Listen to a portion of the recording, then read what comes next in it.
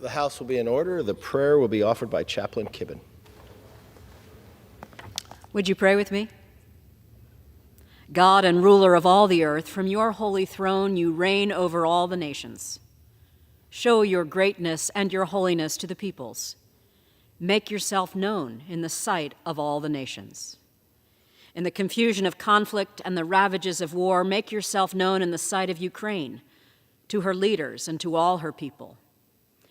In the prosperity of 75 years of trade and commerce, and amid the polarization of its politics, make yourself known in the sight of Israel, to her leaders and to all her people. In the hubris of aggression and the arrogance of imperialism, make yourself known in the sight of belligerent nations, to their leaders and to all their people. In the certainty of our convictions, as well as in the discord of our discourse, make yourself known in the sight of these United States, to our leaders and to our compatriots. For your hand, O Lord, is not too short that it cannot save those who seek you, nor your ear so dull that it cannot hear the prayers of those who call on you. Do not let the noises of this world so confuse us that we cannot hear you speak. In your sovereign name we pray, Lord, hear our prayers. Amen. Amen. The chair has examined the journal of the last day's proceeding and announces to the House the approval thereof. Pursuant to Clause 1 of Rule 1, the journal stands approved. The chair will lead the House in the Pledge of Allegiance.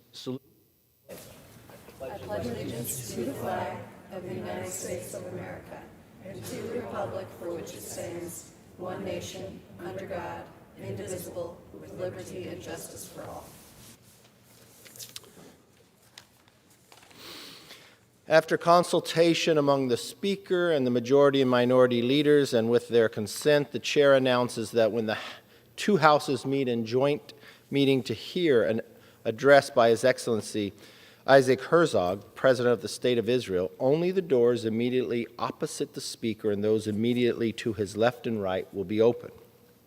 No one will be allowed on the floor of the House who does not have the privilege of the floor of the House due to the large attendance that is anticipated. The rule regarding the privilege of the floor must be strictly enforced. Children of members will not be permitted on the floor. The cooperation of all members is requested. The practice of reserving seats prior to the joint meeting by the place card will not be allowed. Members may reserve their seats by physical presence only following the security sweep of the chambers. Pursuant to the order of the House of Monday, July 17, 2023, the House stands in recess, subject to the call of the chair.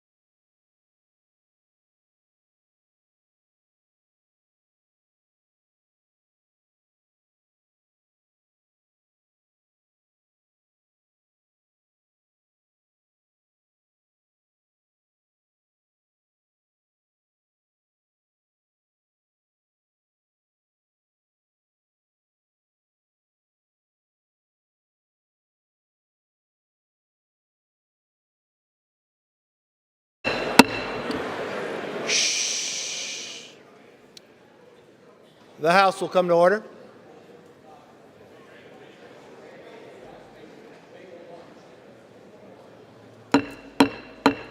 If members would clear the aisle, please.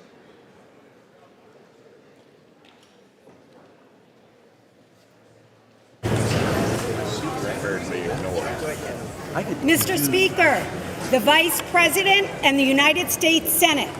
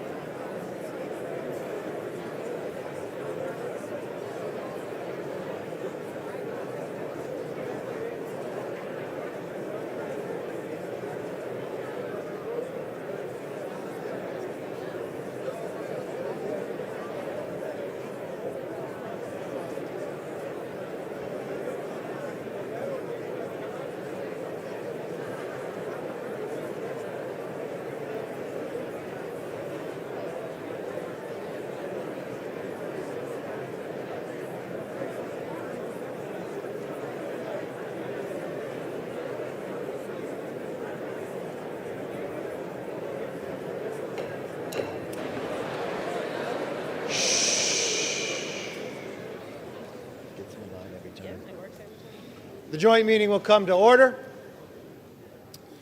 The chair appoints as members of the committee on part of the House to escort His Excellency Isaac Herzog into the chamber. The gentleman from Louisiana, Mr. Scalise. The gentleman from Minnesota, Mr. Emmer. The gentlewoman from New York, Ms. Stefanik. The gentleman from New Jersey, Mr. Smith. The gentleman from South Carolina, Mr. Wilson. The gentleman from Colorado, Mr. Lamborn. The gentleman from Tennessee, Mr. Kustoff. The gentlewoman from New York, Ms. Tenney. The gentleman from New York, Mr. Gabarino. The gentlewoman from New York, Ms. Malatakis. The gentleman from New York, Mr. Diaz-Pasito. The gentleman from New York, Mr. Lalaudo. The gentleman from New York, Mr. Lawler. The gentleman from Ohio, Mr. Miller. The gentleman from New York, Mr. Molinaro. The gentleman from New York, Mr. Jeffries. The gentlewoman from Massachusetts, Ms. Clark. The gentleman from California, Mr. Aguilar. The gentleman from California, Mr. Liu. The gentlewoman from Washington, Ms. Delbena. The gentleman from Minnesota, Mr. Phillips. The gentlewoman from Florida, Ms. Wasserman Schultz. The gentleman from New York, Mr. Meeks. The gentleman from California, Mr. Sherman. The gentlewoman from Illinois, Ms. Shashkowski. The gentlewoman from New York, Ms. Meng. The gentleman from Illinois, Mr. Snyder. The gentleman from New Jersey, Mr. Gottheimer. The gentlewoman from North Carolina, Ms. Manning. The gentleman from Florida, Mr. Moskowitz.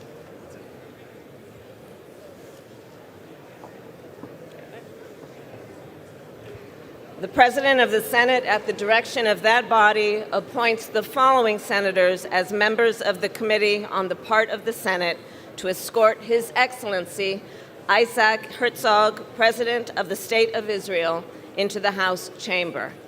The Senator from New York, Mr. Schumer. The Senator from Illinois, Mr. Durbin. The Senator from Washington, Mrs. Murray. The Senator from Michigan, Ms. Stabenow. The Senator from Minnesota, Ms. Klobuchar. The Senator from Wisconsin, Ms. Baldwin. The Senator from New Jersey, Mr. Menendez. The Senator from Nevada, Ms. Rosen. The Senator from Kentucky, Mr. McConnell. The Senator from South Dakota, Mr. Thune. The Senator from Wyoming, Mr. Barrasso. The Senator from West Virginia, Mrs. Capito. The Senator from Iowa, Ms. Ernst. The Senator from Montana, Mr. Daines. The Senator from Iowa, Mr. Grassley. The Senator from Idaho, Mr. Risch.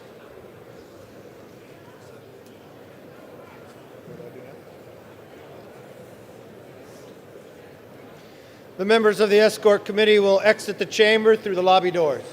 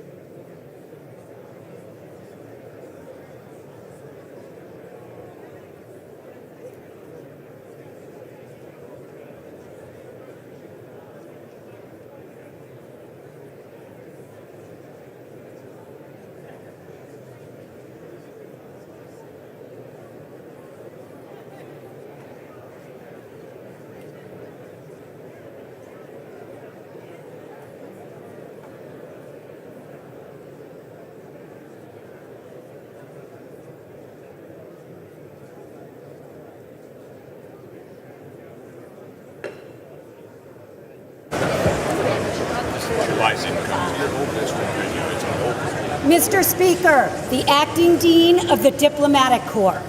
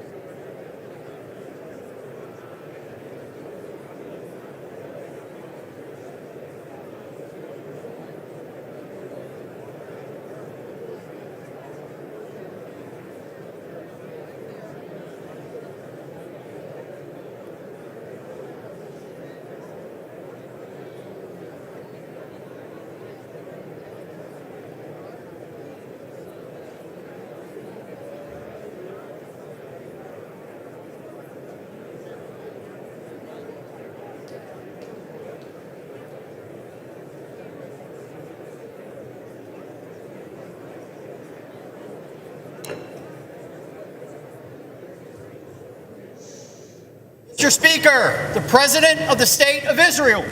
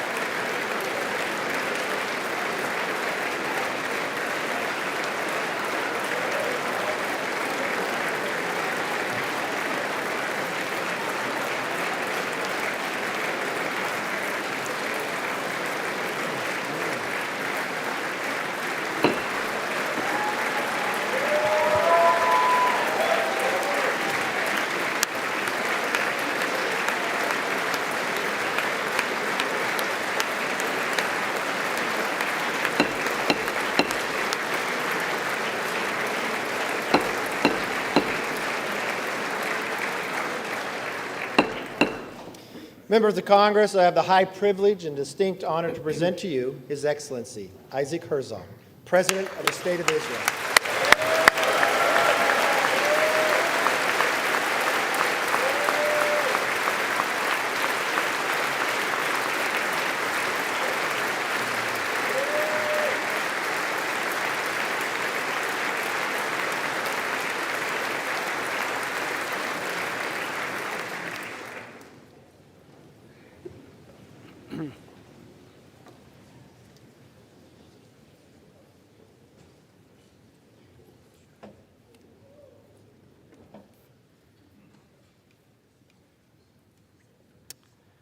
Madam Vice President, Mr. Speaker, on November 10th, 1987, I was sitting at home with my wife, Michal, expecting our first child. We were watching the first Israeli president invited to address a joint session of Congress in honor of Israel's 40th Independence Day. That president was my father.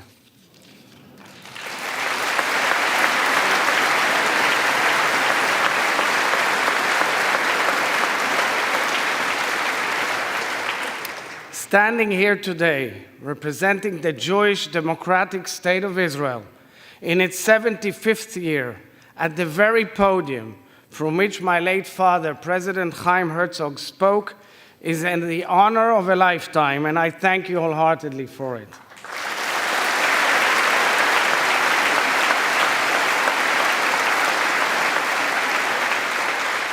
I was born and raised in Israel, but my father's diplomatic post at the United Nations brought my family to New York in the 1970s. During high school, I volunteered with the Legal Aid Society for the Elderly in Brooklyn, New York. I volunteered with the impoverished and the underprivileged elderly, including war veterans and Holocaust survivors who gave their best years to the country they loved. My mentor at the organization was a subtle, reserved professional. She was strictly business. The moment she broke character has remained with me for almost 50 years. It was the day she told me the love of her life died fighting for Israel. Her fiancé, a tall, bright American Jewish boy, was inspired by the Zionist dream and the Jewish people's desire for independence. He voluntarily boarded a ship to Haifa, fought in the Israeli military, and fell in the battle for Israel's independence just weeks before their wedding. Although decades had gone by and she rebuilt her life, the cracks in her heart remained. That moment in which I learned of the life he gave for the state of Israel spoke to the very core of the bond forged between the people of the United States and the people of Israel. How the nations we built overcame loss. How deeply our stories complement each other's. How far we have all come together. Speaker McCarthy, I thank you for hosting this festive joint session of Congress celebrating the first 75 years of Israel's independence. Just a few weeks ago, during your first trip abroad as Speaker, you honored the Israeli people by addressing the Knesset in Jerusalem, the capital of the State of Israel and the Jewish people. Your sincere expression of friendship on behalf of the United States of America truly resonated with the Israelis. Thank you.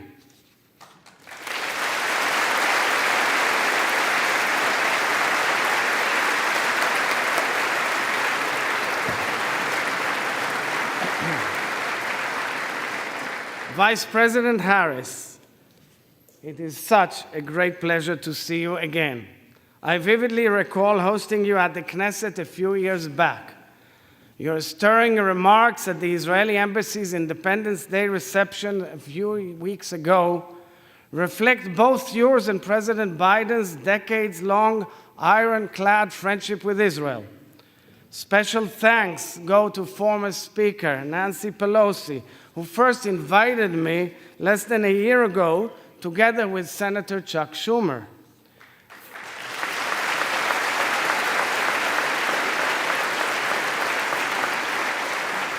And special thanks to dear friends, Senate Minority Leader Senator Mitch McConnell and House Minority Leader Congressman Hakeem Jeffries for this bipartisan, bicameral invitation. And my thanks also to the distinguished members of the Escort Committee for greeting me so beautifully.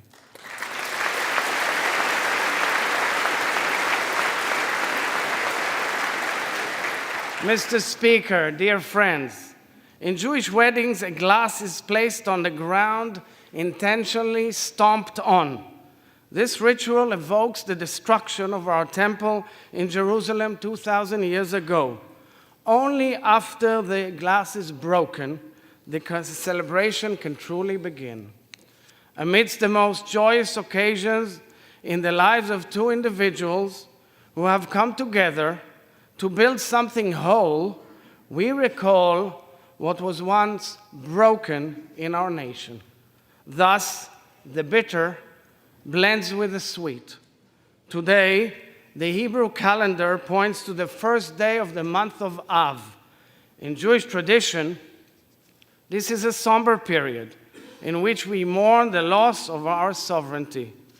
Jewish communities all over the world lament the beginning of our national exile, where throughout 2 millennia we continuously expressed a spiritual connection to our ancestral homeland, a longing to return home and regain our independence. Yet today, at this moment in my people's history, gathering on Capitol Hill to celebrate 75 years of Israeli independence with our greatest partner and friend, the United States of America, my soul is overflowing with pride and joy.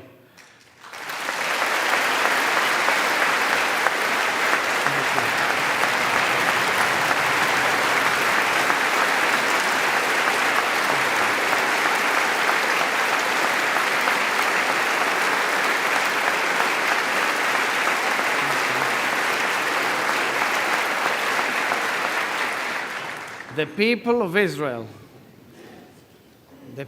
Israel are grateful to no end for the ancient promise fulfilled and for the friendship we have forged. In 1949, the President of the United States of America, Harry S. Truman, met with the chief rabbi of the newly established State of Israel, my grandfather, Rabbi Yitzchak Isaac Halevi Herzog, in the Oval Office. This was just a few years after each of them pleaded and campaigned for the rescue of Europe's Jews being slaughtered in the Holocaust by the Nazis. In speaking to President Truman, Rabbi Herzog thanked him for being the first world leader to officially recognize the State of Israel 11 minutes after its foundation.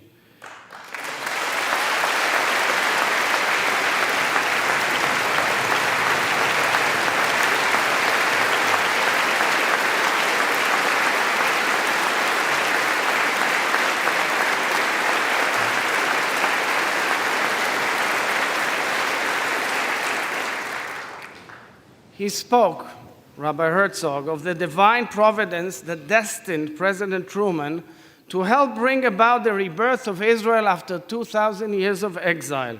Witnesses of the encounter recalled tears running down President Truman's cheeks. We're honored to have President Truman's grandson, Clifton Truman Daniel, with us here today.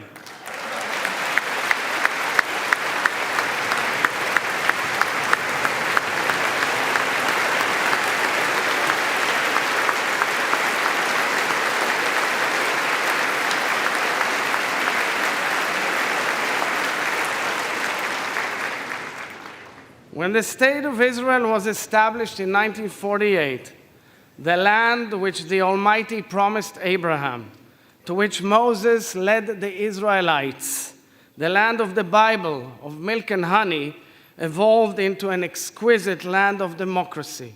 Against all odds, the Jewish people returned home and built a national home which became a beautiful Israeli democracy, a mosaic of Jews, Muslims, Christians, Druze and Circassians, secular, traditional, and Orthodox, of all denominations, of all possible views and lifestyles. A land which welcomed the ingathering of exiles from over 100 nations. A land which became the startup nation, a bustling hub of innovation and creativity, social action and intellectual discovery, spiritual awakening and business ventures, scientific ingenuity, and life-saving medical breakthroughs. We built a nation-state which has faced relentless war, terror, and delegitimization since its birth. A country fighting to defend itself from enemy and foe, yet whose citizens continue to greet each other with the word peace, Shalom, a country which takes pride in its vibrant democracy, its protection of minorities, human rights and civil liberties as laid down by its parliament, the Knesset, and safeguarded by its strong Supreme Court and independent judiciary.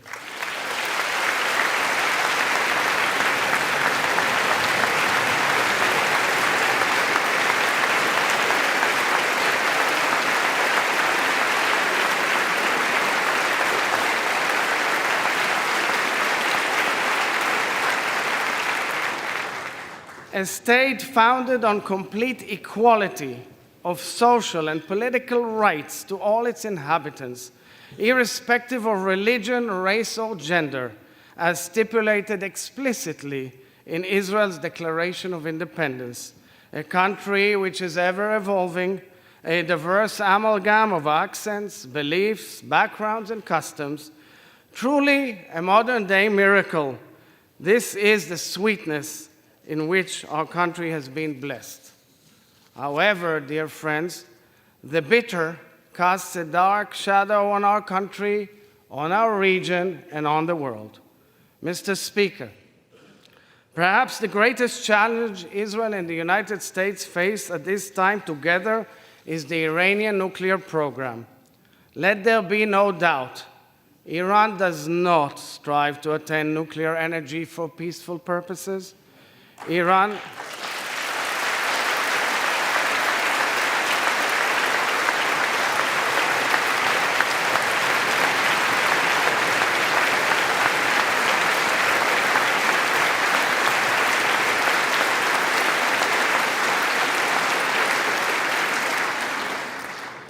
Iran is building nuclear capabilities that pose a threat to the stability of the Middle East and beyond.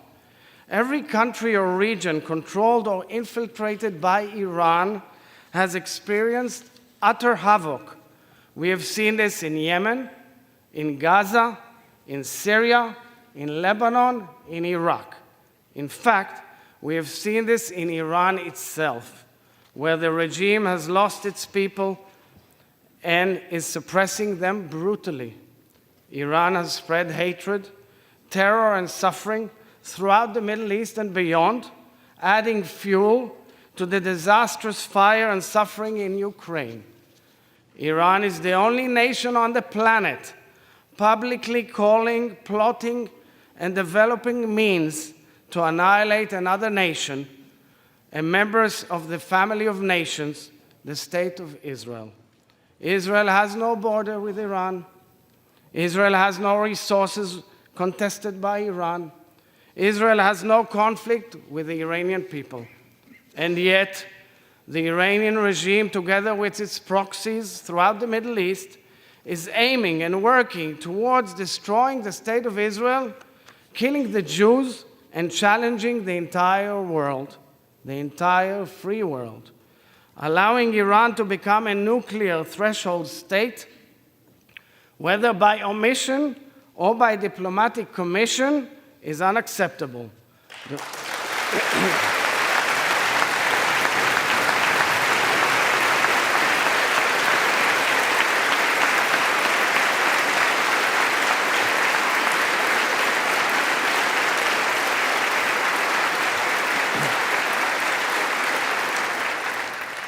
The world cannot remain indifferent to the Iranian regime's call to wipe Israel off the map.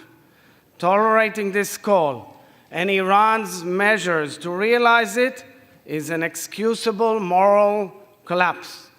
Backed by the free world, Israel and the United States must act forcefully together to prevent Iran's fundamental threat to international security. I am here to reiterate what every Israeli leader has declared for decades. The State of Israel is determined to prevent Iran from acquiring nuclear weapon capabilities.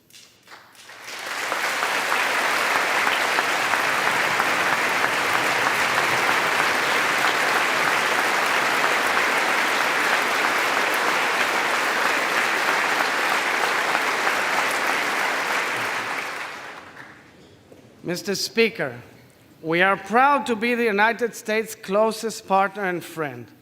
We are grateful to the United States for the necessary means you have provided us to keep our qualitative military edge and to enable us to defend ourselves by ourselves. This reflects your ongoing commitment to Israel's security. We are also tremendously proud that ours is a two-way alliance in which Israel has been making critical contributions to the national security interests of the United States of America in numerous ways. Thank you, dear members of Congress, for your support of Israel throughout history and at this critical moment in time.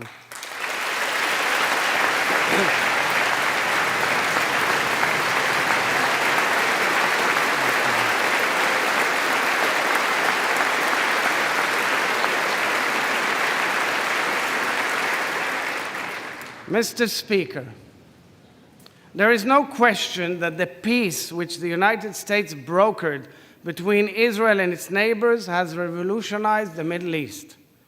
The historic peace treaties with the Arab Republic of Egypt and the Hashemite Kingdom of Jordan have demonstrated the many blessings of opting out of the cycle of war.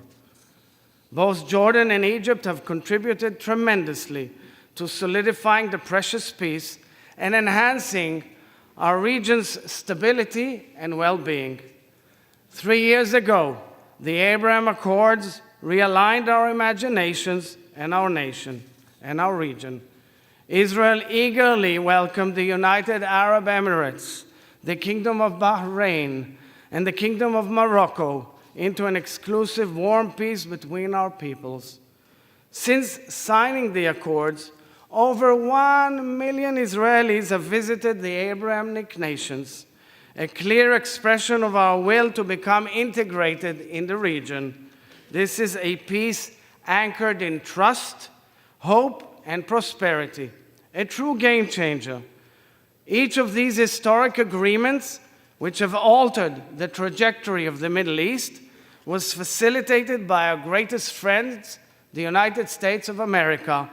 Israel's hand is extended and our heart is open to any partner in peace, near or far. Israel thanks the United States for working towards establishing peaceful relations between Israel and the Kingdom of Saudi Arabia, a leading nation in the region and in the Muslim world. We pray for this moment to come. This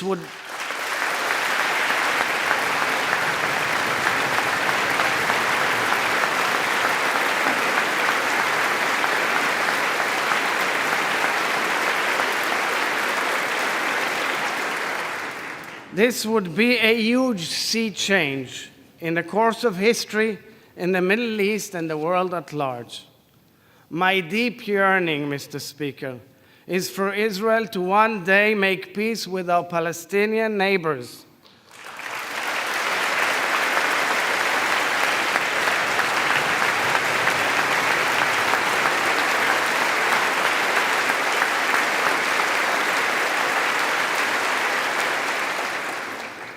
Over the years, Israel has taken bold steps towards peace and made far-reaching proposals to our Palestinian neighbors.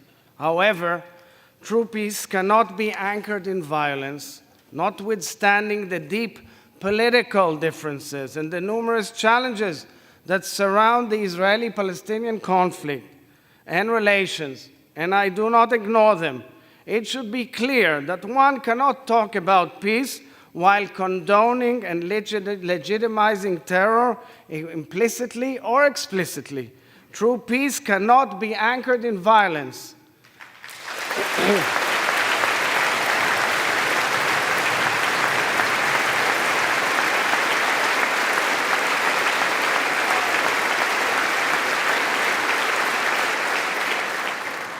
Palestinian terror against Israel or Israelis undermines any possibility for a future of peace between our peoples. Israelis are targeted while waiting for buses, while taking a stroll on the promenade, while spending time with their family. At the same time, successful terror attacks are celebrated, terrorists are glorified, and their families are financially rewarded for every Israeli they attack. This is inconceivable. It is a moral disgrace. Terror is not a bump in the road. Terror is hatred and bloodshed. It contradicts humanity's most basic principles of peace. Israel cannot and will not tolerate terror, and we know that in this we are joined by the United States of America.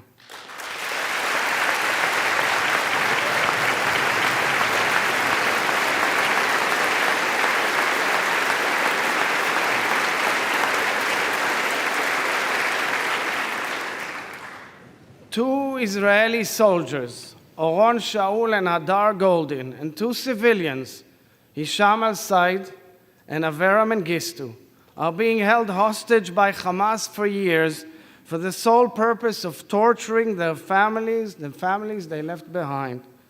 Lieutenant Hadar Goldin was abducted in violation of a UN-sponsored humanitarian ceasefire negotiated by the United States. His family has been fighting for 9 years to bring him home. I asked Hadar Goldin's mother, Leah, to be with us here today.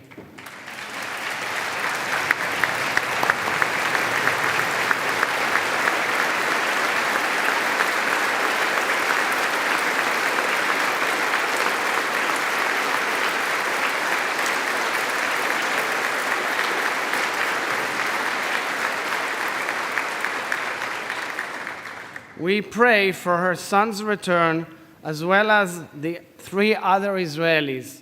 We pray for the fulfillment of Isaiah's prophecy. Nation shall not take up sword against nation, neither shall they know war anymore. The younger generation of Israelis and Palestinians deserve better.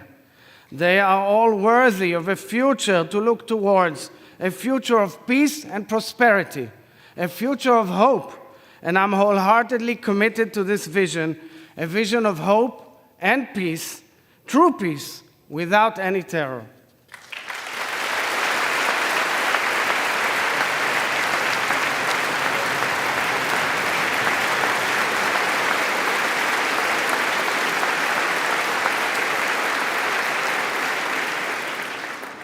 Mr. Speaker, dear friends, the sacred bond we share is unique in scope and quality because it is based on values that reach across generations, across administrations, across governments and coalitions, carrying us through times of turmoil and elation. 160 years ago, it was President Abraham Lincoln who spoke of the dream to restore the Jews to their national home as one shared by many Americans. The inscription on Philadelphia's Liberty Bell articulates the Hebrew Bible's code of ethics. Proclaim liberty throughout all the land unto the inhabitants thereof. This verse from Leviticus, shining through the crack of the Liberty Bell, underscores the principles that fuel the American dream. These words have bound our nation through the ages. Coming together today in this chamber of liberty and freedom, we are all realizing the hopes of our founding fathers and mothers. We are very proud, so very proud, of the true friendship we have forged, a mutually beneficial partnership that has withstood challenges and weathered great disagreements because it is based not on uniformity of approach, but on the ultimate currency of trust. It is not dependent upon operating in harmony, but on the history we share, on the truths we cherish, on the values we embody. This partnership is based also on similarities and the affinity between our peoples, the courageous immigrants and the trailblazing pioneers. It is rooted deep in our respective declarations of independence. In the American Declaration of Independence, the founders appealed to the supreme judge of the world. In the Israeli Declaration of Independence, influenced by America's, our founders placed their trust in the Rock of Israel, Tzur Israel. The revered American Jewish spiritual leader, Rabbi Abraham Joshua Heschel, embodied the bridge between our peoples and the story of American Jewry. After escaping from the Holocaust, Rabbi Heschel publicly advocated interfaith dialogue. He fought for civil liberties in America and marched alongside Reverend Dr. Martin Luther King Jr. in the historic march from Selma to Montgomery in March of 1965. Rabbi Heschel wrote, "To be is to stand for. To be is to stand for. I'm so pleased to have his daughter, Professor Susanna Heschel of Dartmouth, joining us here today. Thank you, Susanna.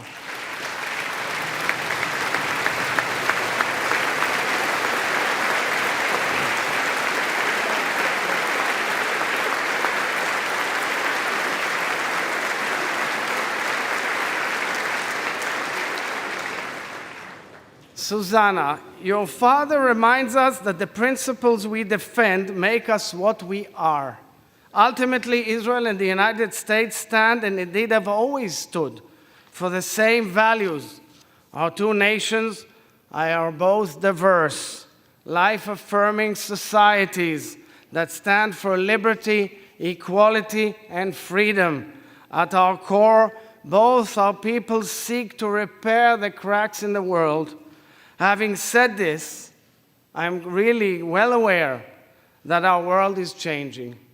A new generation of Israelis and Americans are assuming leadership roles, a generation that was not privy to the hardship of Israel's formative years, a generation that is less engaged in the roots that connect our peoples, a generation that perhaps takes for granted the US-Israel relationship. Yet, at this moment, I am optimistic, because to me it is clear that the shift in generations does not reflect changing values, nor does it indicate changes in our interests.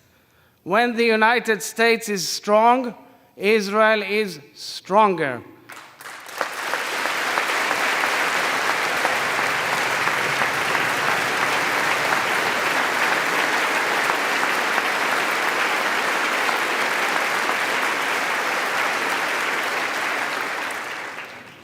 And when Israel is strong, the United States is more secure.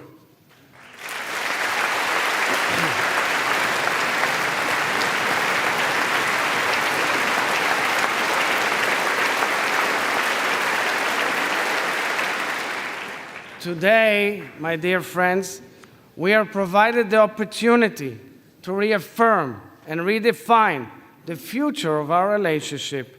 Each of us here has a decisive role in the future we are building. Many of the challenges Israel and the United States face are similar.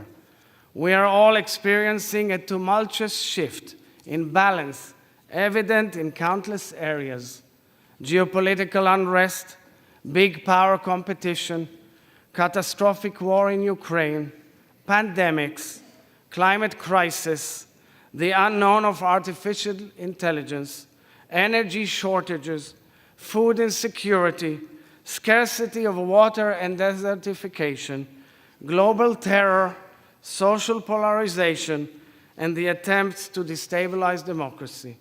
Each of these challenges present an opportunity to seek out solutions together, which will benefit the global community. Israel has the ability to contribute in a unique, significant fashion to addressing these challenges. Israel and the United States are world leaders in aiding countries whose peoples have suffered. Our collaborative capabilities, coupled with our mutual beneficial partnership, are the key to the future of our children. To us, it is clear that America is irreplaceable to Israel, and Israel is irreplaceable to America.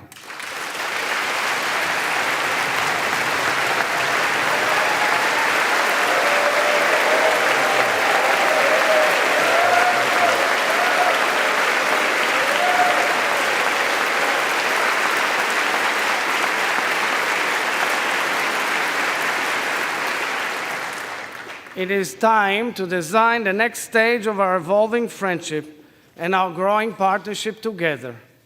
So let's do it together, ladies and gentlemen. Let's elevate our partnership to new levels.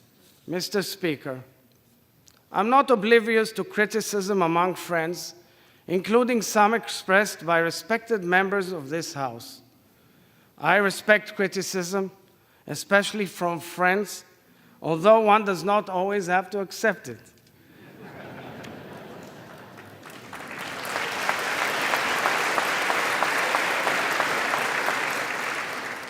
But criticism of Israel must not cross the line into negation of the State of Israel's right to exist.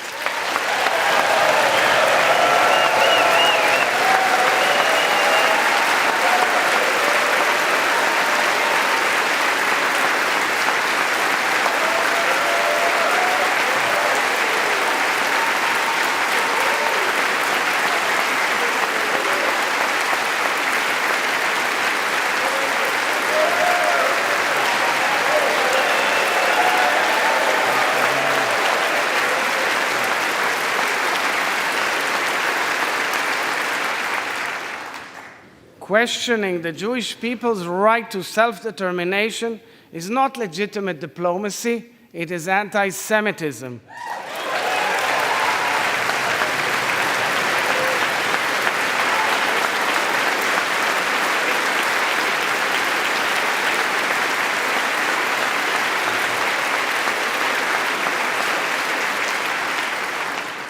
Vilifying and attacking Jews, whether in Israel, in the United States, or anywhere else in the world, is anti-Semitism.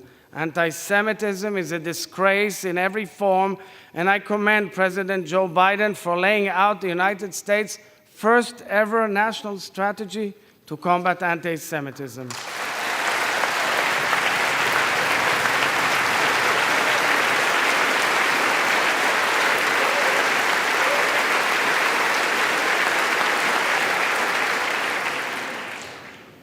Dear friends, it's no secret that over the past few months, the Israeli people have engaged in a heated and painful debate.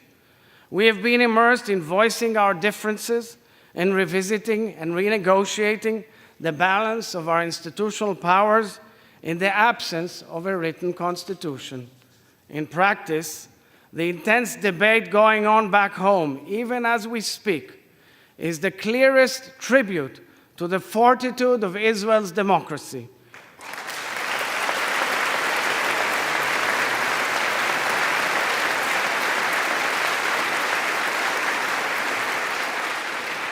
Israel's democracy has always been based on free and fair elections, on honoring the people's choice, on safeguarding minority rights, on protection of human and civil liberties, and on a strong and independent judiciary.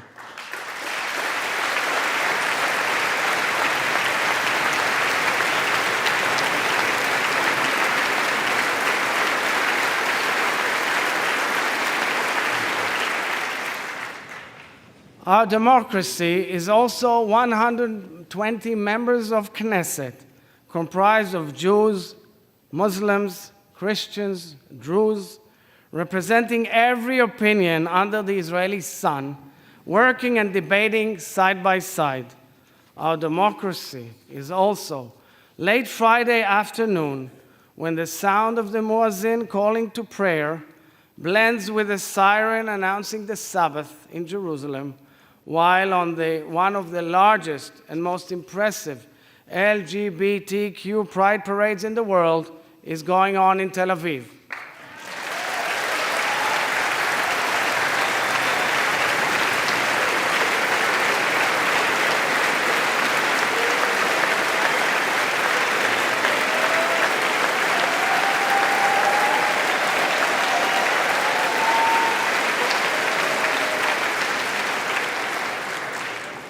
Our democracy is also reflected in protesters taking to the streets all across the country to emphatically raise their voices and fervently demonstrate their points of view.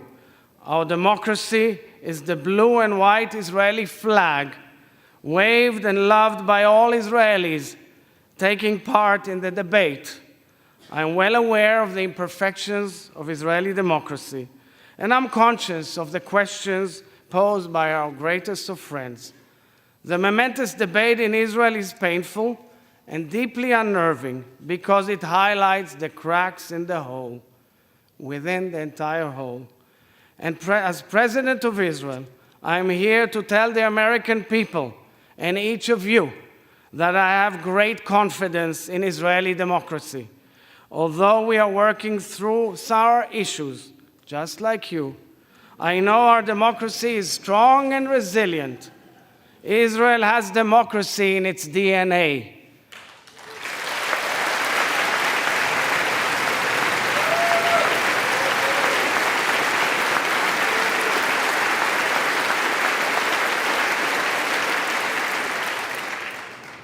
I am deeply mindful of the challenge which this moment presents to Israeli society, and I've made it the priority of my presidency to play a leading role in this critical and emotional public discussion. I will say to you, dear friends, in English, what I've said to my people, my sisters and brothers in Hebrew back home. As a nation, we must find a way to talk to each other, no matter how long it takes. As head of state, I will continue doing everything to reach broad public consensus and to preserve, protect, and defend the state of Israel's democracy.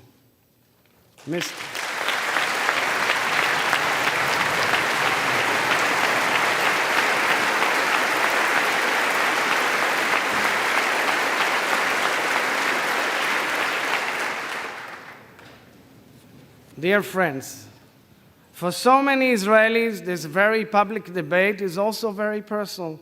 It is now a little after 6 p.m. in Israel. They will sit down to dinner together besides family or friends with whom they may severely disagree, but they are and they will always remain family. Israel and the United States will inevitably disagree on many matters, but we will always remain family. Our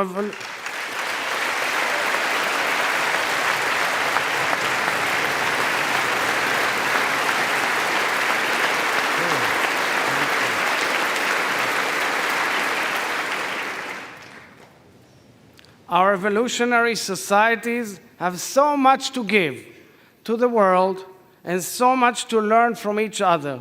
Our bond may be challenged at times, but it is absolutely unbreakable.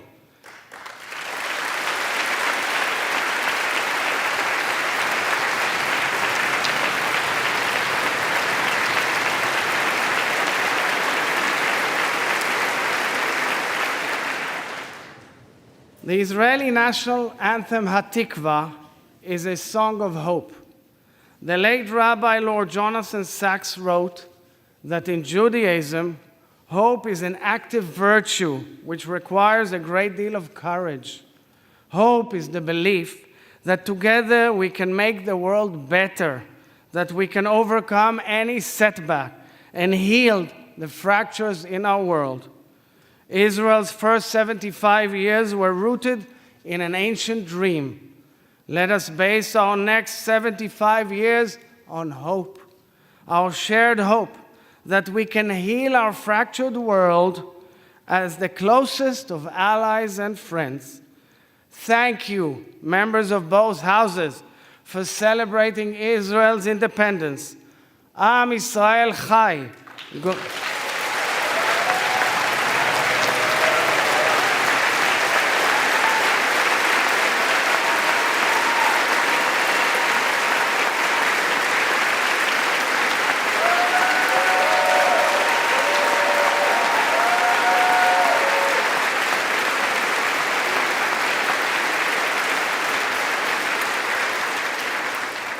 God bless the state of Israel, and God bless the United States of America.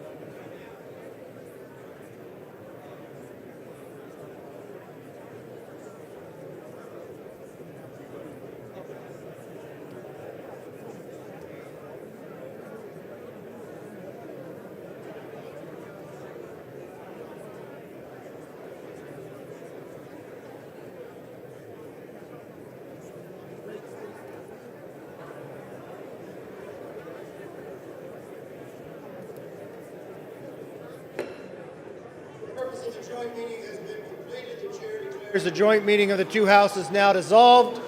The House will continue in recess, subject to the call of the chair.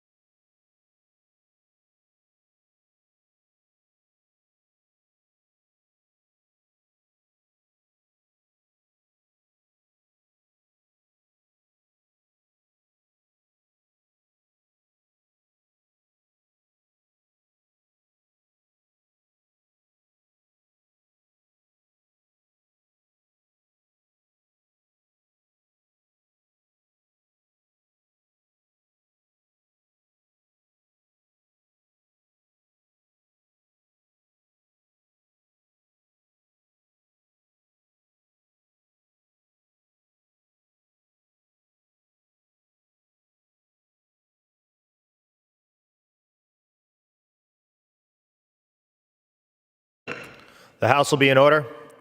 For what purpose does the gentleman from Missouri seek recognition? Mr. Speaker, I would ask unanimous consent that the proceedings that are had during the recess be printed in the record. Without objection. For what purpose does the gentleman from Missouri seek recognition? Thank you, Mr. Speaker. I'd ask unanimous consent that all members have 5 legislative days to revise and extend their remarks and include extraneous materials on H.R. 3935. Without objection. Thank you, Mr. Speaker, and I'd yield myself such time as I may consume. The gentleman will suspend. Pursuant to House Resolution 597 and Rule 18, the Chair declares the House in committee of the whole House on the State of the Union for consideration of H.R. 3935. The Chair appoints the gentleman from New York, Mr. Garbarino, to preside over the Committee of the Whole.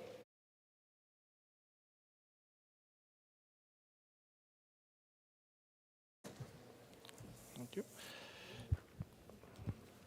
The House is in the Committee of the Whole House on the State of the Union for consideration of H.R. 3935, which the clerk will report by title.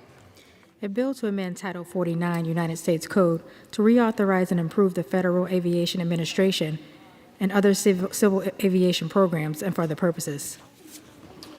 Pursuant to the rule, the bill is considered read the first time. General debate shall be confined to the bill and shall not exceed 1 hour, equally divided and controlled by the chair and the ranking minority member of the Committee on Transportation and Infrastructure or their respective designees. The gentleman from Missouri, Mr. Graves, and the gentleman from Washington, Mr. Larson, each will control 30 minutes. The chair recognizes the gentleman from Missouri, Mr. Graves. Thank you, Mr. Chairman. I'd yield myself such time as I may consume. The gentleman is recognized. Thank you, Mr. Chairman. H.R. 3935, the Securing Growth and Robust Leadership in American Aviation Act, is a bipartisan bill to reauthorize the Federal Aviation Administration and the nation's aviation safety and infrastructure program for the next 5 years. I want to thank Transportation Infrastructure Committee Ranking Member Rick Larson, Aviation Subcommittee Chairman Garrett Graves, and Aviation Subcommittee Ranking Member Steve Cohen for working with me to develop and introduce this legislation. For over a century, the United States has led the world in aviation safety and innovation. Unfortunately, our gold standard status is being threatened by increasing global competition, by rapid developments in technology, a shortage of aviation professionals, and the inefficiencies and lack of leadership in the FAA. H.R. 3935 is critical to keeping America a global leader in aviation. It's vital to our economy, to millions of American jobs, and to the 850 million passengers that depend on our national airspace system every single year. If Congress fails to act on a new long-term aviation measure by September 30th, when the current FAA law expires, key aviation programs will cease to function. H.R. 3935 provides the necessary long-term certainty that it is demanded by both the civil aviation system and the aviation community to guarantee its safety and prosperity for decades to come. This bill not only improves FAA's efficiency through reasonable organizational changes, makes the agency more agile while simultaneously prioritizing safety each step of the way. The FAA is simply too slow in everything it does, from rulemaking to aircraft registrations and from certifications to just simple paperwork. This bill ensures robust investment in infrastructure for airports of all sizes, including the thousands of smaller and general aviation airports that make up the bulk of our aviation system. I'm proud to say our bill includes the first ever general aviation title in the FAA reauthorization bill. GA is the foundation to our civil aviation system. It's where many of our pilots, mechanics, and other aviation professionals begin their careers, gaining valuable experience along their journey in the aviation industry. This bill recognizes the importance of GA and protects the freedom to fly for every American. As previously mentioned, growing shortages across the aerospace workforce are a true threat to the future of American aviation. H.R. 3935 addresses workforce challenges head-on by removing barriers for entry for individuals and veterans interested in pursuing careers in aviation, such as through the Career Program. Bottom line, our bill encourages growth in the aviation workforce through meaningful reforms, the most meaningful in decades. What's more, H.R. 3935 maintains American leadership when it comes to the development and integration of new and emerging technologies into the airspace, such as drones and advanced air mobility. Specifically, this bill requires the FAA to stop endless testing and pilot programs that go nowhere to integrate innovations such as drones and AAM into the national airspace system. As air travel recovers from the COVID pandemic, renewed growth in air travel has come with some difficulties, obviously, for the traveling public. Our bipartisan bill includes an entire title dedicated to improving the flying experience for the traveling public, an issue that each of our offices hear about from constituents probably on a daily basis. Finally, and most importantly, the bill recognizes that while our aviation system is safe, we must continue to raise the bar for safety. As such, this bill includes a number of safety-focused provisions to ensure that America continues to be the world's gold standard in aviation safety. One of those most important safety features of this bill is a title for 5-year reauthorization of the National Transportation Safety Board, the NTSB. It's the independent federal agency that investigates all civil aviation accidents and transportation accidents throughout the sector, for that matter. I believe that securing growth and robust leadership in American Aviation Act, I believe it is one of the most important pieces of legislation this body is going to consider in the 118th Congress. This bill is vital to America's airport infrastructure, to our economy, and to the future of American leadership in aviation. I'd urge my colleagues to support this legislation, and with that, I'd reserve the balance of my time. Gentleman reserves. Gentleman from Washington is recognized. Thank you, Mr. Speaker. I seek to be recognized for as much time as may consume. I rise in support of H.R. 3935, the Securing Growth and Robust Leadership in American Aviation Act, introduced by TNI Committee Chair Graves, Subcommittee Chair Graves, Subcommittee Ranking Member Cohen, and myself.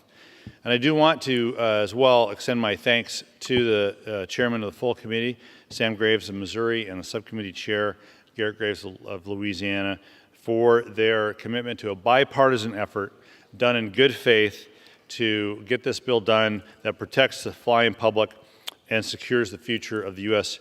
aviation system. In my own state of Washington State, the aviation sector is a powerful engine, economic engine that creates good paying jobs and supports local communities in the Pacific Northwest. And this bill delivers for my constituents as well as for all Americans across the country. It advances American leadership in aviation safety and innovation, strengthens and diversifies our aviation workforce, expands consumer protections and accessibility, and fosters environmental sustainability in aviation. Although the U.S. aviation system is the safest in the world, the last few years have shown there is still work to do. The rise in runway near misses at some U.S. airports expose a vulnerability for the flying public. This reauthorization will help prevent these events by expanding ground surveillance and detection capabilities to all large and medium hub U.S. airports. Further, unruly passengers continue to pose a threat to flight crews and other frontline workers. This bill better protects workers by creating a task force on preventing assaults against airline personnel and enforcing the requirement that airlines establish employee assault and response plans. Recent flight cancellations and delays have shaken the confidence of passengers in the U.S. aviation system. To get us back on the right course, the reauthorization requires airlines to create resiliency plans to address mass flight disruptions. It also takes steps to make passengers whole by requiring airlines to develop policies to cover food and hotel expenses due to flight disruptions. The bill also supports the administration's push for family seating by requiring airlines to establish policies allowing passengers to sit next to their young children if adjacent seats are available. Also, for too long, passengers with disabilities have experienced inexcusable barriers in air travel, from challenges with boarding the aircraft and inaccessible onboard lavatories to damaged and mishandled wheelchairs and mobility aids. This bill paves the way for safer and more dignified air travel for this particular community by directing the DOT to create a roadmap for airlines to reduce damage to mobility aids and to improve training for airline personnel and contractors on assisting passengers with disabilities. Climate change is a growing threat to millions of Americans and the infrastructure we rely on, and this bill makes groundbreaking investments in sustainability, increasing federal funding for the Airport Improvement Program from $3.35 billion to $4 billion, and dedicating a minimum of $150 million to airport environmental and noise programs. It also allows U.S. airports to use these funds for alternative fuel infrastructure and environmental resiliency projects, and works to mitigate the impacts of aviation noise on local communities. It directs the FAA to review and revise federal aviation noise standards, to seek feedback from neighboring communities as well. Furthermore, the bill requires the FAA to take certain actions to reduce undesirable aircraft noise when implementing or revising a flight procedure. These actions build the foundation for a cleaner future for our aviation ecosystem. And to secure American leadership in aerospace innovation, we must provide a clear and predictable framework for emerging industries to scale safely while ensuring the needs of communities are addressed. From drones to electric or hydrogen-powered aircraft, advanced aviation technologies have clear economic and societal benefits. In Washington State, drones will soon be used to deliver critical medical supplies in the Tacoma area, helping to reduce barriers to care for patients. This authorization also requires the FAA to issue proposed rules for drones to safely scale in this country, providing regulatory certainty to a growing sector, ensuring their safe integration into our skies and creating U.S. jobs. It also helps state, local, and tribal governments acquire drones for infrastructure inspection and repair to help workers do their jobs more safely, and extends a program that I championed to fund states and community efforts to plan for a future with advanced air mobility operations and infrastructure. And our talented and dedicated U.S. workforce is the backbone of American aviation and makes the nation's leadership in aviation safety and innovation possible. And this reauthorization is a jobs bill. It helps build the economy from the middle out and the bottom up and diversifies the aviation workforce, recognizing how critical that effort is to our nation's long-term economic success, making robust investments in the FAA's Aviation Workforce Development Program to upskill the next generation of pilots, maintenance technicians, manufacturing workers, and other critical professions. It'll help local businesses like Aviation Tech Services in Everett, Washington, to expand their apprenticeship and training programs and compete in the rapidly evolving global aviation sector. The bill also creates the Willow Brown Aviation Education Program and establishes a national center for the advancement of aerospace to support and promote aviation workforce development opportunities for everyone. And crucially, it requires the FAA to hire the maximum number of air traffic controllers, as well as to adopt the most appropriate controller staffing model to meet growing airspace needs.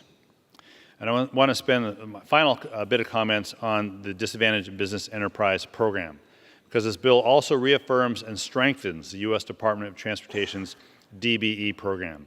And as we increase investment under this bill and dedicate federal dollars to airport projects, it is imperative that we ensure the process of awarding federal transportation contract dollars that allows for full participation on a level playing field by minority-owned and women-owned businesses.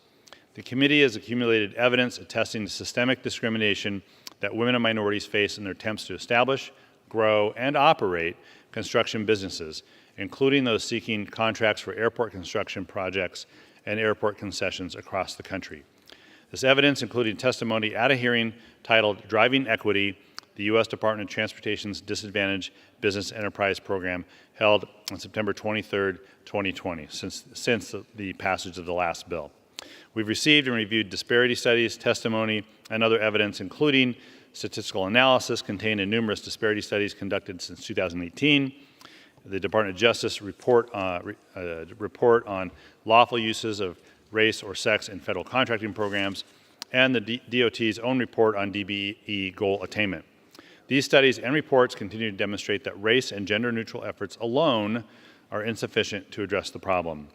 The evidence demonstrates that discrimination across the U.S. poses an injurious and enduring barrier to full and fair participation in airport-related businesses of women business owners and minority business owners, and has negatively affected firm formation, development, and success in many aspects of airport-related businesses in public and private markets.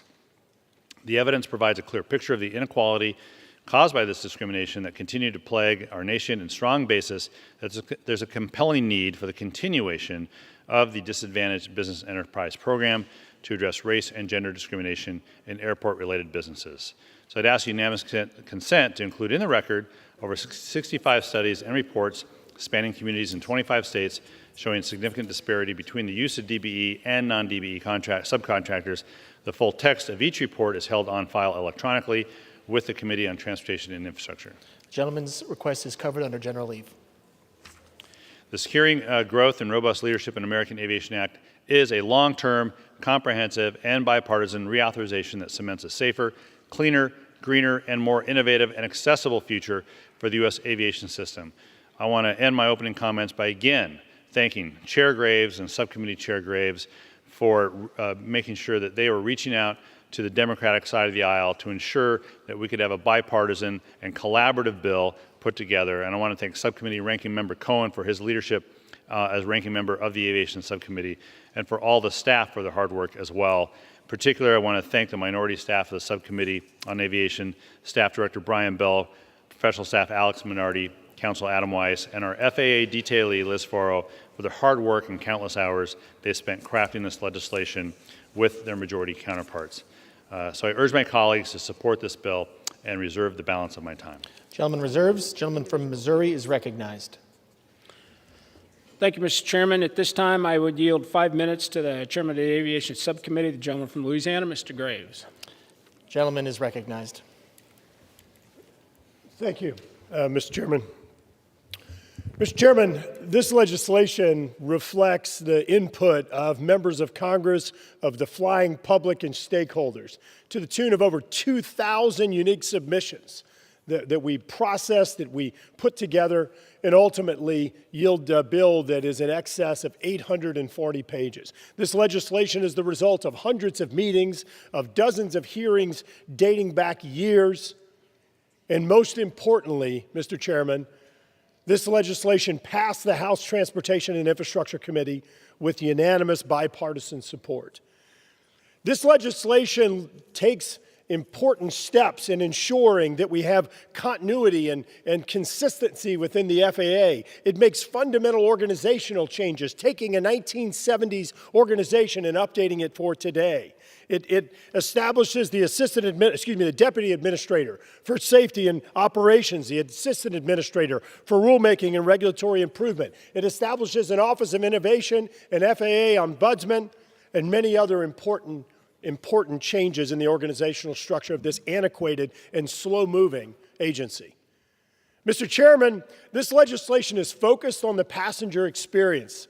You can imagine these families traveling and going to satellite parking lots, taking shuttles to airports, trying to check in bags, trying to go through security, dealing with concessionaires at the airport, getting on the airplane, and on the backside effectively doing it all over again at your destination airport. We've got to have someone that looks at this entire process to ensure that it's consistent, that it's complementary, that it's streamlined, and this bill does just that, improving upon that passenger experience, ensuring that we're deploying the best technology, the most updated technology as quickly as possible, pulling back the veil on air traffic control and other operations that often result in a negative or adverse passenger experience. Mr. Chairman, this legislation addresses many of the very concerns that we hear from the flying public. We have areas where we have shortages in personnel on the government side, on the private sector side, as the ranking member noted. We ensure that we incentivize new entrants into this growing workforce to make sure that we have the pilots, the air traffic controllers, the A&P mechanics, those that are operating new entrants into the market, to ensure that that customer experience is positive. Mr. Chairman, this legislation also takes significant advances in an area where I care a lot about, in new entrants into market. This FAA was really established or set up for a scenario when you had a few airplanes a week that were coming off of assembly lines. Now we're facing a scenario where you're going to have thousands and thousands of unmanned systems that are coming out on a weekly basis. We have to make sure that our statutory environment is one that actually facilitates these new entrants into market. Title VII facilitates these new technologies. Everything from allowing for drones to be used for delivery, making decisions on beyond visual line of sight, ensures that we're operating in a risk-based framework for safety. It codifies the Part 107 waiver process to ensure that we're standardizing the waiver process and provides transparency. It ensures the designation of critical infrastructure related to drones, something that should have been done. I want to remind my FAA friends in 2016 and establishes a mandate for that action. It helps to streamline the environmental process. It clarifies and eliminates burdensome rules regarding the delivery of certain products. It allows for unmanned systems to be used for wildfires, and it includes the DIG Act for infrastructure inspections. In the advanced air mobility space, it creates certainty for eVTOL, electric vertical and takeoff equipment. It ensures that the process, the notice of proposed rulemaking that's going through, is completed and provides certainty moving forward. Mr. Chairman, I'm not going to go through everything in this 841-page bill. But I do want to make note that the leader of this bill, the leader of this committee, Sam Graves, is the most knowledgeable aviation expert that has ever led this committee. And his hand was involved in every page of this legislation. We would not have this great bill without his leadership, without the leadership of our ranking member, Rick Larson, that represents large manufacturing and innovation community, our ranking member, Steve Cohen, that represents one of the largest cargo logistics hubs in the world, and I've flown before. So I want to thank all of the leaders of the committee. I also want to give a shout out to all the staff, and I'll go through and name them in a little while. But Mr. Chairman, I urge adoption of this bill and yield back. Gentleman from Missouri reserves. Gentleman from Washington is recognized. Thanks, Mr. Speaker. I'd like to yield 3 minutes to Representative from Memphis, Tennessee, Mr. Cohen. Gentleman is recognized. Thank you. I appreciate the ranking member's time. Firstly, I'd like to go ahead and extend to all the leadership that produced this bill my thanks. Chairman Graves, Ranking Member Larson, and Subcommittee Chair Graves, our self-professed passenger. This is an outstanding bipartisan bill. That's what the American public wants and what it needs, and we need to pass this. If the House Transportation Committee was a microcosm of Congress, we'd have the highest ratings Congress has ever seen. We worked together on this bill. As the ranking member of the Aviation Subcommittee, I've appreciated the opportunity to work with this leadership team and the whole committee and the staff to produce this bipartisan bill, which we hope we can pass by the September deadline. The legislation is vital to the continuity of the U.S. aviation industry and helps ensure aviation safety, infrastructure, and workforce development programs remain top priorities at such a critical juncture. Our nation is bound together by aviation, business and passenger as well. This legislation addresses several key priorities of mine: improving airport infrastructure investments, enhancing aviation safety, protecting consumers, especially those with disabilities, addressing environmental resiliency, ensuring the safe operation and integration of unmanned aircraft systems and advanced air mobility aircraft, and improving the development of the U.S. aviation workforce, especially in minority communities. I'm especially pleased to see several of my amendments included herein. Language to assist airports that faced financial adversity due to reclassification from small to medium hubs, including the Memphis International Airport. Provisions from the Safe Aviation Flight Enhancement Act that was introduced with my friend Tim Burchett of Knoxville to address flight data recovery for aircraft used in extended overwater operations and cockpit voice recorders. Language developed with Senator Blumenthal directing the FAA to complete its rulemaking on a minimum seat size as mandated by the RCEAT Act from the 2018 FAA reauthorization. Language developed with Senator Lujan regarding aircraft cabin temperature standards. Provisions from the Emergency Vacating of Aircraft Cabin Act that would work with Senator Duckworth on to approve federal evacuation standards. The Mobility Aids on Board Improvement of Lives and Empower All Act that introduced with Representative Stauber and Senator Duckworth and Thune to improve air travel for passengers with disabilities, notable folks with wheelchairs and other mobility aids. And the Prioritizing Accountability and Accessibility for Aviation Consumers Act that introduced Representative Fitzpatrick and Senators Duckworth and Fisher on disabilities as well. As you can see, I work with folks from both sides of the aisle and from both houses. That's what we needed to do, and that's why this bill is a good and why it's going to pass. So I appreciate also the bill addresses consumer concerns relating to reimbursements when there are significant delays or canceled flights. Family seating is permitted, and airport infrastructure resiliency, as well as airline operational resiliency plans. All the above are steps in the right direction, not only protect and accommodate passengers with equity in mind, but also ensure the longevity of the U.S. aviation industry. Thank you again to my esteemed colleagues. I yield back the balance of my time. Gentleman reserves. The gentleman from Missouri is recognized. Thank you, Mr. Chairman. At this point, I would yield 4 minutes to the chairman of the Science, Space, and Technology Committee, the gentleman from Oklahoma, Mr. Lucas. Gentleman is Chairman recognized. Graves. And thank you to you and Ranking Member Larson for putting together a solid bipartisan bill to reauthorize the Federal Aviation Administration. I'm here to discuss how this legislation addresses FAA's research, development, and engineering activities, which are within the jurisdiction of the Science Committee. Our role in the FAA reauthorization is to inform the process by crafting legislation that supports R&D to advance American aviation. Our goal with our bill was to support smart, strategic work to promote innovation and keep America the global leader in aviation. That leadership is critical to our national security and our international competitiveness. For our economy to thrive, we need the ability to transport people and goods quickly, safely, and efficiently. Staying competitive means staying at the leading edge of aviation innovation. With that in mind, last month the Science Committee unanimously passed H.R. 3559, the FAA Research and Development Act of 2023. That bill, which has been incorporated into the legislation before us today, is the product of months of work within regular order.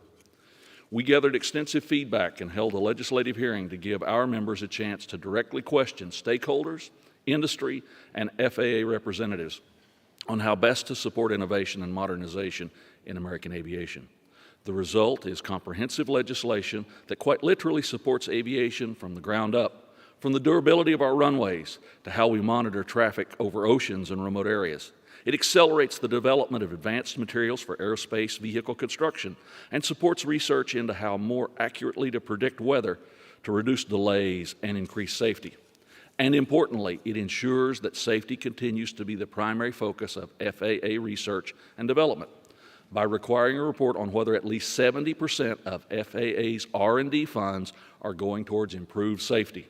In short, we've put together a solid framework to support FAA's research work, one that is appropriately tailored to FAA's jurisdiction and strengths. With this legislation, we are ensuring that America remains the global leader in aviation for years to come. I'd like to thank Ranking Member Zoe Lofgren for working with me in good faith to develop the R&D portion of this legislation, and once again, thank Chairman Graves and Ranking Member Larson for incorporating our work into this package. I yield back the balance of my time. I reserve. Gentleman from Missouri reserves. Gentleman from Washington is recognized. Thank you very much. I'd like to yield 2 minutes to the representative from Nevada, Representative Titus. Gentlewoman is recognized. Thank you, Mr. Chairman. As a member of the Aviation Subcommittee and co-chair of the Bipartisan Congressional Unmanned Systems Caucus, I support the FAA reauthorization bill that passed unanimously out of the T&I committee just weeks ago. It includes provisions that will benefit all the airports in Nevada's 1st District, and it will remove regulatory hurdles for drones so that they can be used commercially for search and rescue and for fire detection and suppression. Furthermore, my district, which is one of the world's top travel destinations, welcomes visitors from all backgrounds and abilities. So I am proud to say that this bill includes provisions from my Air Carrier Access Amendments. This was an act previously introduced by my good friend, former Representative Jim Langevin. It will protect the rights of disabled passengers by establishing aircraft accessibility standards and setting a timeline for DOT to investigate and respond to disability-related complaints. I want to thank Chairman Graves, Ranking Member Larson, Aviation Ranking Member Cohen, and Chairman Graves for their hard work and cooperation on this bill, as well as Chairman Van Drew, the Paralyzed Veterans of America, and the airlines for their collaboration on the disability provisions. I urge passage of this bill, and I thank you, and I yield back. Gentleman from Washington reserves. Gentleman from Missouri is recognized. At this time, I would yield 3 minutes to the gentleman from New York, Mr.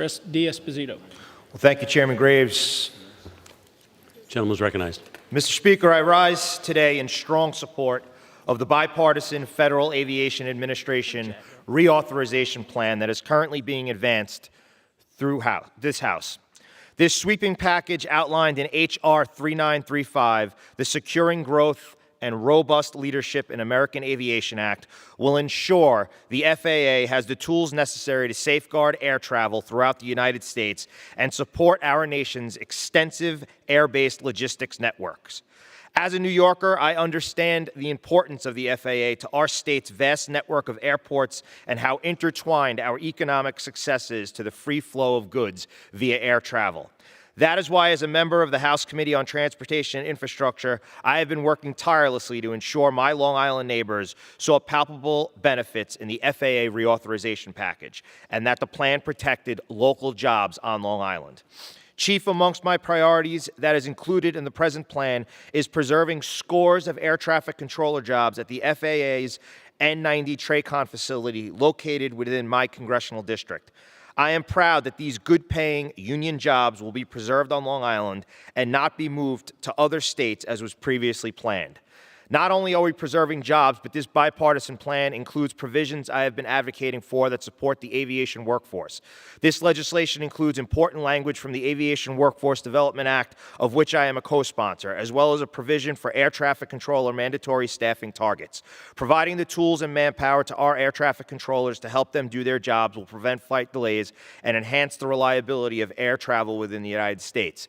This bill also includes noise abatement strategies for communities near airports, a request of my constituents and of me representing them.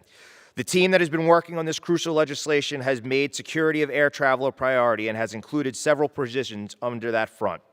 Two that I have personally been advocating for include a zero tolerance for near misses, runway incursions, and surfacer safety risks, as well as provisions that support the implementation of secondary cockpit barriers to protect pilots. Mr. Speaker, the list goes on. I'm also proud that this included in the package is the language from a bill I introduced to promote domestic drone production here in the United States. This is a key legislative priority of mine that will create American manufacturing jobs and decouple the drone industry from our adversaries like China. In addition to all of these great inclusions into the bill is a sweeping set of proposals intended to support the passenger experience, improve airport infrastructure across the country, and address environmental concerns, including the implementation of noise abatement strategies for communities near airports. The FAA reauthorization plan is a win for the United States of America, a win for Americans, a win for New Yorkers, and a win for those who call Long Island home. It's also a win for those who rely on air travel throughout this country. I am proud of this plan, and I urge all of my colleagues to unite behind it. Thank you again to Chairman Graves and the ranking member. Mr. Speaker, I yield back my time. Reserve. Gentleman from Missouri reserves. Gentleman from Washington recognized. Thank you. I'd like to yield 90 seconds to the representative from Arizona, Representative Stanton. Gentleman is recognized. Mr. Chair, I thank the gentleman for Washington. I want to thank Chairman Graves and Ranking Member Larson, a model of bipartisanship, a great model that we could learn a lot from in this institution, and for your leadership in helping to craft a strong bipartisan FAA bill. Air travel can be stressful, but for those with disabilities, it can be a nightmare. It is the only mode of public transportation that requires one to surrender their mobility devices before boarding and place their trust in others to help them get safely to their seats. This bill takes meaningful steps, many I was proud to help lead on, to improve the flying experience for passengers with disabilities, including our disabled veterans. It directs the Department of Transportation to gather data on disability-related complaints and make meaningful improvements based upon that data. It improves training for employees who assist passengers with boarding and deplaning, as well as those who handle mobility devices. And it requires airlines to issue refunds to those who are unable to travel when their wheelchair cannot be physically accommodated. Finally, it includes my amendment to make sure passengers traveling with a personal care attendant are not charged extra for seating accommodations. We still have a long way to go before air travel is fully accessible. But the steps we've taken in this bill are common sense, necessary fixes that makes significant progress. I urge my colleagues to support this bill, and I yield back. Reserve. Gentleman from Washington reserves. Gentleman from Missouri is recognized. Thank you, Mr. Chairman. At this time, I would yield 2 minutes to the gentleman from New York, Mr. Molinaro. Gentleman is recognized. Thank you, Mr. Chairman. And I want to extend my thanks and appreciation to Chairman Sam Graves, of course, the Aviation Subcommittee Chairman Garrett Graves, and Ranking Member Larson for bringing together through hearings and countless meetings, 2 days of markup, a tremendous bipartisan piece of legislation meant to improve American aviation and grow American jobs. I'm grateful that there are 9 of my legislative priorities found within the bill, and I'd like to identify just a couple. The Access and Dignity for All People Who Travel Act, which I was proud to lead, ensures those with disabilities who need special accommodations receive them. Too often those with disabilities and their special accommodations are ignored. This bill will ensure that right is protected. Another is included in the Future of Aviation Act as it relates to public airports that receive AIP funds, to use those monies on infrastructure for the use of advanced air mobility, including eVTOLs and electric aircraft charging, and further building out airport infrastructure. The future of aviation is upon us, and aviation, as we know, is quickly evolving. Having overseen one of New York's busiest general aviation airports and now representing several regional airports within my district, advanced air mobility will help reconnect rural communities, reinvigorate tourism, improve ease of movement from rural to urban areas, and enhance quicker transportation of goods and people. And the last let me mention is the AIR Act. This bill raises grant funding for workforce development programs for pilots, aircraft mechanics, and more. This reauthorization bill includes $45 million a year for these grants, which is a major increase to the current funding level and will ensure the next generation of workers in the aviation industry are well prepared. For this and many other reasons, Mr. Chairman, I urge my colleagues to support of this bill. It is a great example of the bipartisan work that can be achieved here, and I'm grateful to Chairman Graves for his leadership. And with that, I yield back. Gentleman from Missouri reserves. Gentleman from Washington is recognized. Thank you. I'd like to recognize, yield 2 minutes to the representative from New Jersey, Representative Menendez. Gentleman is recognized. Thank you, Ranking Member Larson. Thank you, Chairman Graves, for your leadership on this bill. Mr. Speaker, I rise today to discuss the Securing Growth and Robust Leadership in American Aviation Act and the positive impact it will have on air transportation for both consumers and workers in the aviation industry. Over the past few months, I've worked alongside my colleagues on the Transportation and Infrastructure Committee to develop a strong, bipartisan bill that delivers for all Americans, and that's exactly what this legislation does. Under this bill, airlines will be required to develop policies to reimburse consumers for hotel and meal costs when a flight is canceled or significantly delayed. Passengers living with disabilities will be treated with the dignity they deserve thanks to the Department of Transportation's creation of a roadmap to better accommodate wheelchairs on board planes and to reduce damage to mobility aids. Future airline pilots, technical workers, and airline manufacturing workers will come from communities that have been historically underrepresented in the aviation industry, with $9 million in funding for recruitment and retainment efforts for these good-paying, highly skilled jobs. And families will have an easier flying experience with airlines being required to allow parents to sit next to their young children. I'm also pleased that important provisions of my bill, the Airline Employee Assault Prevention Act, were included in this FAA reauthorization, ensuring a continued focus on protecting airline workers from assault and harassment. This legislation reflects the voices of our residents who have long been burdened with flight delays, with unjust treatment of passengers with disabilities, and with conditions that have made flying more challenging for families. I proudly support this bill and look forward to voting for it on the floor, and I urge all my colleagues to join me in doing so. Thank you, and I yield back. Gentleman from Washington reserves. Gentleman from Missouri is recognized. Thank you, Mr. Chairman. At this time, I would yield 2 minutes. 2 minutes to the gentleman from Michigan, Mr. Bergman. Gentleman is recognized. Thank you, Mr. Speaker, and my thanks to Chairman Graves for his leadership. This is not an easy bill that you do every day, and it's something that is essential to the safety and security of our country, as well as the advancement of all the good economic policies that we have. As one of only 2 commercial pilots in Congress, with 3+ decades in the air, I understand very personally the importance of having a strong FAA reauthorization bill.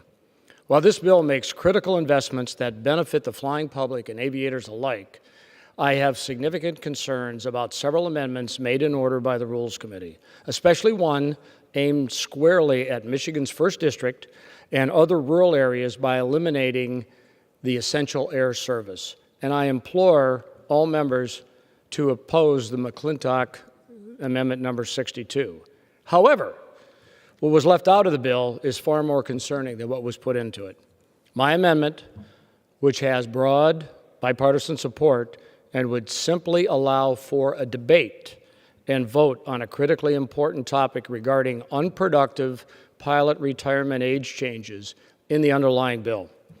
However, the powers that be that pulled out all the stops to silence dissent and shield the American public from a debate they know they can't win. For these reasons, I will be voting no on H.R. 3935, and I yield back. Reserve. Gentleman from Missouri reserves. Gentleman from Washington is recognized. Thank you. I'd like to recognize Representative from Massachusetts, Representative Auchincloss, for 2 minutes. Gentleman is recognized. Thank you, Ranking Member Larson. I want to extend my appreciation to Chairman Graves, to Ranking Member Larson, to Subcommittee Chairman Graves, and to Subcommittee Ranking Member Cohen for their work in crafting a robust bipartisan bill in committee. I am pleased that my language supporting airports' efforts to better manage their curb spaces was included in the bill. Curb management practices, such as remote enforcement using sensors and cameras, can reduce traffic at pickup and drop-off areas and improve travelers' airport experience. Currently, though, curb management is in a regulatory gray area, leading to uncertainty for airports and vendors that are trying to reduce traffic, unsafe vehicular maneuvers as the flying public arrives at their terminals, and stress for all involved. My provision would provide clarity and flexibility for airports' landside operations by making clear that there is no federal regulation preventing airports from managing their curbs. This language would not impact any state or local restrictions, nor would it require airports to do anything at all. It simply creates legal clarity. In addition to helping large and medium-sized airports improve safety, passenger experience, and queuing times in increasingly crowded and multimodal drop-off and pickup areas, cutting-edge curbside management can serve as a demonstration project to adjacent cities and towns that are wrestling with how to unlock better curbside use for delivery, micromobility, rideshare, parking, and outdoor dining and recreation. Again, I thank the Chair and Ranking Member for their work in including this provision, and I yield back. Reserve. Gentleman from Washington reserves. Gentleman from Missouri is recognized. Thank you, Mr. Chairman. At this time, I would yield 2 minutes to the gentleman from Georgia, Mr. Collins. Gentleman is recognized. Thank you, Mr. Speaker, and thank you, Mr. Chairman, for yielding me some time to speak on this very good piece of legislation. You know, as a member of the Science Committee, the Transportation Infrastructure Committee, and the Aviation Subcommittee, since I got here in January, we have spent countless hours visiting with stakeholders, manufacturers, visiting airports to get a good feel and learn more about this. And I must say that I probably still don't know a tenth of what the chairman, the ranking member, or Chairman Lucas know about this subject. Folks, since the Wright brothers took their first flight, America has been the world's pioneer in the skies. That's why I rise in strong support of the FAA reauthorization bill that is before us today, because it will build on that legacy. Today, we will vote to provide much-needed long-term stability to our nation's aviation system and ensure that our skies remain the safest in the world. With this legislation, we will improve efficiency at the FAA and invest in critical infrastructure, including regional and local airports. We will pave the way for new technologies and ensure that the FAA is ready to certify innovations like hypersonic aircraft. We will also strengthen our general aviation community, which is a key part of our nation's economy and identity. And we will take steps to grow our aviation workforce and ensure our airlines can meet the needs of the traveling public and improve on the passenger's experience. I want to thank Chairman Sam Graves and Ranking Member Rick Larson and their incredible staffs for their leadership. I urge my colleagues to support this bill. Thank you, and I yield back. Reserve. Gentleman from Missouri reserves. Gentleman from Washington is recognized. Thank you. I'd like to recognize the representative from Oregon, Representative Hoyle, for 2 minutes. I yield 2 minutes. Gentleman is recognized. Thank you, Mr. Speaker and fellow Oregonian. I rise today in support of the bipartisan FAA reauthorization bill. This legislation includes the Bipartisan Air Pump Act, which was introduced earlier this year alongside Oregon Senator Jeff Merkley. Our legislation would require the FAA to issue guidance to air carriers on providing protections for flight crews to pump breast milk during non-critical phases of flights. All workers deserve the right to pump breast milk in the workplace, including flight attendants and pilots. Currently, they are the only workers who do not have this protection. Flight crew workers should be able to have reasonable break times to pump. They should also have a designated place that's shielded from view and free from interference. This bill also ensures that the FAA's pumping guidance will not incur significant costs for air carriers. It helps increase the diversity of the workforce and ensures working mothers have the needed flexibility. I want to thank T&I Chairman Sam Graves and Ranking Member Rick Larson for their support of the Air Pump Act and their bipartisan approach to the FAA reauthorization bill. I yield back my time. Gentleman from Washington Reserve. Sorry, reserve. Thank you. Gentleman from Missouri is recognized. I would reserve the balance of my time. Gentleman reserves. Thank you. I will like to yield 2 minutes to the representative from Ohio, Representative Sykes. Gentlewoman is recognized. Thank you, Mr. Speaker. I rise in support today of H.R. 393, the Securing Growth and Robust Leadership in American Aviation Act, or commonly known as FAA authorization. My home state of Ohio has the proud legacy as the birthplace of aviation, and H.R. 393 will ensure Ohio's 13th congressional district continues to be a pioneer in the aviation and aerospace industry. H.R. 393 invests billions into airports large and small, including in my district, including Akron-Canton Airport and the Kent State University Airport in my district, and keeps our skies safe and makes our aviation infrastructure cleaner and greener. Notably, this bill includes important provisions that I supported in advance of a remote tower program in Ohio. The remote tower program will improve traffic control for aircraft that utilize smaller airports, generating economic development and safer airspaces. Not only that, but the Ohio's remote tower program will also support the research and development of advanced air mobility applications, cutting-edge technology, which has the potential to change how people travel from small communities, how healthcare services can be delivered to critical areas of need, and to offer a more sustainable need of transportation.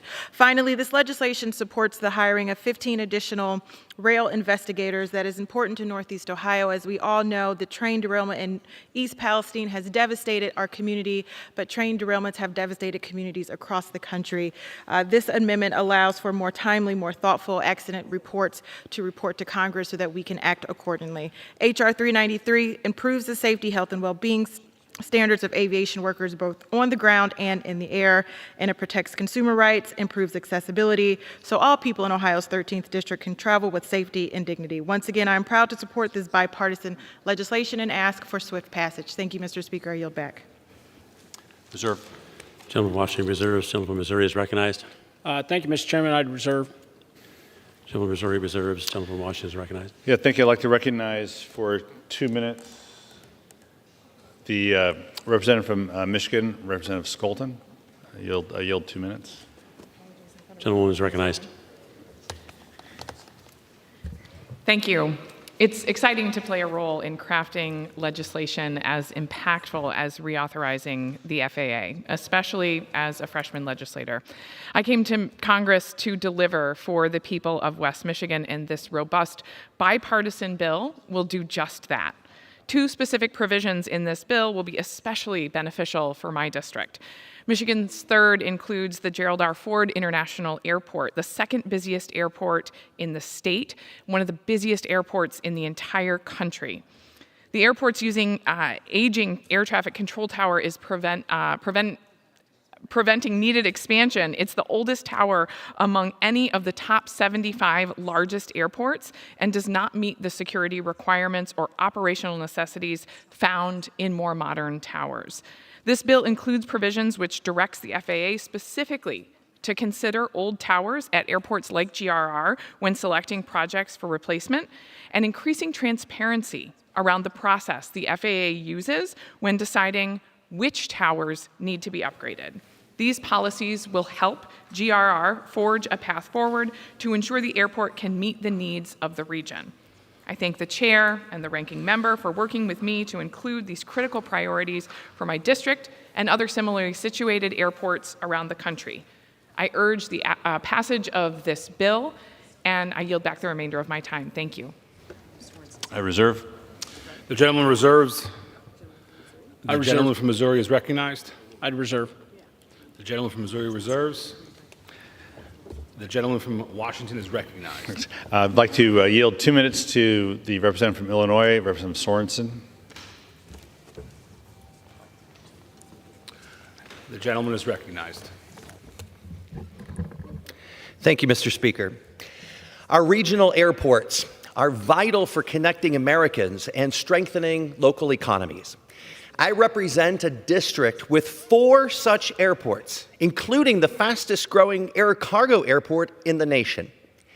I'm thrilled that this year's FAA reauthorization provides resources for small and large airports alike. Unfortunately, this bill is not perfect. It includes a short-sighted provision to raise the pilot retirement age. It also doesn't go far enough to support our aerospace workers. This year, the Space and Aeronautics Subcommittee heard from Collins Aerospace, located in my hometown of Rockford, Illinois. They emphasized the importance of R&D funding right at home. But because of R&D disinvestment, many companies are looking to European countries for R&D opportunities. When American companies go overseas to do their research, it means jobs and talent go away. Our best and brightest in Illinois are ready to bring humans to new heights. We in Congress must provide them with the flexibility and resources to succeed. I yield back. The gentleman reserves. The gentleman from Missouri is recognized. Thank you, Mr. Chairman. I'd reserve at this point. The gentleman reserves. The gentleman from Washington is recognized. Thank you. I'd like to yield 2 minutes to the representative from California, Representative Desaulniers. The gentleman from California is recognized. Thank you, Mr. Speaker. I want to thank the gentleman for yielding. I also want to thank and tell you how grateful I am for the leadership of Chairman Graves and the Ranking Member Larson, on this comprehensive and thoughtful bipartisan reauthorization. Many of the priorities that I've authored made it into the bill, including several provisions from my Safe Landings Act, like identifying the need for airport surface surveillance and safety systems and requiring data analysis of safety incidents. I'm also very appreciative that an amendment I spent a lot of time on working with the pilots and other safety experts, including a constituent and good friend, Captain Sully Sullenberger, the skilled pilot who safely navigated the landing on the Hudson River, and a longtime advocate and expert for aviation safety who helped me with this amendment and strongly supports the proposal. This amendment creates the Task Force on Human Factors in Aviation Safety. We know as technology changes and the near miss that got me involved in more of the aviation issues at SFO some years ago, where we came within 59 feet of having the largest aviation disaster in American history. We know that making sure that we're training the pilots in a way that keeps them consistent with technology and the great research on neuroscience and human factors that is getting better all the time, that we're using that to make sure that the humans are integrated with the latest technology. The NTSB identified that human factors specifically and pilot fatigue have played roles in that incident and many near misses. So it's important that this work gets done. The aviation safety system will continue to be safe and amongst the safest in the world if we continue to make sure that it's updated and doesn't rest on its well-deserved laurels in the past. These decisions and this reauthorization will help provide that. 30 seconds. And I want to again thank the leadership. I thank for the extended time, and I will yield back. Reserve. Gentleman reserves. The gentleman from Missouri is recognized.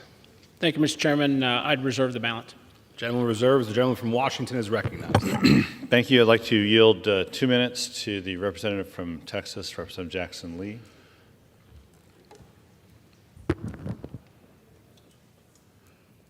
gentlewoman is recognized.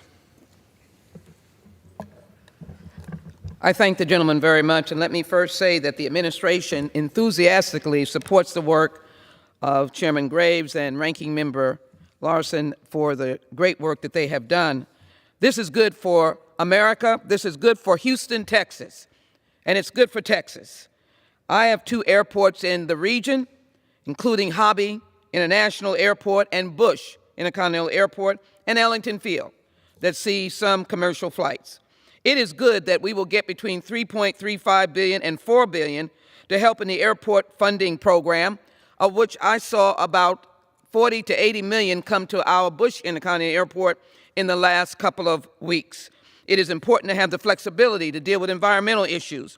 And of course, it is extremely important to have a $45 million training program pipeline for pilots, aviation maintenance, and aviation manufacturing. Why?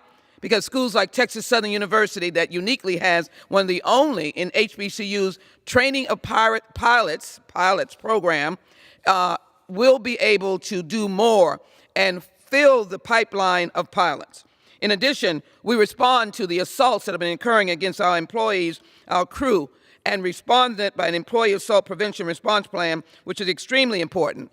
We did this during the 9/11, but now we're looking at more secondary cockpit barriers that will be more important. And as well, we want to make sure that we have a task force of air carriers, because this bill is for airlines and airports, but it's for the traveling public as well. And as well, it deals with air law enforcement, aviation, labor unions, and others to be able to work together. I'm excited about the Bessie Coleman Women in Aviation Advisory Committee to encourage more young women to become pilots, as we need more pilots every single day.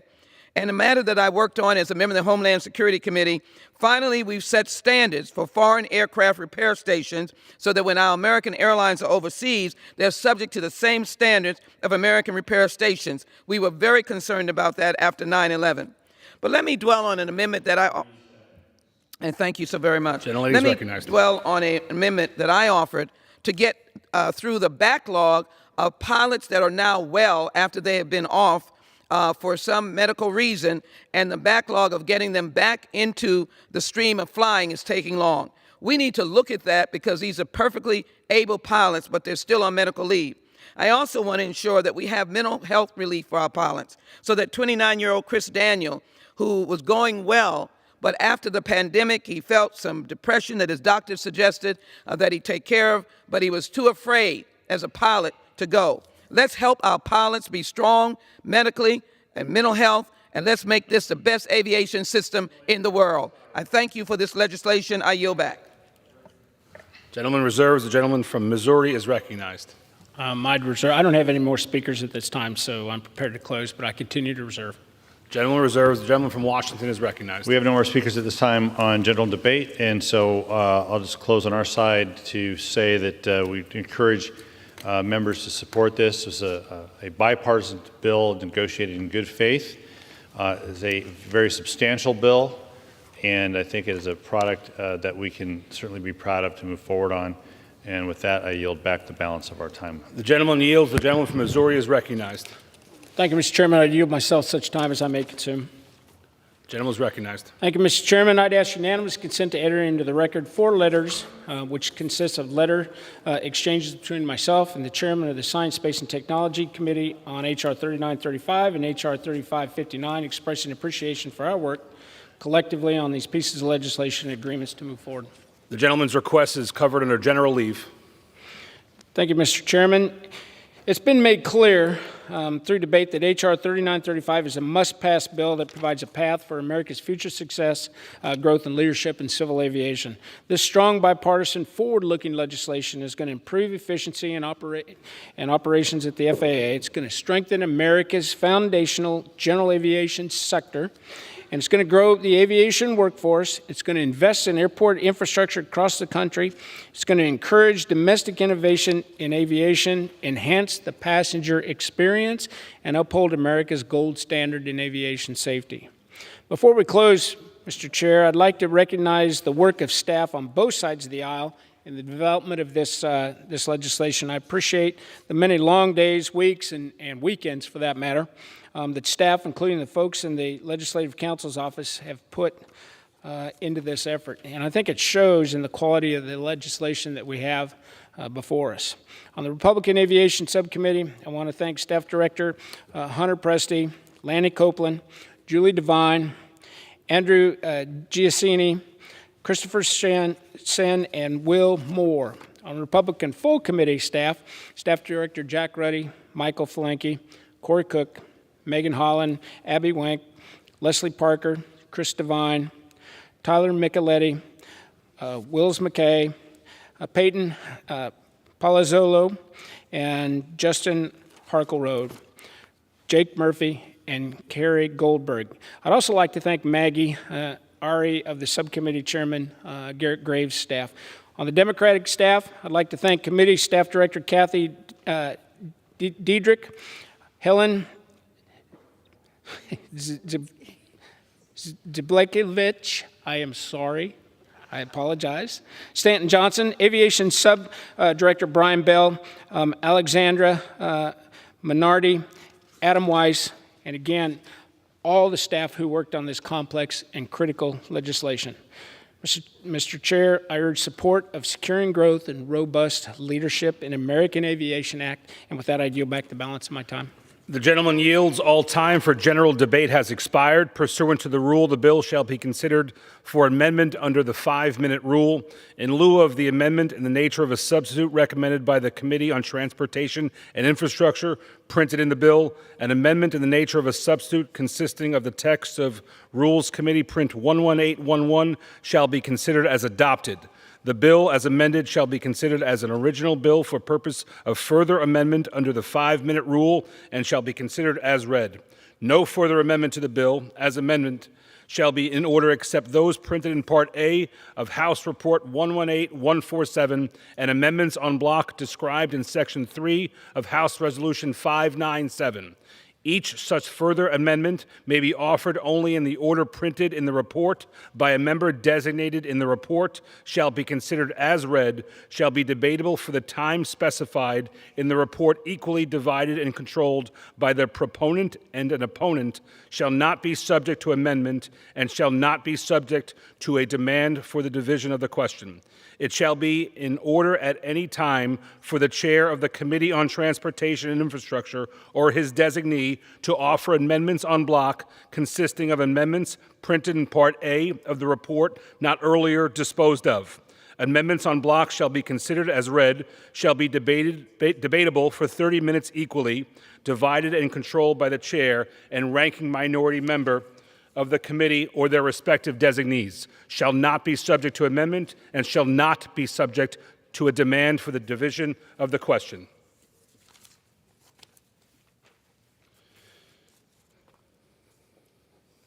It is now in order to consider amendment number 1 printed in Part A of House Report 118147. For what purpose does the gentleman from Missouri seek recognition? Mr. Chairman, I have an amendment at the desk. The clerk will designate the amendment. Amendment number 1, printed in Part A of House Report number 118-147, offered by Mr. Graves of Missouri.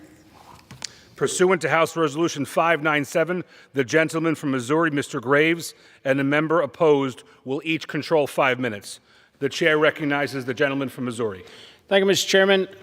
I rise in support of, actually, I yield myself such time as I may consume. But I'd rise in support of the Graves-Larson amendment. And this amendment makes several technical, conforming, and clarifying changes throughout the underlying bill. Furthermore, the amendment includes provisions that were the result of bipartisan negotiations on several policy issues. These provisions include additional requirements for FAA to further coordinate the safe integration of new entrants into the national airspace system, adding pilot apprenticeship, internship or scholarship programs, or veteran career transition nonprofits as an eligible grant recipient under the Aviation Workforce Development Program, protections on voluntary safety information disclosures, and several other provisions that reflect the bipartisan work with our colleagues across the aisle. I urge my colleagues to support this amendment, and with that, I would reserve the balance of my time.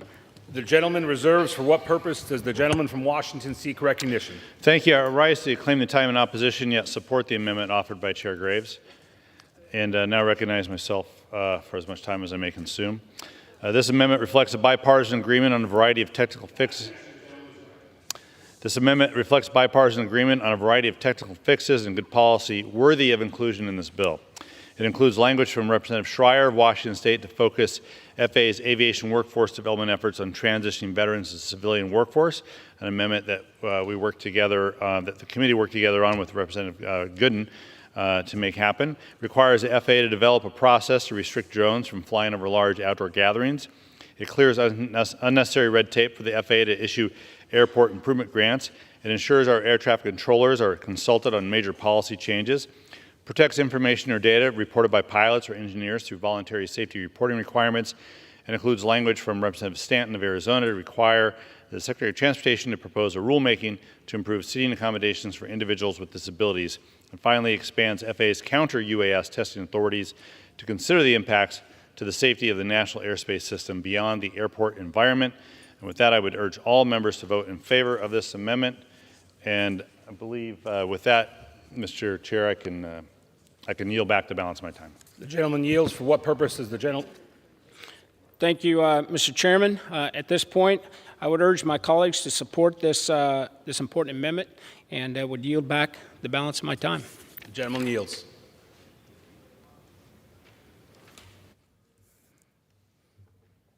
The question is on the amendment offered by the gentleman from Missouri. Those in favor say aye. Aye. Those opposed say no. In the opinion of the chair, the ayes have it. The amendment is agreed to.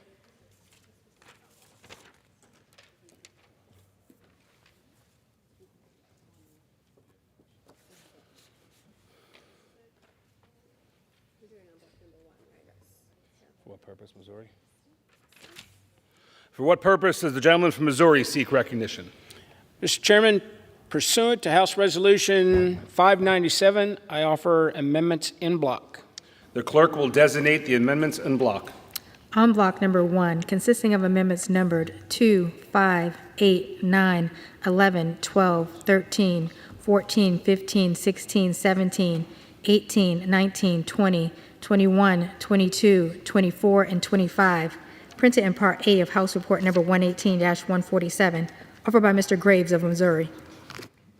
Pursuant to House Resolution 597, the gentleman from Missouri, Mr. Graves, and the gentleman from Washington, Mr. Larson, each will control 15 minutes. The chair recognizes the gentleman from Missouri. Thank you, Mr. Chairman. I yield myself such time as I may consume. The gentleman is recognized. Thanks, Mr. Chairman. I rise in support of the en bloc 1 containing 18 amendments from my colleagues on both sides of the aisle. This en bloc contains a number of important amendments that address issues of national importance as well as issues that are impacting individual districts. This package allows airports to use their federal dollars to better understand the communities in which they serve and the length people travel in order to take a flight. It will instruct the FAA to test and evaluate means by which general and business aviation can utilize technology to receive flight clearances as opposed to using antiquated systems. It also instructs the FAA to stand up a multidisciplinary task force to review the impact that human factors have on aviation safety and to make related recommendations. And this package instructs the Government Accountability Office to consult with airports to review emergency response plans and assess electrical resiliency for the safe operation of an airport during emergency scenarios. This en bloc includes a number of provisions from members of the T&I committee that were raised at markup, but that we didn't have time to resolve.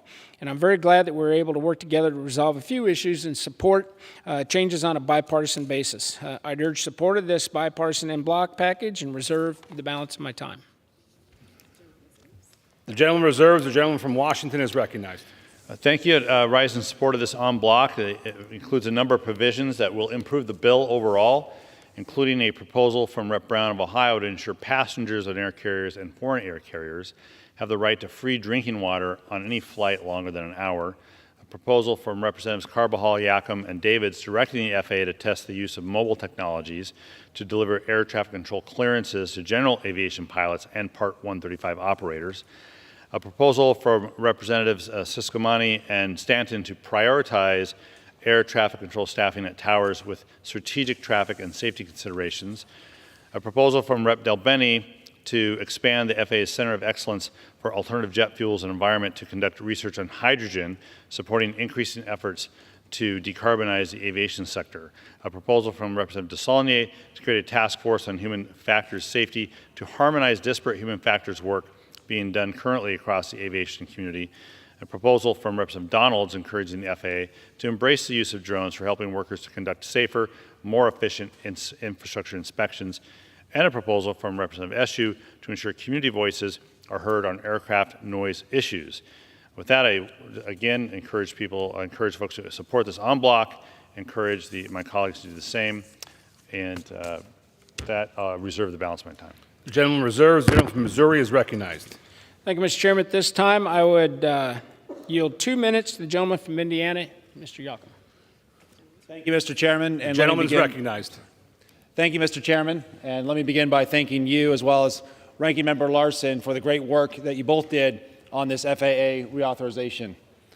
I rise in support of this en bloc, which includes Carbajal Amendment 9, of which I'm a co-sponsor. And I want to thank both the chairman and the ranking member for including this amendment in the en bloc. This amendment creates a pilot program at 5 airports to deliver mobile clearances for general aviation and Part 135 air carriers. Early FAA trials of this technology have shown promise, and thus it seems worthwhile to continue development and testing in hopes of being able to deploy it more widely. As a pilot myself, I'm excited about something like this down the road. Voice-based clearances can be difficult to understand, which leads to delays and misunderstandings. For airports without tower data link services, voice-based clearances can take 30 to 40 minutes. Trials of mobile deliveries have reduced that to 2 minutes. I thank Mr. Carbajal and Ms. Davids for their partnership on this amendment, and I thank the chairman and the ranking member for their support. And I yield back. The gentleman yields. The gentleman from Missouri is recognized. Reserve. Gentleman from Missouri reserves. The gentleman from Washington is recognized. Mr. Speaker, we have no other speakers on the en bloc, so I'll just close by saying please support and yield back the balance of the time. The gentleman yields. The gentleman from Missouri is recognized. Thank you, Mr. Chairman. I have no other speakers, so in closing, I would urge my colleagues to support this en bloc amendment and yield back the balance of my time. The gentleman yields. The question is on the amendments en bloc offered by the gentleman from Missouri. Those in favor say aye. Those opposed say no. In the opinion of the chair, the ayes have it. The en bloc amendments are agreed to.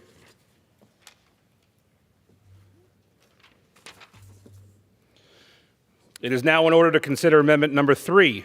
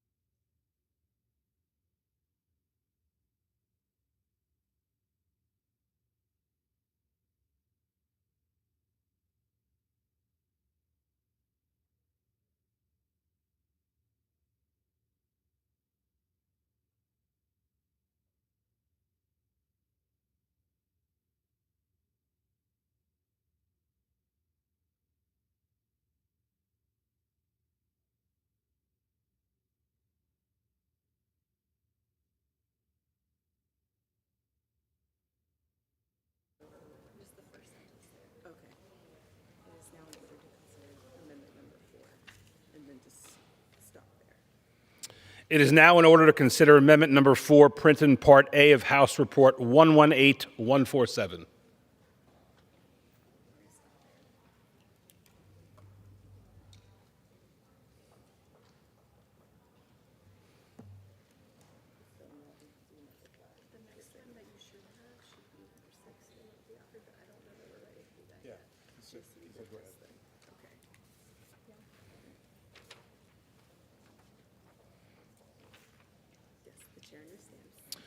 The chair understands that amendment number 6 will not be offered.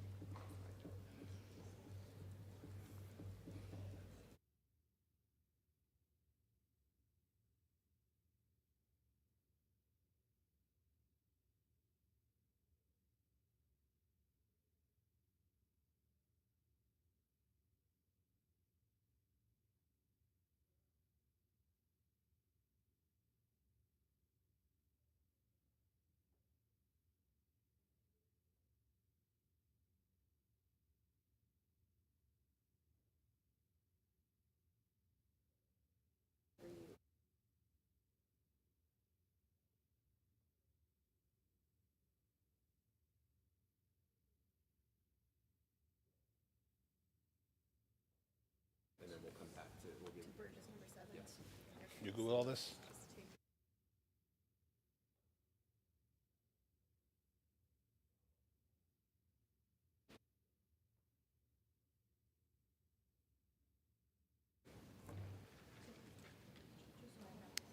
For what purpose does the gentleman from Missouri seek recognition? Thank you, Mr. Chairman. Being as how no one showed up to offer their amendments, I'm prepared to offer, pursuant to House Resolution 597, I'm prepared to offer amendment in block number 2. The clerk will designate the amendments on block. On block number 2, consisting of amendments numbered 26, 28, 30, 31, 32, 34, 37, 38, 39, 40, 41, 42, 43, 45, 49, 51, 52, 55, 57, and 58. Printed in Part A of House Report Number 118-147, offered by Mr. Graves of Missouri. Pursuant to House Resolution 597, the gentleman from Missouri, Mr. Graves, and the gentleman from Washington, Mr. Larson, each will control 15 minutes. The chair recognizes the gentleman from Missouri. Thank you, Mr. Chairman. I would yield myself such time as I may consume. The gentleman is recognized. Thank you, Mr. Chairman. I rise in support of this en bloc containing 20 amendments from my colleagues on both sides of the aisle again. This en bloc reflects the bipartisan work of our committee, which has done what we have done to address members' priorities. This includes bipartisan agreements on several amendments that we considered during our markup, including requiring the FAA to develop training materials to improve the safety for the airport ramp workers and requires the GAO to conduct a study on air cargo operations in Puerto Rico. Furthermore, the en bloc package includes amendments to ensure the Secretary responds to essential air service contracts in a timely manner, allowing the FAA to provide weather observer training to airport personnel, and ensures that the United States passengers on foreign air carriers are protected in the same manner as they would be on the United States air carrier by avoiding Russian airspace. I'd urge my colleagues to support this bipartisan en bloc package, and with that, I'd reserve the balance. The gentleman reserves. The gentleman from Washington is recognized. Thank you. I rise in support of this en bloc. It includes several provisions that will improve the bill overall, including amendments from Rep. Lee, Rep. Hoyle, Rep. Gottheimer, Rep. Lynch, and others. I support this en bloc and encourage my colleagues to do the same. We have no other speakers on en bloc 2, so I will yield back the balance of the time on this side. The gentleman yields. The gentleman from Missouri is recognized. I don't have any speakers, Mr. Chairman, so I'm prepared to close. With that, I would urge my colleagues to support this en bloc amendment and yield back the balance of my time. The gentleman yields.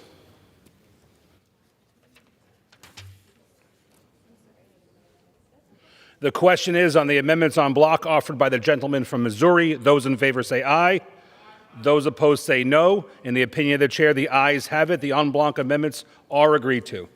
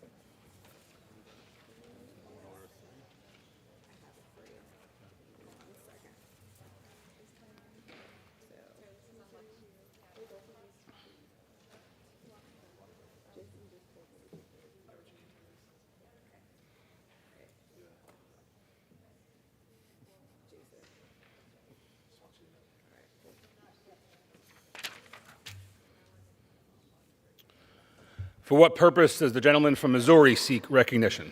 Seeing as how we still have members that have amendments that they are not here to offer, pursuant to House Resolution 597, I would offer amendments in block, and this would be number 3. The clerk will designate the amendments en bloc. On block number 3, consisting of amendments numbered 54, 56, 59, 63, 66, 72, 78, 79, 80, 81, 82, 83, 84, 86, 95, 96, and 97, printed in Part A of House Report Number 118-147, offered by Mr. Graves of Missouri. Pursuant to House Resolution 597, the gentleman from Missouri, Mr. Graves, and the gentleman from Washington, Mr. Larson, each will control 15 minutes. The chair recognizes the gentleman from Missouri. Thank you, Mr. Chairman. I yield myself such time as I may consume. The gentleman is recognized. Thank you, Mr. Chairman. I rise in support of this en bloc, which contains 17 amendments offered to H.R. 3935 by my colleagues on both sides of the aisle. This en bloc package includes amendments that seek to require the Government Accountability Office to study the pilot shortage, require community feedback regarding aircraft noise matters, improve emergency medical kits on board aircraft, require an audit of recent flight cancellations that continue to plague passengers and travelers, and there's many more things in this en bloc as well. I would urge support of this en bloc package and encourage a yes vote by all members, and with that, I'd reserve the balance of my time. The gentleman reserves. The gentleman from Washington is recognized. Thank you, Mr. Speaker. I rise in support of this en bloc. It includes several amendments to strengthen the bill, including a proposal from Representative Magaziner to ensure AIP funding can be used for cybersecurity projects, an amendment from Reps. Meng, Norton, Johnson, Nadler, and Raskin to ensure overflight community feedback is considered as the FAA updates its aircraft noise policies, another proposal from Representative Neguse of Colorado to ensure the FAA directly interviews residents from communities impacted by aircraft noise as part of its community engagement efforts, and several proposals from Representative Pedersen of Colorado to address community noise concerns, in-flight emergency medical kits, and pilot mental health. And a bipartisan proposal from Representatives Porter and Westerman to audit and improve the FAA's responsiveness to congressional requests. And I just can't imagine who couldn't support that. And a proposal from Representative Presley to study transit access to airports. I urge all members to support en bloc 3, and with that, and no speakers on en bloc 3, I yield back the balance of our time. The gentleman yields. The gentleman from Missouri is recognized. Thank you, Mr. Chairman. I have one speaker, which I would yield 3 minutes to the gentleman from Tennessee, Mr. Rose. The gentleman from Tennessee is recognized. Mr. Chair, I rise in support of my amendment, which requires a GAO report on the recent mass flight cancellations and delays that crippled our nation surrounding the 4th of July holiday. Mr. Chair, listen to these headlines. From Newsweek, July 4th travel chaos as thousands of airline passengers face cancellations. From the Associated Press, travelers endure another day of airport agony. From the Insider News site, get ready for a flightmare. What to expect if you're one of the 4 million Americans flying this Independence Day weekend. Mr. Chair, I ask unanimous consent to have each of these articles placed in the congressional record. The gentleman's request is covered under general leave. With thousands of 4th of July vacations lying in ruins, it is vitally important that we have accountability as to what went so catastrophically wrong with our nation's aviation transportation system. That is why I was proud to author my amendment to require the GAO to report to Congress on the actions of the Secretary of Transportation and the Administrator of the Federal Aviation Administration related to this travel nightmare. Thank you, Mr. Chair, and I yield back the balance of my time. The gentleman from Tennessee yields. The gentleman from Missouri is recognized. Any other speakers at this time, Mr. Chairman? And with that, I would urge my colleagues to support this en bloc amendment. And with that, I'd yield back the balance. The gentleman yields. The question is on the amendments en bloc offered by the gentleman from Missouri. Those in favor say aye. Those opposed say no. In the opinion of the chair, the ayes have it. The en bloc amendments are agreed to.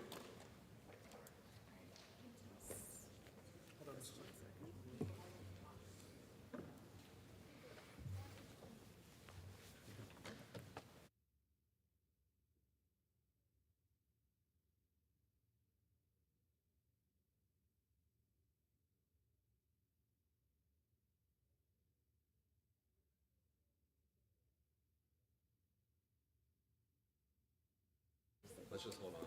Oh, we did? Yeah, we did. Yeah, I'm sorry.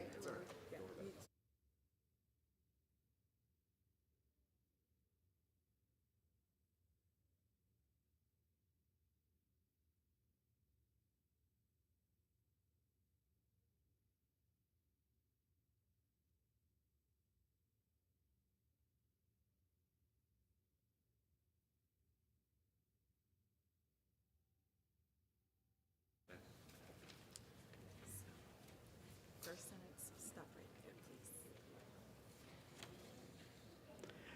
It is now in order to consider Amendment Number 7, printed in Part A of House Report 118-147.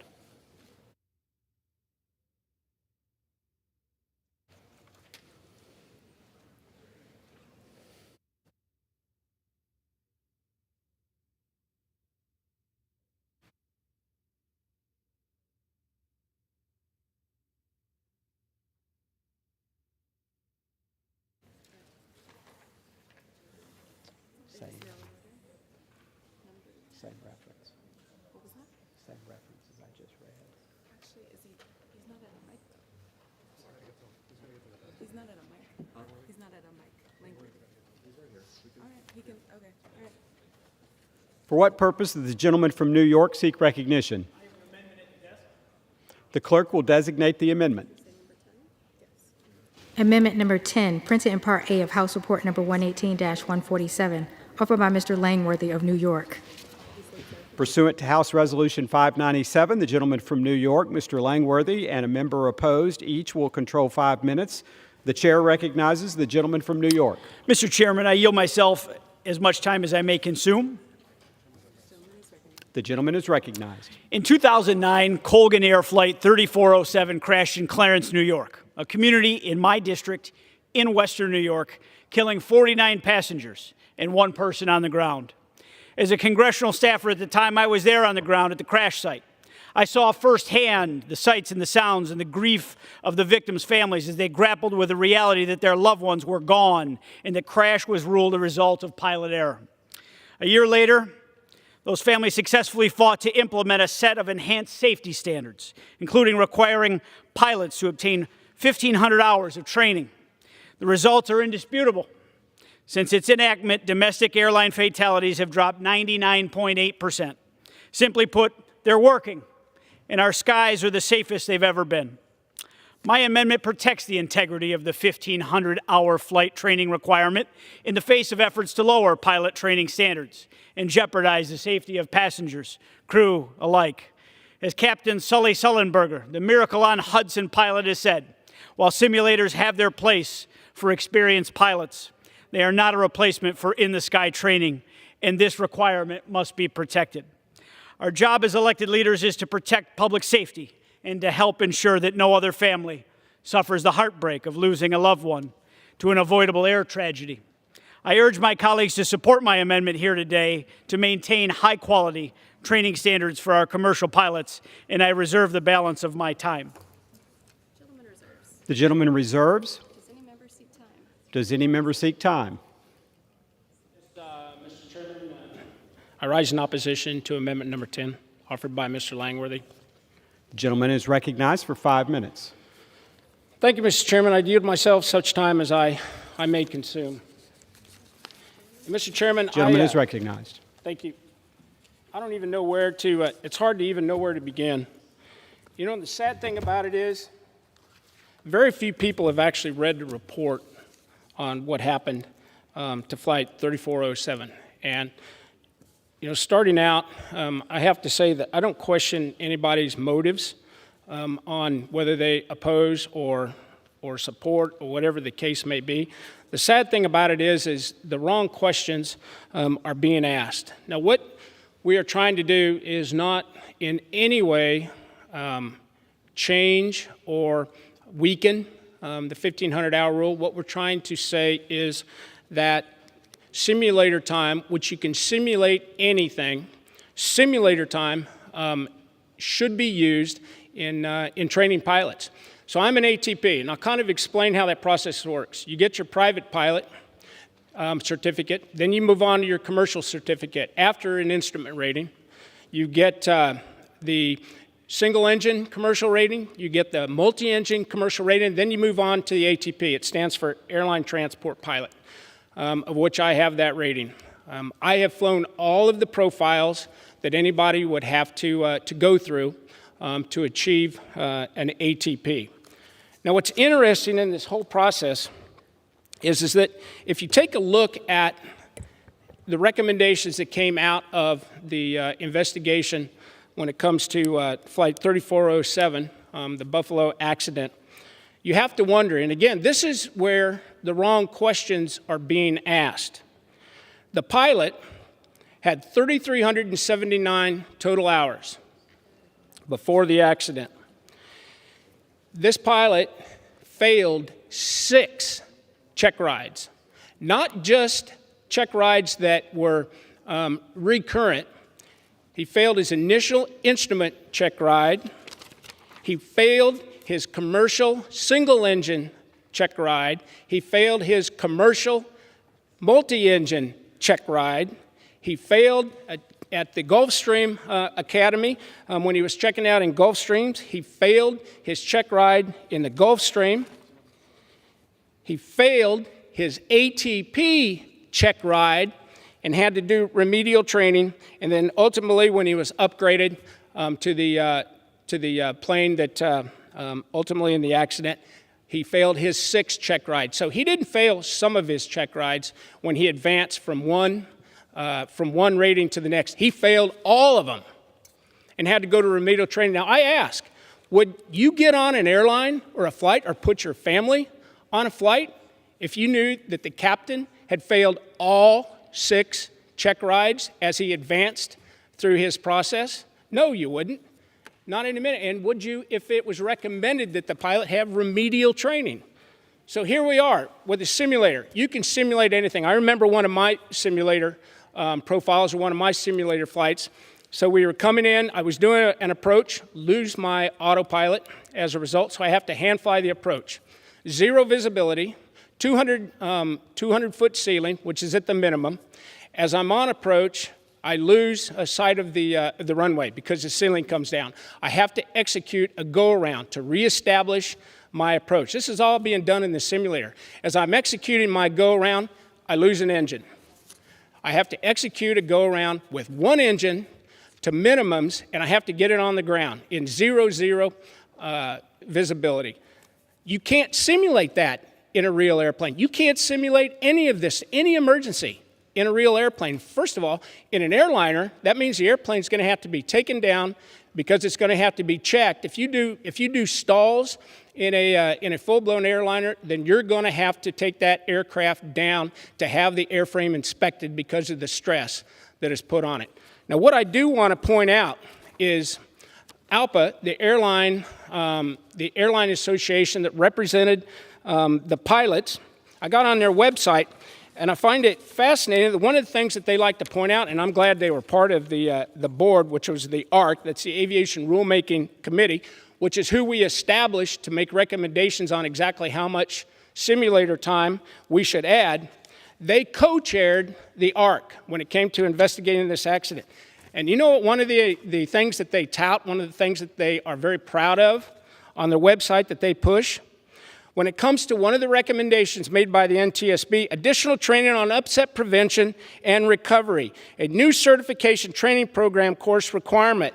These new simulator-based training requirements also include performing manual control maneuvers, procedures, slow flight, blah, blah, blah, all these things. They actually endorsed more simulator training because you can simulate anything. Today's simulators, by the way, are far and above what they were just 10 years ago. I've also got the testimony that the NTSB gave in the Senate hearing. How much time do I have? Gentleman's time has expired. Well, it's unfortunate. It's unfortunate, Mr. Chairman, because the testimony in the Senate hearing, it says it all. And with that, I would urge my colleagues to not support this amendment. Gentleman's time has expired. The gentleman yields. The gentleman from New York is recognized. Mr. Chairman, I yield 1 minute to the gentleman from Michigan and one of only 2 commercial airline pilots in Congress with more than 20,000 flight hours, Mr. Bergman. Gentleman is recognized. Thank you, Mr. Chairman. As a former commercial airline pilot with more flight hours than pretty much almost anyone in Congress, so I've been told, I value safety first, safety second, and safety third. I am proud to stand with Rep. Langworthy in support of his amendment. The substitution of simulator time, while you could argue that simulators are better today, yes they are, for a reduction in actual flight time, provides no substantive benefit to a prospective pilot. While some may say that pilots only build hours by spinning around in circles in the sky, I say that is patently false and portrays a pilot workforce that Congress relies on each and every day of the week in a very negative way. Pilots have a variety of options when it comes to building hours, and we should not assume every pilot will always do the bare minimum. In fact, I've seen pilots always do the extra just to make sure they got it right. Congress should not be reducing safety and statutory flight hour requirements under the assumption that somehow this will make pilots gravitate towards regional airlines for employment. It won't. I thank the gentleman, and I offer great support for his amendment, and I yield back. Gentleman from New York is recognized. Thank you. Mr. Chairman, I yield 1 minute to my friend and colleague from Buffalo, New York, Mr. Higgins. Thank you very much, Mr. Chairman. Thank you, Congressman Langworthy. As the congressman has said, that prior to the crash in February of 2009, we were of the belief that if the plane said Continental, that it was operated by the national carrier. It wasn't true. It was operated by a regional carrier, and the level of safety, there were two levels of safety. One, the larger carriers, 1,500 hours for pilots, and the regional carriers, in the case of this flight, 750 hours. The National Transportation Safety Board did a thorough investigation of the crash site and the circumstances surrounding it, and made an unequivocal conclusion that it was pilot errors. The plane went into an aerodynamic stall. The pilot did exactly the opposite of what they should have done. The plane pitched, it descended. As Mr. Langworthy has said, 49 people died, including one individual on the ground. Since that change was made, commercial aviation fatalities decreased by nearly 100%. We ask that the 1,500-hour pilot training rule be sustained in the FAA reauthorization bill. And I yield back to Mr. Langworthy. Gentleman from New York is recognized. Mr. Chairman, I yield 1 minute to the gentlelady from New York, Ms. Tenney. The gentlelady is recognized.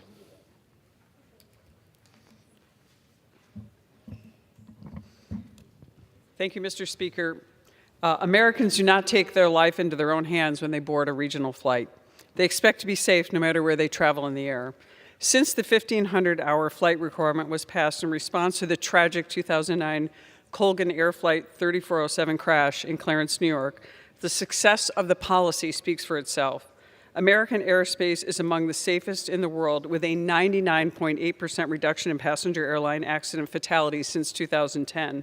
This is why most pilot groups oppose any dilution of the flight hour requirement. It is vital that our pilots have full competence in the high-stakes environment of a cockpit in flight. I urge my colleagues to vote yes on the Langworthy Amendment number 5 and stand with the flying public and the Colgan Air families. I yield back. The gentleman from New York is recognized. We put our lives in the hands of airline pilots, and we should apply the same standard of safety and training that Americans have come to trust and to expect. I strongly urge my colleagues to support this amendment, and I yield back the balance of my time. The gentleman yields. The question is on the amendment offered by the gentleman from New York. Those in favor say aye. Those opposed say no. In the opinion of the chair, the noes have it. The amendment is not agreed to.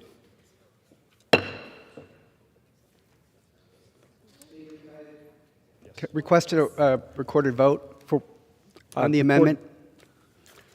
Pursuant to Clause 6 of Rule 8, further proceedings on the amendment offered by the gentleman from New York will be postponed.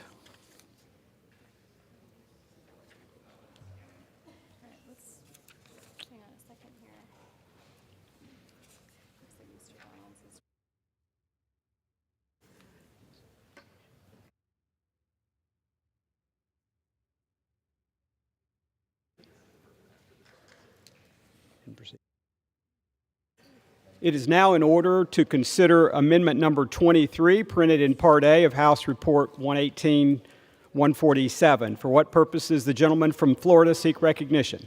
I have an amendment at the desk. The clerk will designate the amendment. Amendment number 23, printed in Part A of House Report number 118-147, offered by Mr. Donalds of Florida. Pursuant to House Resolution 597, the gentleman from Florida, Mr. Donalds, and a member opposed, each will control 5 minutes. The chair recognizes the gentleman from Florida. Thank you, Mr. Speaker. I rise today in support of my amendment, which establishes a voluntary pilot apprenticeship program for students at Part 141 flight schools. Up front, I want to stress that this amendment has wide bipartisan support, and providing yet another option to bolster the pilot pipeline shouldn't be a partisan issue. Specifically, for the proposed apprenticeship program, up to 8 students enrolled at Part 141 flight schools would be eligible for a new apprenticeship program each academic year. To emphasize, this is a voluntary program, meaning flight schools can choose to participate. Members might ask, why establish an apprenticeship program at flight schools? There are several reasons. First, apprentices will receive an airline standard of training and will also be provided flexibility in pursuing career aviation opportunities. Second, the bill will incentivize individuals that have an interest in aviation to attend their local flight schools, which in turn will provide a greater opportunity to bolster the pilot pipeline and a certified flight instructor pipeline simultaneously. Third, this isn't a one-size-fits-all approach. The amendment provides flexibility to establish an apprenticeship program that fits the needs, curricula of the individual flight schools themselves. After all, a flight school in Southwest Florida may have completely different operations compared to a flight school in Alaska. Moreover, there are approximately 600 Part 141 flight schools in the United States today. However, only approximately 250 of these flight schools are active in any way. This amendment includes provisions to incentivize retired airline pilots and retired military pilots to give back, specifically by directing the Secretary of Transportation to develop methods to establish an expedited path that will allow retired pilots to become certified flight instructors. After all, the value of their decades' worth of experience speaks for itself. Mr. Speaker, what I will do at this point is I will reserve the balance of my time for anybody else who wishes to speak. Gentleman reserves. For what purpose does the gentleman from Washington seek recognition? Thank you, Mr. Speaker. I rise to claim time in opposition to the amendment. Gentleman is recognized. Thank you. For 5 minutes. 5 minutes, sir. I claim time in opposition, and this amendment, which would create an apprenticeship program for individuals seeking to become commercial pilots. Mr. Speaker, I do want to say we're very pleased to be able to support many of Representative Donald's amendments to the bill, working in a bipartisan manner. This one, we just couldn't come to a place where we're comfortable. But certainly as a longtime supporter of aviation and STEM-related apprenticeships, I do appreciate the intent of Representative Donald's amendment. It is duplicative, however, of several provisions in the underlying bill that already bolster the pilot pipeline. This authorization already triples the funding for FAA's Aviation Workforce Development Grant programs, which funds aviation apprenticeship programs. It creates the Willa Brown Aviation Education Program, which could fund apprenticeship programs focused on underrepresented communities, and creates a National Center for the Advancement of Aerospace, an independent, federally chartered nonprofit entity to administer grants to establish apprenticeships for aviation careers and serve as a centralized resource to provide comprehensive information on aviation apprenticeship opportunities. And we earlier adopted an amendment in the en bloc amendment that was sponsored by Representative Schreier and Gooden to help veterans transition into the commercial pilot world. Apprenticeships are already well covered in this underlying bill. I would oppose the gentleman's amendment, and I would also reserve the balance of my time. Gentleman reserves. The gentleman from Florida is recognized. Mr. Speaker, I would yield 2 minutes, if I have 2 minutes, to the gentleman from Texas, Mr. Nels. Gentleman is recognized. Mr. Speaker. Thank you. First, let me start by saying I commend Chairman Graves, Ranking Member Larson, and Cohen on a very successful bipartisan FAA reauthorization of bill. I will say one of the issues that I feel very adamant about is addressing the pilot shortage, which is crippling air industry. According to the Bureau of Labor Statistics, it is projected that 14,500 pilots will be needed every year through the year 2030. Some other outlets have estimated the number to be even higher. And for this reason, I am proud to co-sponsor the Pre-Pilot Pathway Act by my friend Byron Donalds. This common sense amendment, common sense, folks, common sense amendment requires the Secretary of Transportation to establish a voluntary apprenticeship program at Part 141 flight schools around the country. More importantly, this program incentivizes retired pilots, those who are often the most experienced, the guys with the gray hair around the temples, to remain involved in the industry and train the next generation of pilots. I support the amendment, and I urge the adoption as one of the critical ways to support our pilots and alleviate the pilot shortage. I yield back.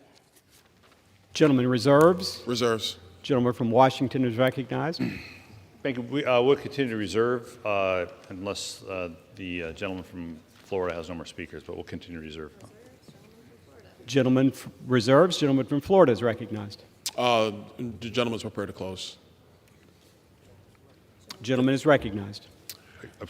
This is a great amendment with strong bipartisan support. I would ask the members to support this amendment, and I yield back the balance of my time. Gentleman yields. Gentleman from Washington is recognized.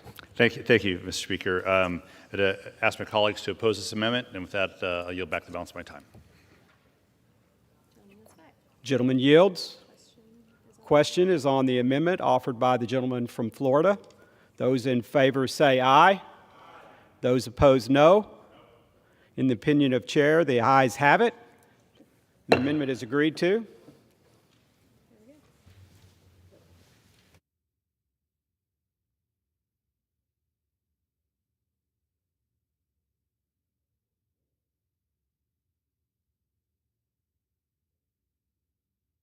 It is now in order to consider amendment number 27, printed in Part A of House Report 118-147. For what purpose does the gentleman from Iowa seek recognition? I have an amendment at the desk. The clerk will designate the amendment. Amendment number 27, printed in Part A of House Report number 118-147, offered by Mr. Feenstra of Iowa. Pursuant to House Resolution 597, the gentleman from Iowa, Mr. Feenstra, and a member opposed, each will control 5 minutes. The chair recognizes the gentleman from Iowa. Thank you, Mr. Speaker. I rise today in strong support of my Amendment 27, which gives rural airports in my district the flexibility they need to serve their passengers, maintain their workforce, and remain solvent. Our local airports in Sioux City, Iowa, Fort Dodge, Iowa, and many other locations connect Iowans to the rest of our country and to the world. We cannot allow government mandates to suffocate our rural communities and threaten the existence of our small airports. Under current law, rural airports provide the staff they need to keep our passengers safe. Injecting the federal government into hiring decisions would only make rural communities harder to reach. By giving our local airports breathing room to manage their budgets and their operations, they can better hire new employees and keep costs low for passengers. Born and raised in rural Iowa, I know that our rural airports are important to our economic development across the Midwest. I urge my colleagues to support this amendment, and with that, I simply yield back. Does the gentleman reserve? Yes. Gentleman reserves. For what purpose the gentleman from Washington seek recognition? Thank you, Mr. Speaker. I rise to claim the time in opposition to this amendment. The gentleman is recognized. Thank you. So this amendment, which would create an exemption for non-hub airports from the requirement to have at least one individual who maintains certification as an emergency medical technician or an EMT during carrier operations, is the amendment that I oppose. This amendment poses a safety risk that would be detrimental to passengers. Unlike what the proponent, Mr. Speaker, what the proponent said is that this is the federal government imposing an employment requirement on airports. This is actually a single safety standard that applies to all airports, that there be a certified emergency technician to respond to emergencies at all airports. It is indeed a national standard, but one done for safety, especially in support of airports that have passengers on air carrier operations. In the event of a medical emergency that occurs at the airport or on a flight, passengers and airport workers should receive care as quickly as possible, regardless of where they're flying to. Having an EMT available at the airport could mean the difference between life and death in the event of an emergency. All passengers should be reassured that even if they're traveling out of or through a non-hub airport, they have the same safety precautions at that airport as they do at all airports in the United States. So for those reasons, I urge my colleagues to oppose this amendment and reserve the balance of my time. The gentleman from Washington reserves. The gentleman from Iowa is recognized. I'm prepared to close. Gentleman's prepared to close. Gentleman reserves. Yeah. Gentleman from Washington.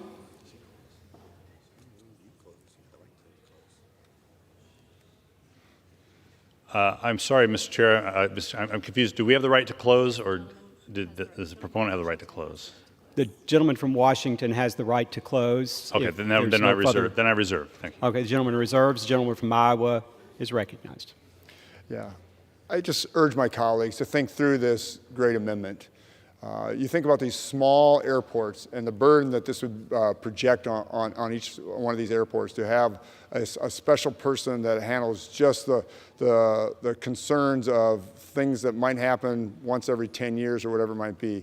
There's people that are already hired that can handle these situations. And again, these small rural airports cannot be like the large urban airports. It just doesn't work that way. So with that, I yield back and I close the rest of my time. Gentleman from Iowa yields. The gentleman from Washington is recognized. Yeah, thank you. As a member of Congress who represents several small rural airports, including ones that are isolated on islands, I appreciate the argument that the gentleman from Iowa has been making, very much so. And yet, given the fact that I have a district with some of the same circumstances, even airports that are isolated on islands, we still believe there that we need EMTs available in the event of emergencies at these non-hub airports. And so we want one safety standard for the country, and I would ask folks to oppose this amendment. And with that, I yield back the balance of my time. The gentleman from Washington yields. The question is on the amendment offered by the gentleman from Iowa. Those in favor say aye. Aye. Those opposed, no. In the opinion of the chairs, the ayes have it. The amendment is agreed to. For what purpose is the gentleman from Washington? On that amendment, I'd like to have a roll call vote. Pursuant to Clause 6 of Rule 18, further proceedings on the amendment offered by the gentleman from Iowa will be postponed.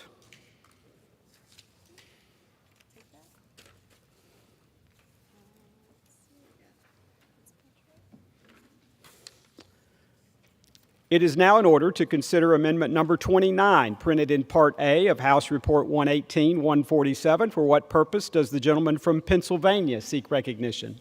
Mr. Speaker, I have an amendment at the desk. The clerk will designate the amendment. Amendment number 29, printed in Part A of House Report number 118-147, offered by Mr. Fitzpatrick of Pennsylvania. Pursuant to House Resolution 597, the gentleman from Pennsylvania, Mr. Fitzpatrick, and a member opposed, each will control 5 minutes. The chair recognizes the gentleman from Pennsylvania. Speaker, I yield myself as much time as I may consume. Gentleman is recognized. Mr. Speaker, I rise today in favor of my amendment to H.R. 3935, the Securing Growth and Robust Leadership in American Aviation Act. Mr. Speaker, 22 years ago this fall, our nation watched in horror as the senseless acts of terror were committed on American soil. That tragic day, our vulnerabilities were exposed when terrorists forcefully took control of passenger airplanes and fatally turned them into guided missiles. We lost 2,977 mothers and fathers, brothers and sisters, husbands and wives on that day. Mr. Speaker, we also lost one of my constituents, Captain Victor J. Saraceni, who was the pilot of United Flight 175, which was hijacked and which the entire world watched in horror fly into the South Tower.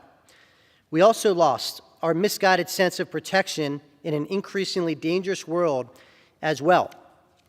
Our nation and this Congress resolved that after September 11th, that we would take every action necessary to remember those we lost and to fulfill our promise and our solemn pledge of never again. Since coming to Congress, I have fought nonstop for the installation of secondary cockpit barriers on all commercial passenger aircraft. Alongside of my constituent and friend, Ellen Saraceni, and countless members of Congress from both chambers and both sides of the aisle, we have raised awareness and advocated for this measure to make our skies and our passengers and flight crews much more safe. And in 2018, Congress took one step in the right direction and included a rulemaking requirement for secondary barriers on newly manufactured aircraft. Mr. Speaker, my amendment today builds on that effort by directing the FAA to issue a final rule extending the requirement for secondary cockpit barriers to all commercial passenger aircraft. This common sense, low-cost safety measure will protect the integrity of the flight deck and prevent dangerous and hostile individuals from accessing the cockpit. Mr. Speaker, Congress has a solemn obligation, not just to the victims and survivors of 9/11, but to our pilots, to our flight crews, and to our passengers and their families to implement this safety measure on all commercial passenger aircraft as soon as possible. And I'm grateful to my bipartisan colleagues, as well as Chairman Graves and the committee and the amazing staff that serve on it for their support of this critical national security issue. Mr. Speaker, with that, I urge all my House colleagues to adopt my amendment, and I reserve the balance of my time. Gentleman reserves. For what purpose does the gentleman from Washington seek recognition? Thank you, Mr. Speaker. I rise to claim the time in opposition to the amendment, though I'm not opposed to the amendment. Without objection. The gentleman is recognized. Thank you. Mr. Speaker, the FAA recently issued a final rule on requiring secondary barriers to protect the flight deck in newly manufactured aircraft. The underlying text of this bill creates a new rulemaking committee to consider how to apply this requirement to existing aircraft, and this amendment adds a rulemaking requirement to that text. Secondary barriers are a critical tool to keeping our pilots and flight decks safe and secure in the event of a horrible, horrible intrusion. Therefore, I rise to support this amendment, and with that, reserve the balance of my time. The gentleman from Pennsylvania is recognized. Mr. Speaker, I yield back the balance of my time. The gentleman yields. The gentleman from Washington is recognized. Speaker, I yield back the balance of our time. The gentleman yields. The question is on the amendment offered by the gentleman from Pennsylvania. Those in favor say aye. Those opposed, no. In the opinion of the chair, the ayes have it. The amendment is agreed to. The gentleman requests a recorded vote pursuant to Clause 6 of Rule 18. Further proceedings on the amendment offered by the gentleman from Pennsylvania will be postponed.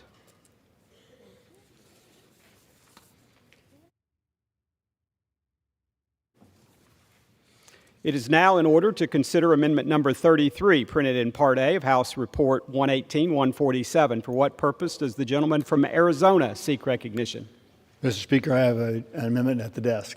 The clerk will designate the amendment. Amendment number 33, printed in Part A of House Report number 118-147, offered by Mr. Gosar of Arizona. Pursuant to House Resolution 597, the gentleman from Arizona, Mr. Gosar, and a member opposed will each control 5 minutes. The chair recognizes the gentleman from Arizona. Thank you. I rise in support of my amendment, number 33, prohibiting changes to the existing Air Tour Management Plans, or ATMPs. This amendment would prohibit air tour management plans for national parks from completely banning air tour operations over the parks. Additionally, this amendment requires an air tour management plan to take into consideration the economic viability of commercial air traffic operators. While the ATMPs do real economic harm to operators, it is also discriminatory against visitors who choose to experience the national parks by aerial sightseeing. As we move past the pandemic years, many national parks saw their resources strained by the large number of visitors as the public began to travel again. Air tours are an important option for many visitors conducting a once-in-a-lifetime to see such famous landmarks. Visitors taking advantage of air tours benefit by avoiding traffic, wait times, and walking trails that are inaccessible for the disabled or elderly while reducing the congestion and demand on park infrastructure. The national park should be available for all visitors to see. Limiting flights over the park unfairly limits the elderly, very young, disabled, and others to experience the park.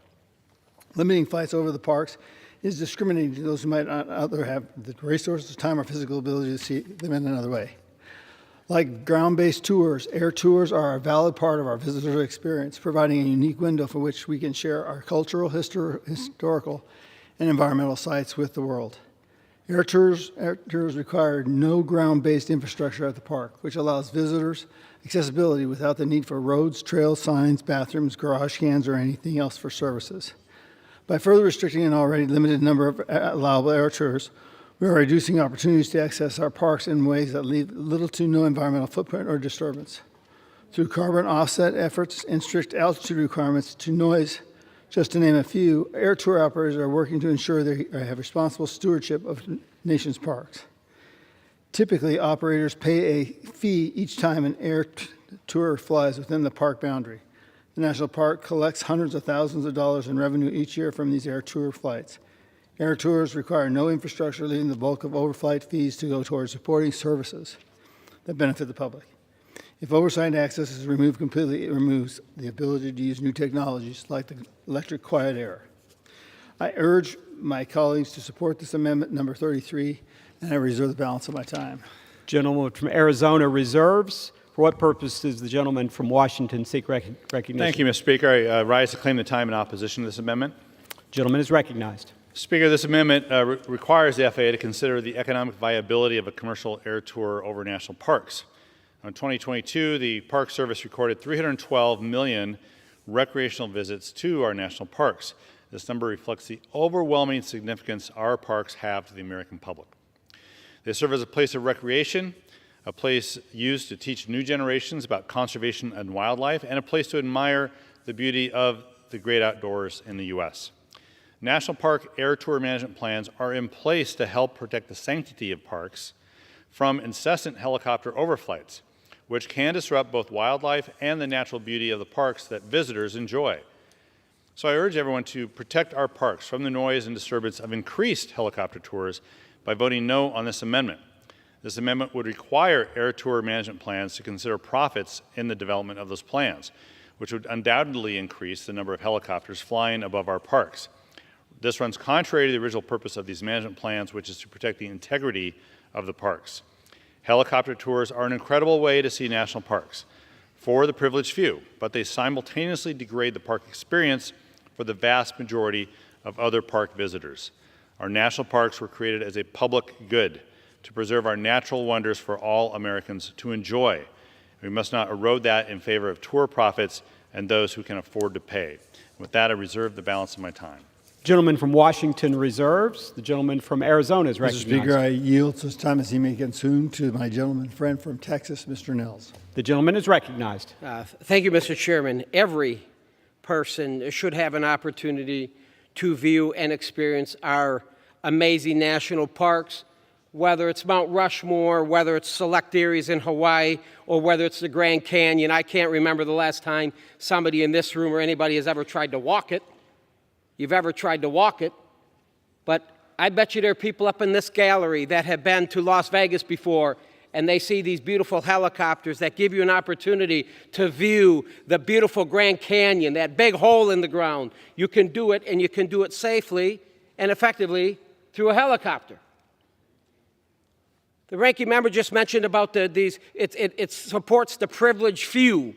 I would argue that the disabled and elderly, how else are you going to get there? That's not the privileged few. It's right for grandma and grandpa that may want to go and view the Grand Canyon or Mount Rushmore. It makes no sense what we're trying to do here. Air tours are often the only way the disabled and elderly are allowed to see our national parks. It's regulated by the FAA, and these operators, they have a great safety record. Unfortunately, the Biden administration is attempting to limit the number of air tours at a number of our national parks, all at the request, go figure, no surprise, all at the request of certain environmental stakeholders. This is irresponsible, it's un-American. Also, the air tour operators, oftentimes in the off-season, don't forget what they do in the off-season, they partner with federal, state, and local governments to help fight wildfires. They're great Americans. We need to continue to support them. I ask my colleagues to support Rep. Gosser's amendment. With that, I yield back. I reserve. Gentleman from Arizona reserves. The gentleman from Washington is recognized. Thank you. Before I yield 3 minutes to my good friend, Representative Case from Hawaii, I do want to note he's a great American, and I do think that the debates here on the floor of the House are a reflection of being great Americans as opposed to being un-American. And with that, I yield 3 minutes to my good friend, Ed Case. The gentleman is recognized. Thank you so much.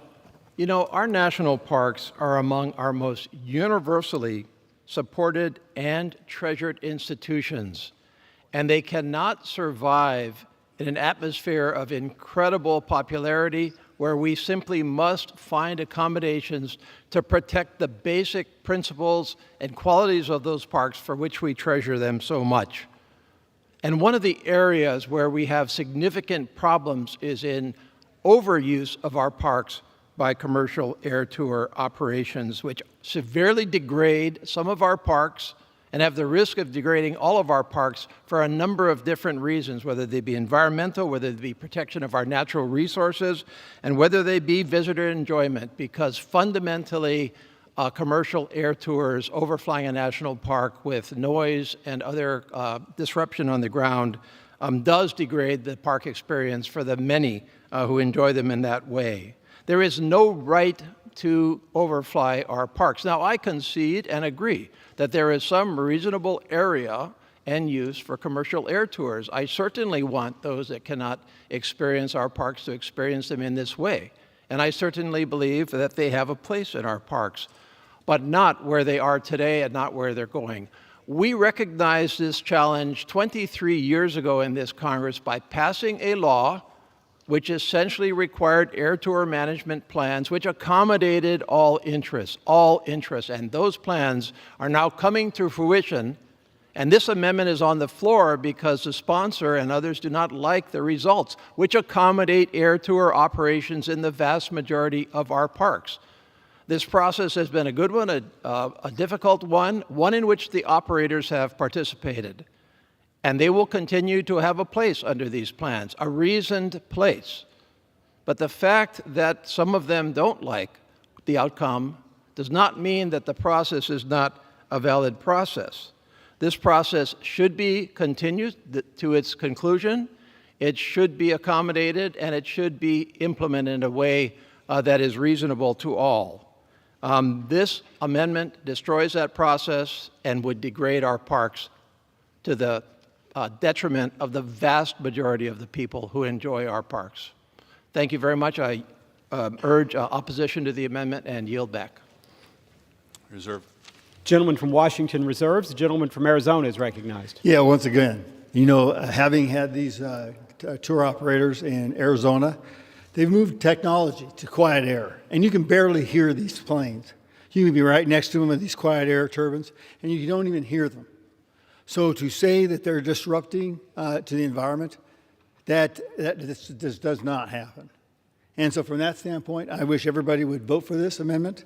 It's a smart idea, and I think this is the way to go. And so I wish everybody would vote for my amendment, and with that, I yield back. The gentleman yields. The gentleman from Washington is recognized. Thank you, Mr. Chair. I think it's been a good debate on this particular bill. Clearly, there's a difference of opinion, and clearly there are experiences where helicopters and helicopter tours do disrupt both the wildlife and other visitors and the people around the national park. So would ask all the Americans in this body to vote no on this amendment. With that, I yield back. The gentleman yields. The question is on the amendment offered by the gentleman from Arizona. Those in favor say aye. Aye. Those opposed say no. In the opinion of the chairs, the ayes have it. The amendment is agreed to. Mr. Chair, request a roll call vote, please. Does the gentleman ask for a recorded vote? Yes, correct. Recorded vote has been requested pursuant to Clause 6 of Rule 18. Further proceedings on the amendment are offered by the gentleman from Arizona will be postponed.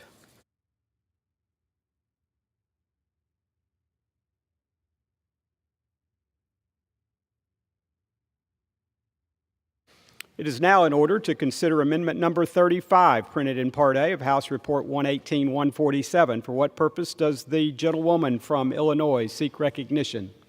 Mr. Chair, I rise as a designee for Amendment 35. The clerk will designate the amendment. Amendment number 35, printed in Part A of House Report number 118-147, offered by Mrs. Miller of Illinois. Pursuant to House Resolution 597, the gentlewoman from Illinois, Mrs. Miller, and a member opposed will each control 5 minutes. The chair recognizes the gentlewoman from Illinois. Which requires the Inspector General to investigate the FAA's decision to broaden the acceptable EKG range for pilots to fly. And I yield back. Gentlewoman reserves or yields? I reserve. Gentlewoman reserves. For what purpose does the gentleman from Washington seek recognition? Thank you, Mr. Chair. I rise to claim the time in opposition to the amendment. This amendment would require... Gentleman's recognized for 5 minutes. This amendment would require the DOT Inspector General to investigate the FAA's decision to increase the electrocardiogram or EKG range that's permissible for pilots. This amendment follows a change made by the agency last October to increase the allowable range of an EKG result from 200 to 300 milliseconds without further requiring documentation from the pilot. The FAA's change in the allowable EKG result range was made based on scientific data from cardiovascular experts documented in the public domain. Such data shows that EKG results under 300 milliseconds indicates that the pilot has no real risk of sudden heart failure if there are no other medical issues. Medical standards and recommendations have always evolved over time as medicine becomes more advanced and health professionals learn new information. The FAA should take advantage of the latest guidance from medical experts to ensure that these guidelines for pilots are as safe as possible. So I urge my colleagues to oppose this amendment and reserve the balance of my time. Gentleman reserves. The gentlewoman from Illinois is recognized. I urge support of Amendment 35, and I yield back. The gentlewoman yields. Gentleman from Washington is recognized. Thank you, Mr. Chair. In closing, I would just say that FAA's action, despite some claims, was not taken in response to any change in pilot medical conditions or heart health due to having received a COVID vaccine, which has been a claim in less scientific circles. This decision was made based on science, using experts, using science, using data. So I would ask my colleagues to oppose this amendment, and with that, yield back the balance of my time. Gentleman from Washington yields. The question is on the amendment offered by the gentlelady from Illinois. Those in favor say aye. Those opposed say no. In the opinion of the chair, the ayes have it. The amendment is agreed to. Mr. Chair. On that, I'd like to ask for a recorded vote. A recorded vote has been requested pursuant to Clause 6 of Rule 18. Further proceedings on the amendment offered by the gentlelady from Illinois will be postponed.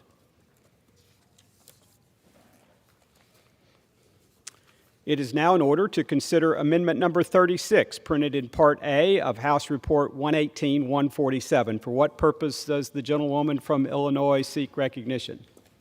Mr. Chair, I rise as the designee for Amendment 36. The clerk will designate the amendment.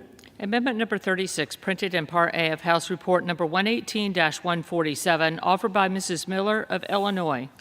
Pursuant to House Resolution 597, the gentlewoman from Illinois, Mrs. Miller, and a member opposed will each control 5 minutes. The chair recognizes the gentlewoman from Illinois.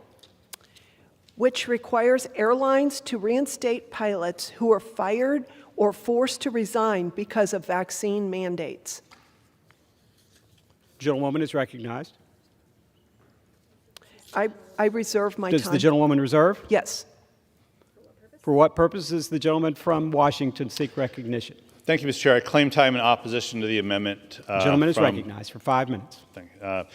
This amendment would direct the FAA administrator to require air carriers, airlines, and others to reinstate pilots who may have lost their jobs because of a noncompliance with the COVID-19 vaccine mandate.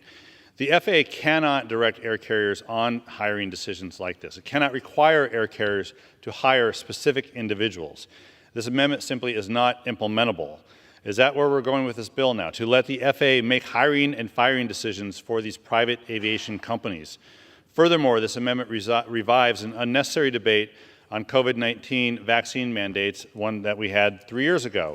And it's an unwelcome distraction from this very substantive reauthorization discussion that, on this bill that will enhance safety in the aviation workforce. I urge my colleagues to oppose this amendment. And with that, I reserve the balance of my time. Gentleman reserves. Gentlelady from Illinois is recognized. I urge the adoption of this amendment, and I yield back. Gentlewoman yields. Gentleman from Washington is recognized. Thank you, Mr. Chair. Again, the FAA does not really have a role to play to tell air carriers to hire the folks back on this. It just really is not an amendment that's implementable. I'm a little flummoxed by it myself. However, I would encourage folks, my colleagues, to vote against this amendment and would yield the balance of my time. Gentleman from Washington, Mr. Larson, yields.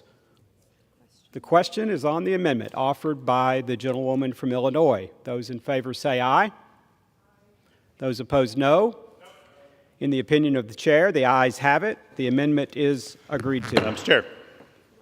For what purpose does the gentleman seek recognition? Request a recorded vote. Recorded vote has been requested pursuant to Clause 6 of Rule 18. Further proceedings on the amendment offered by the gentlelady from Illinois will be postponed.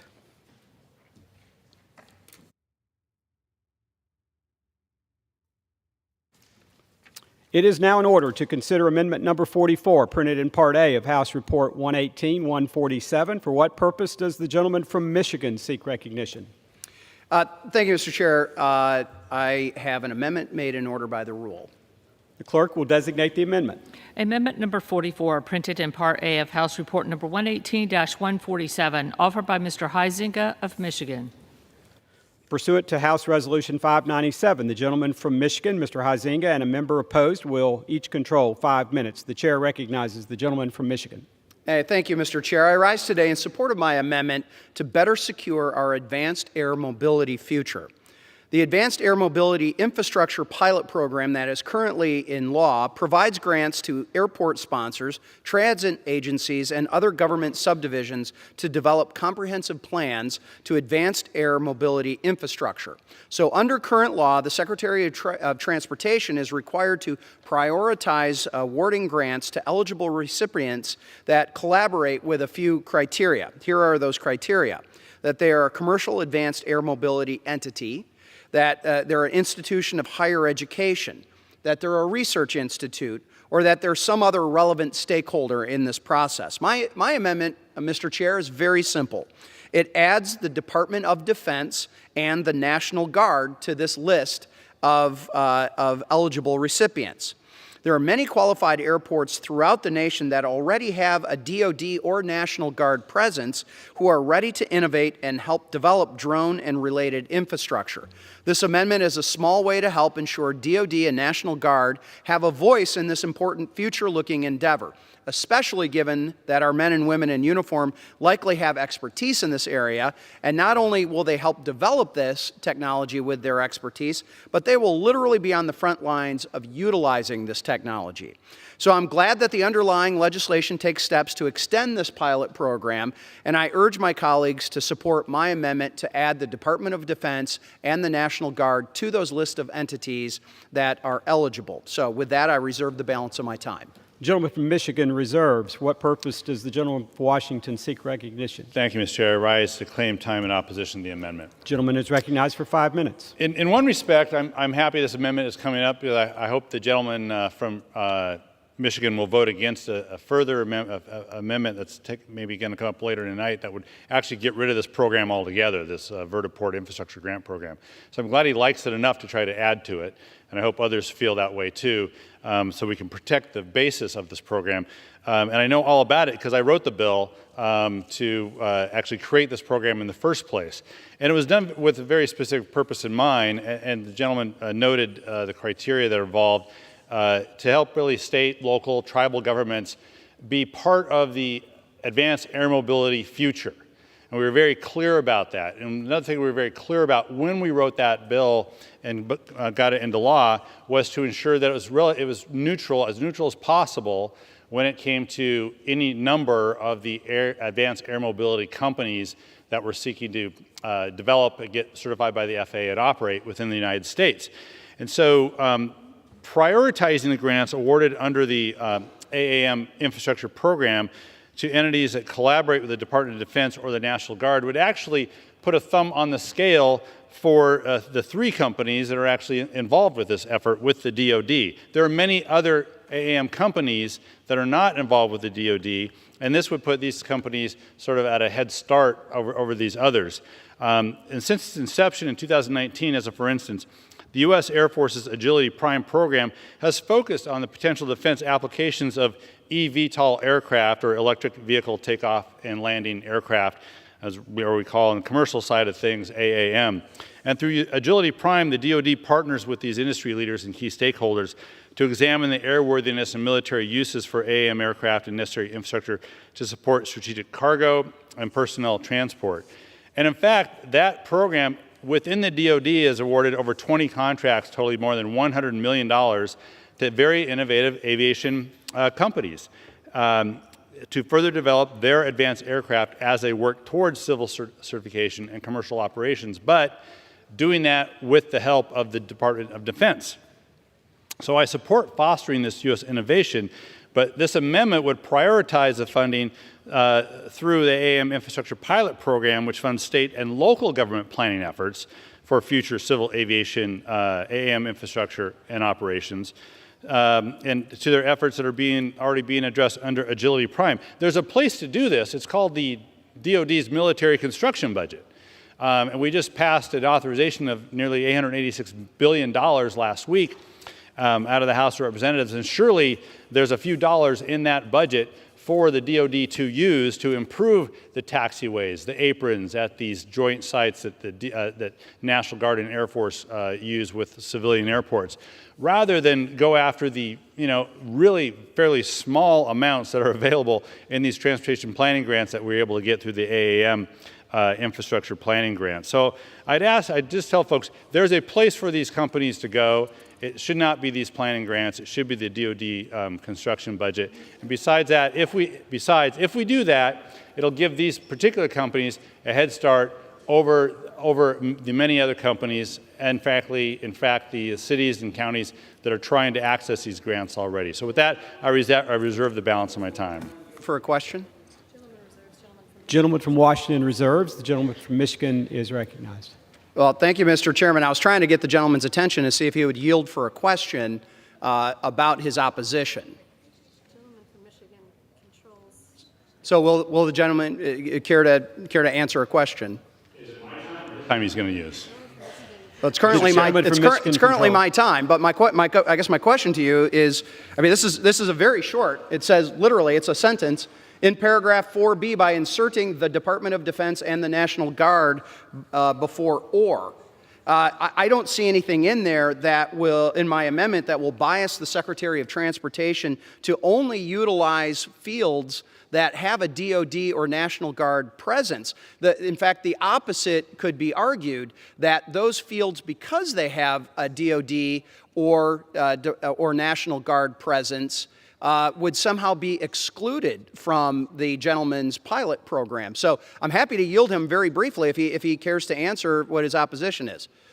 Okay, well, he doesn't care to address that, which indicates to me that he's either unsure or doesn't know, or that I might be right in that. So anyway, well, I still do believe that if we are having a pilot program, it ought to be open to more of our fields, not fewer of those fields. And so with that, Mr. Chair, I will reserve the balance of my time, and I'm prepared to close. Gentleman from Michigan reserves. Gentleman from Washington is recognized. I understand I have the right to close on this argument. You have the right to close. Gentleman is correct. Thank you. Gentleman from Michigan is recognized. Okay. Parliamentary inquiry, Mr. Chairman. How much time do I have remaining? State your inquiry. You have 2 minutes. 2 minutes? Okay. Yes. With that, how much time do you need? What's that? With that, I would like to yield 1 minute to my colleague from Puerto Rico, Ms. Gonzalez, for 1 minute. Is recognized. Thank you, Mr. Chairman. And yes, I rise in support of Heisinger's amendment. I think it's logic what he's just saying. And I rise again in strong support of my amendment as well, number 31, to this bill, to seek to identify ways in which Puerto Rico can further increase air cargo operations in our 3 international airports, and thus better serve domestic and international stakeholders and consumers. Specifically, this amendment authorizes GA report that will look for recommendations for security measures that may be necessary to support increased air cargo operations in Puerto Rico, air infrastructure improvement that may be needed, alternatives to increase private stakeholders' engagement, and potential need for additional staff. I think airports are drivers of economic activity across our country, and this amendment will allow our nation to find ways to generate greater opportunities for financial infrastructure investments. This section requires an assessment from FAA on the resiliency of coastal airports, including those on our island. So I rise in support. I want to say thank you to my colleagues. I yield an additional 30 seconds. I thank my colleagues for supporting the en bloc number 2 and and urge the support for the underlying bill. Thank you, and I yield back. Gentleman from Michigan reserves. Gentleman from Washington is recognized. I reserve. Gentleman reserves. Gentleman from Michigan is recognized. Well, thank you, Mr. Chair. And in closing, I again appeal to my colleagues. I believe this is a common sense amendment to a pilot program. I can assure the gentleman that, yes, if my amendment is adopted on this, I will also be voting against an amendment that would end the underlying pilot program. So I think you would have many others of us doing the exact same thing. So the gentleman could help himself, Mr. Chair, if he would be willing to accept my amendment. But that is up to those in opposition. So with that, I appeal for an approval of my amendment, and with that, I yield back. The gentleman from Michigan yields. The gentleman from Washington is recognized. Thank you, Mr. Chair. And to close, Mr. Chair, I want to assure the gentleman, first, I'm 100% sure that his amendment will dilute the original grant program. I'm 100% sure that there are other ways to finance this, especially through a very large MILCON budget that passed as part of the defense bill. And I am 100% sure that I'm correct in opposing this amendment, having been the author of the original bill to establish the AAM Infrastructure Act. So I would ask folks to oppose this amendment, and with that, I'd yield back. The gentleman from Washington yields. The question is on the amendment offered by the gentleman from Michigan. Those in favor say aye. Aye. Opposed, no. No. In the opinion of the chairs, the ayes have it. The amendment is agreed to. Mr. Chair. Gentleman from Washington. On that, I'd ask for a recorded vote. Recorded vote has been requested pursuant to Clause 6 of Rule 18. Further proceedings on the amendment offered by the gentleman from Michigan will be postponed.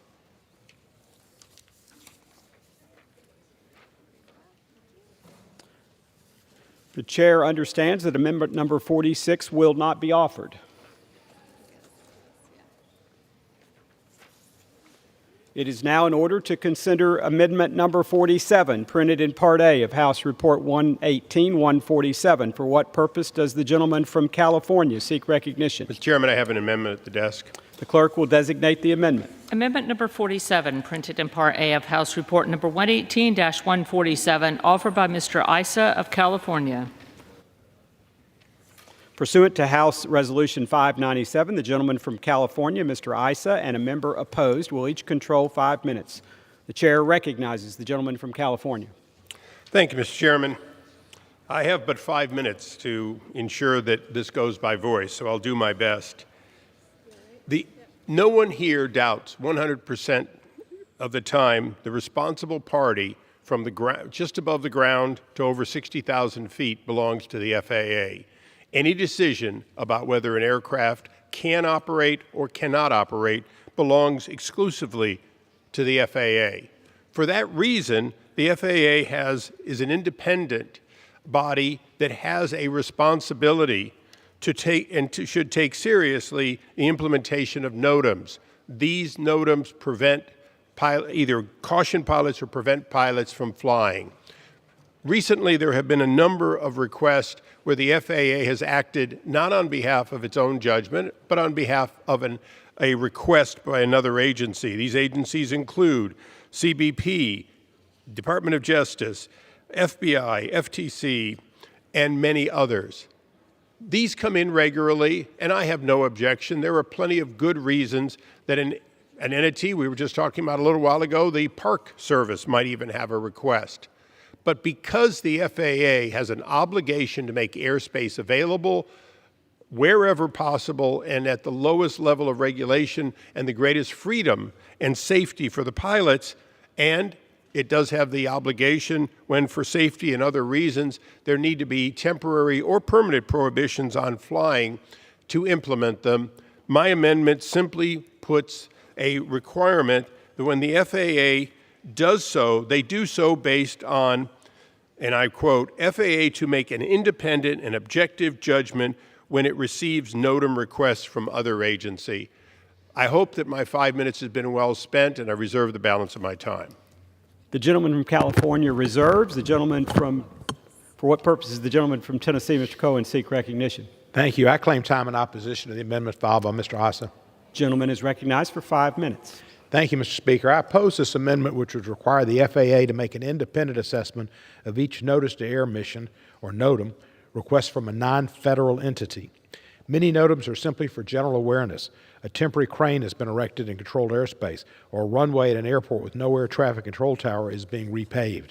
Some NOTAMs increase airspace awareness for pilots in the area, alerting them about drone operations or balloon flights, some of them from China. Some of them result in actual flight restrictions, like over sports stadiums during an NFL or MLB game, or when there's a concert going on. Sometimes the FAA requires an operator or an airport to file a NOTAM prior to operation in order to provide safety information for other airspace users. These are submitted through a special controlled access system. NOTAMs are issued for all kinds of reasons, as we all know from the NOTAM system outage earlier this year. There are many of them, which can be a blessing and it can be a curse. For example, French Valley Airport, which is a small county-owned public use general aviation airport in Riverside County, California, currently has 80 active NOTAMs within the 10-mile radius. There are tens of thousands of big, medium, and small airports and heliports all over the country, and consider the magnitude of bureaucracy this amendment would require.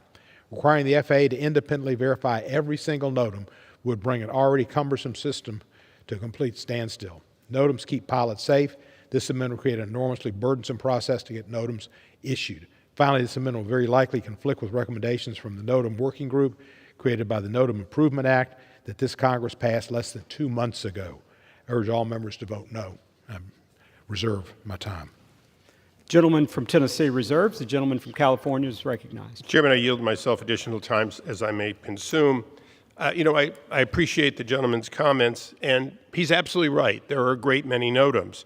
And I want to remind everyone that the requirement in this amendment that it requires the FAA to make an independent and objective judgment does not mean that it must do independent research as to the validity of the request as far as background. It can, in fact, take at the word an agency's statement of its reason, but it has to make an independent judgment as to the NOTAM. Now, I'm both a pilot of more than 40 years, but I'm also a former Army officer, and I can tell you, at the company, the battalion, the brigade level, every unit in the military has a staff duty officer who, for the entire evening through until morning and over weekends, makes judgment on behalf of the commanding officer at that level. Why do they have that? Because the level of review should always be available. It doesn't have to be extensive, but it does have to be sufficient that if it came through the FAA, it would independently be looked at by the duty officer before it was put up as a NOTAM. The same is asked. Nowhere in my amendment does it prohibit delegation all the way down to the lowest level. As a matter of fact, nowhere in this does it prohibit the use of AI and other tools to help them do it. So I think this is not burdensome, easily compliable, but it does say that the FAA makes the decision, not an agency that plugs into a system who may not have the mandate, responsibility, or even the expertise to do so. And periodic NOTAMs that have had to be pulled back when they've been submitted by other agencies are the reason for this amendment, so we have actual examples where the FAA would not have done it had they made an independent decision. I reserve the balance of my time. Gentleman from California reserves. The gentleman from Tennessee is recognized. How much time do I have remaining, sir? The gentleman has 3.5 minutes. And how much time does the opposition have? The gentleman has 1 minute. 1 minute. Well, I would just reiterate the fact that this will add additional burdens to the FAA. They would have to independently verify every single NOTAM. And the FAA is already overburdened with work, and they need more and more folks there to make our civil aeronautics system work properly. And the amendment would conflict with recommendations just passed a few months ago by the NOTAM Working Group for improvement of that act. And that was just passed 2 months ago. So I have to cite those same reasons for opposing the amendment and continue to oppose, and I reserve my time. He reserves. The gentleman from California is recognized. I yield myself. Briefly, in statement to my colleague from Tennessee, the vast majority of FAA NOTAMs do not originate from outside agencies. This is a fraction of all NOTAMs, and it is only those that will be affected by this amendment, and I reserve. Gentleman from California reserves. The gentleman from Tennessee is recognized. Reserve. Is it, gentleman if I can inquire, is the gentleman prepared to close? After you close. That's what the question was. Yes. Okay, then in gentleman closing. From California is recognized. Okay. In closing, this is not what some who oppose it would say. This is, in fact, a very minor one, but it comes with specific requirements that exist for a reason.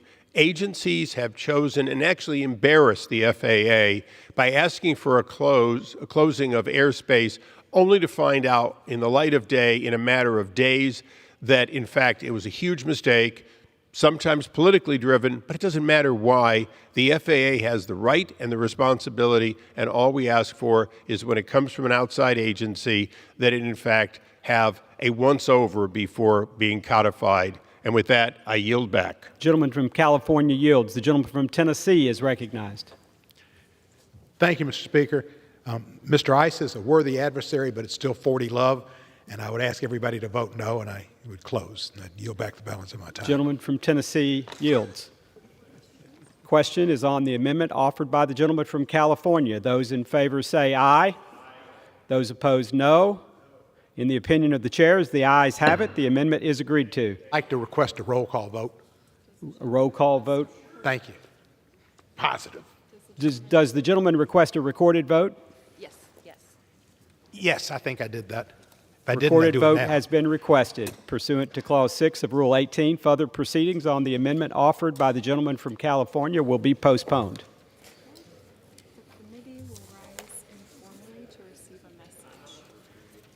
The committee will rise informally to receive a message.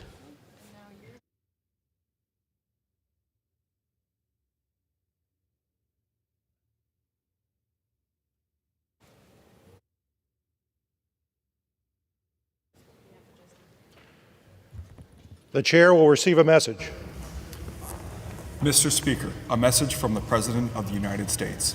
Mr. Speaker, Madam Secretary. I am directed by the President of the United States to deliver to the House of Representatives a message in writing. The committee will resume its sitting.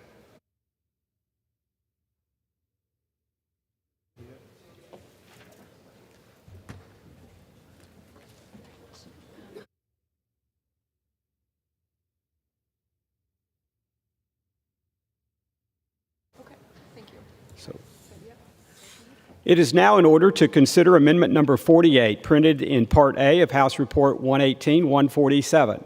For what purpose does the gentleman from Texas seek recognition? Mr. Speaker, I have an amendment at the desk. The clerk will designate the amendment. Amendment number 48, printed in Part A of House Report number 118-147, offered by Mr. Jackson of Texas. Pursuant to House Resolution 597, the gentleman from Texas, Mr. Jackson, and a member opposed will each control 5 minutes. The chair recognizes the gentleman from Texas. Thank you, Mr. Speaker. Mr. Speaker, my amendment will help to safeguard the privacy of America's farmers and ranchers that work day and night to produce the food the world relies on. This amendment would give our agricultural producers and food processors the opportunity to impose unmanned aircraft restrictions around their operations upon a formal request to prevent drones' unauthorized access to their land. In 2016, Congress created a process by which critical infrastructure facilities can impose restrictions on drone flights around their operations. The Cybersecurity and Infrastructure Security Agency designates the food and agricultural sector as a critical infrastructure sector, which is also vital to the United States that is imperative to our national security and our economic security. In the event of emergency situation or disaster, protection of our agricultural land across the country is going to be vital. Intelligence officials have even gone so far as to warn that America's agricultural industry has been targeted by suspicious drone activity, potentially by domestic terrorists or other bad actors. Food security is national security, plain and simple.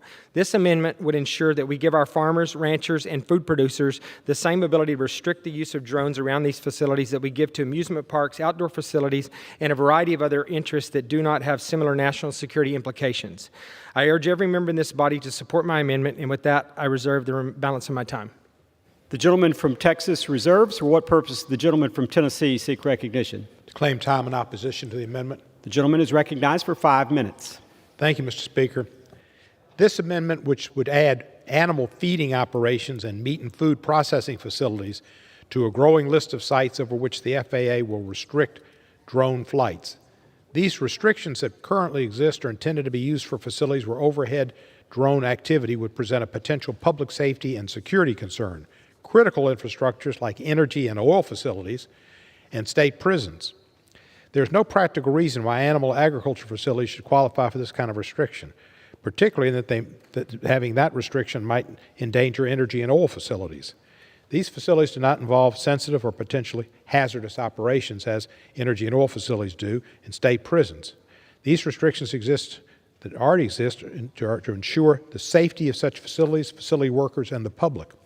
The designation is not intended to be used to inhibit First Amendment rights, protect intellectual property, or help facilities avoid accountability. Allowing such exceptions is a slippery slope in restricting First Amendment rights as the national airspace is public space. This would delay FAA rulemaking to create these public safety restrictions by several months or years, sacrificing public safety to shield meat processing facilities and possibly endangering time that could better be spent with energy and oil facilities and state prisons. I urge you to side with public safety, energy and oil facilities, and state prisons and vote no on this amendment. And I reserve my time. The gentleman from Tennessee reserves. The gentleman from Texas is recognized. Thank you, Mr. Speaker. I would just like to point out that this amendment is structured and written in such a way that this does not apply to all agricultural and food production facilities. It only applies to the very few largest operations in the United States, the ones that in fact supply 80% of the food production in this country. There is a national security risk here. We've talked at length in this chamber all the time about how agriculture is becoming a national security issue, and with that, I would just like to encourage all of the members in the House to vote for this amendment, and I reserve the remainder of my time. The gentleman from Texas reserves. The gentleman from Tennessee is recognized. I reserve. The gentleman from Tennessee reserves. The gentleman from Texas is recognized. Thank you, Mr. Speaker. I appreciate having the opportunity to submit this amendment, and with that, I yield back the remainder of my time. The gentleman from Texas yields. The gentleman from Tennessee is recognized. I will close reciting the previous argument that this is not about protecting public safety and First Amendment rights would be violated. I look back to see my crowd here to see how we'd win this voice vote, and it looks very daunting. I feel a little bit like Davy Crockett at the Alamo, but nevertheless, I continue to voice my opposition and ask those of us who are here to vote no. The gentleman from Tennessee yields. The question is on the amendment offered by the gentleman from Texas. Those in favor say aye. Those opposed say no. In the opinion of the chair, the ayes have it. The amendment is agreed to. Would like to request a recorded vote on behalf the of Mr. gentleman Crockett. requests a recorded vote pursuant to Clause 6 of Rule 18. Further proceedings on the amendment offered by the gentleman from Texas will be postponed.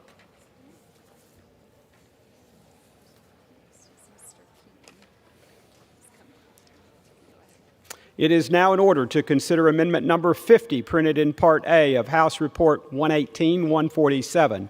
For what purpose does the gentleman from New Jersey seek recognition? Mr. Chair, I have an amendment at the desk.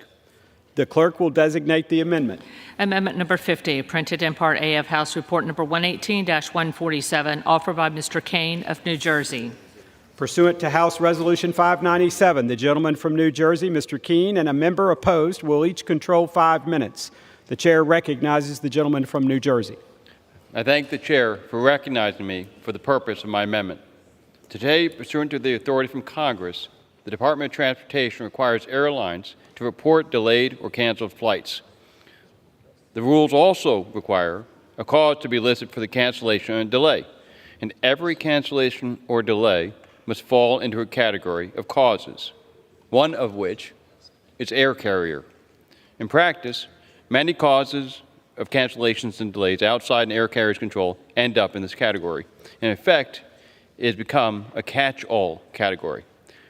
This is a problem because without good data reflecting the causes of cancellations and delays, it is impossible to identify the root causes. And if you can't identify the real problems, you can't, as a member of Congress or a policymaker, craft a good policy solution. This amendment would require the Secretary to refine the reporting directives to provide more detailed information about the cause of a cancellation or delay, rather than simply dumping them all into a catch-all category. It builds upon the committee's acknowledgement of this obvious problem in Section 716 of the bill, and this is simply a more robust effort to address it. Any event listed in this amendment, such as weather damage, unscheduled safety inspections, volcanic ash, or public health issues would no longer be categorized as carrier-caused. The mischaracterization of causes endemic to the current system is fixable, and we should take this opportunity to fix it. If adopted, this amendment will result in greater transparency to the traveling public regarding the cause of a canceled or delayed flight. Better data will allow the Secretary and airlines to develop strategies to mitigate their true causes. This amendment simply attempts to make sure the Department of Transportation and the FAA are gathering more accurate description of the causes of a canceled or delayed flight, and in turn will allow the FAA and the airlines to better inform their decisions moving forward. Just today, the FAA's effort to explain the cause of major day-to-day issues in real time were reported in various news sources. My amendment will support this goal by improving the data that goes into the system for explaining the causes of delays and cancellations. I share the FAA's goal of providing better data and more transparency, and this amendment will help provide them with the data they need to identify and to fix the problems that we've all been experiencing through air travel. Finally, I would like to thank Representative Chavez de Rima from Oregon and Representative Larson from Connecticut for their bipartisan support and for joining me in offering this amendment. I reserve my time. The gentleman from New Jersey, Mr. Kane, reserves. The gentleman from Tennessee, for what purpose does the gentleman from Tennessee seek recognition? I claim time in opposition to this amendment offered by Representative Kane, not as an individual Gentleman is congressperson recognized for 5 minutes. from District 9, but as the ranking member of the Aviation Committee being given certain responsibilities for that position. The gentleman is recognized. Thank you, sir. Since the beginning of the pandemic, we've seen a spike in the number of mass flight cancellations and significant delay events. Some of these events were not completely attributable to the airlines. The acceleration in the number of worker retirements during the height of the pandemic affected every industry's workforce, and many of the airlines were, understandably, not prepared for the massive increase in air travel demand as the effects of the pandemic started to dissipate. This led to the rise in significant delays and cancellations that have affected passengers over the last several years. This also underscores the importance of the Department of Transportation accurately reporting the on-time performance of flight delays and cancellations, so consumers will have a full and accurate picture of what to expect when traveling. Unfortunately, this amendment would restrict airline service quality performance reporting by removing a host of critical reporting elements. For example, the amendment would remove airlines' requirements to report delays due to vendor computer outages, including cybersecurity attacks. I know I would like that to continue to be reported, and I assume most of my colleagues would as well. This amendment would also remove airlines' requirements to report delays due to crew availability related to hours flown, rest periods, and on-duty times not caused by a carrier. This is something federal regulators need to understand in order to make effective policy. Further, this amendment would remove airlines' requirements to report delays due to an unscheduled engineering or safety inspection. Again, I want to know when this happens, because this is potentially critical information to inform an airline safety management system, and it can help the FAA understand whether the safety management system is working effectively. The amendment would also remove the reporting of public health issues, so airlines wouldn't need to report delays due to COVID-19 pandemics or other pandemics in the future. That kind of data helps both Congress and the public health officials take measured and appropriate action to potentially help airlines in times of financial need. Accurate and comprehensive data is critical to helping this Congress and the Department of Transportation make good policy and take appropriate action. It helps us to take informed steps to improve the passenger experience, identify root causes for trends and delays, hold airlines accountable for what is in their control, and target fixes elsewhere for things outside of the airline's control.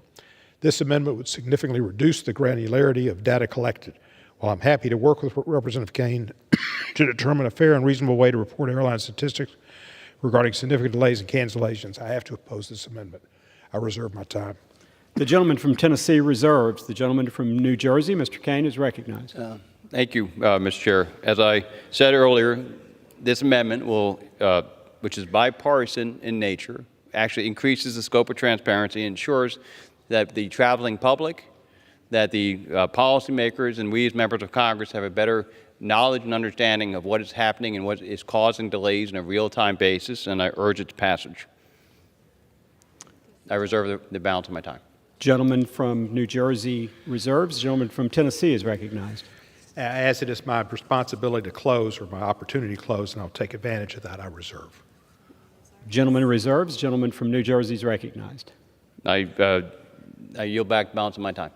The gentleman from New Jersey yields. The gentleman from Tennessee is recognized. And I will reiterate my opposition and my ask for a no vote, and I will yield back the balance of my time. Gentleman from Tennessee yields. The question is on the amendment offered by the gentleman from New Jersey. Those in favor say aye. Those opposed, no. In the opinion of the chair, the ayes have it. The amendment is agreed to.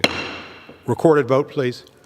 Recorded vote is requested pursuant to Clause 6 of Rule 18. Further proceedings on the amendment offered by the gentleman from New Jersey will be postponed.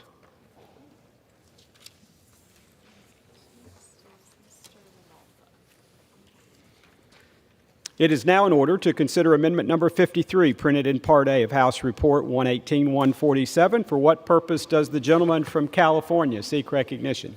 Mr. Chair, I have an amendment at the desk. The clerk will designate the amendment. Amendment number 53, printed in Part A of House Report number 118-147, offered by Mr. LaMalfa of California. Pursuant to House Resolution 597, the gentleman from California, Mr. LaMalfa, and a member opposed, each will control 5 minutes. The chair recognizes the gentleman from California. Thank you, Mr. Chairman. I have an amendment that I think is going to be loved by both sides of the room here today, since it makes so much sense. The situation we have is it will fix an issue that under the FAA regulations, which currently prevents a privately owned restricted category aircraft, which is already performing a wildfire suppression operation, from transporting firefighters to a scene. Now, if this exact same aircraft would be owned by a public entity, such as a Forest Service, BLM, etc., that aircraft would be allowed to transport firefighters while performing a wildfire suppression operation. Even more so, the fact if this government agency were to decide to lease this private aircraft for 90 days or more, that would magically transform it into the type of aircraft that would be allowed to transport firefighters on the way to a suppression action.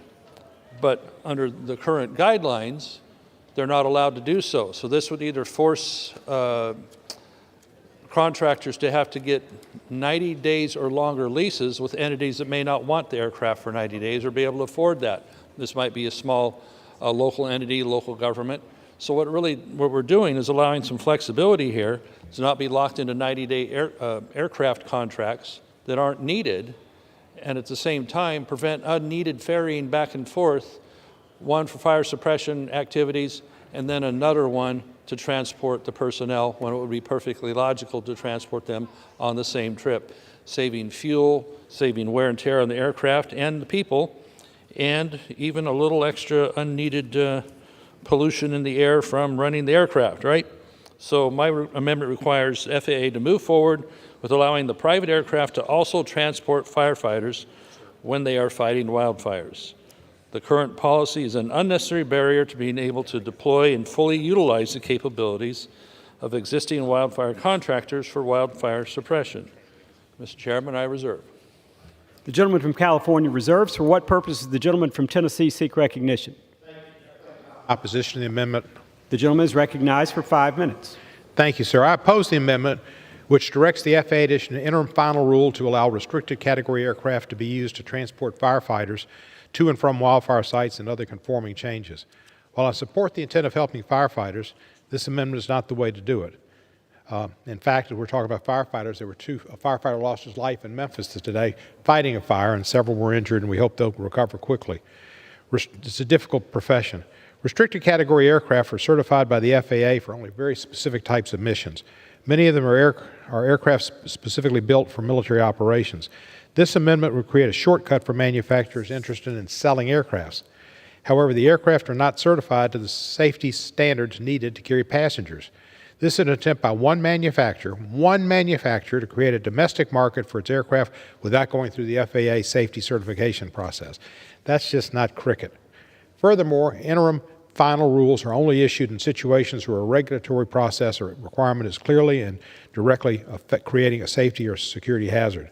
There are multiple paths for this aircraft to be put into good use, helping firefighters, and manufacturers should follow that process.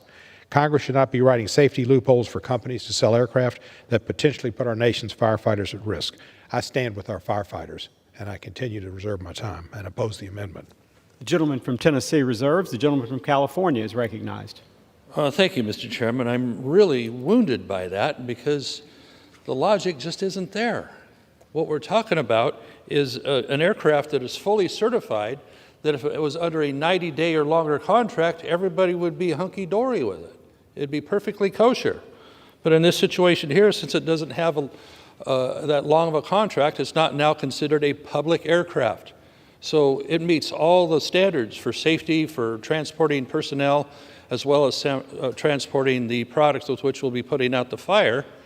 So I am just mystified as to the logic why we can't do this. It'll save sorties, it'll save a lot of unneeded pain, and it'll also allow local entities to be able to afford to keep these aircraft around because they're not going to be locked into 90-day contracts.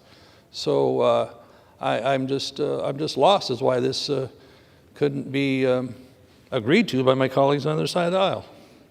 I reserve. The gentleman from California reserves. The gentleman from Tennessee is recognized. Thank you, sir. Let me put my colleagues' mind at rest.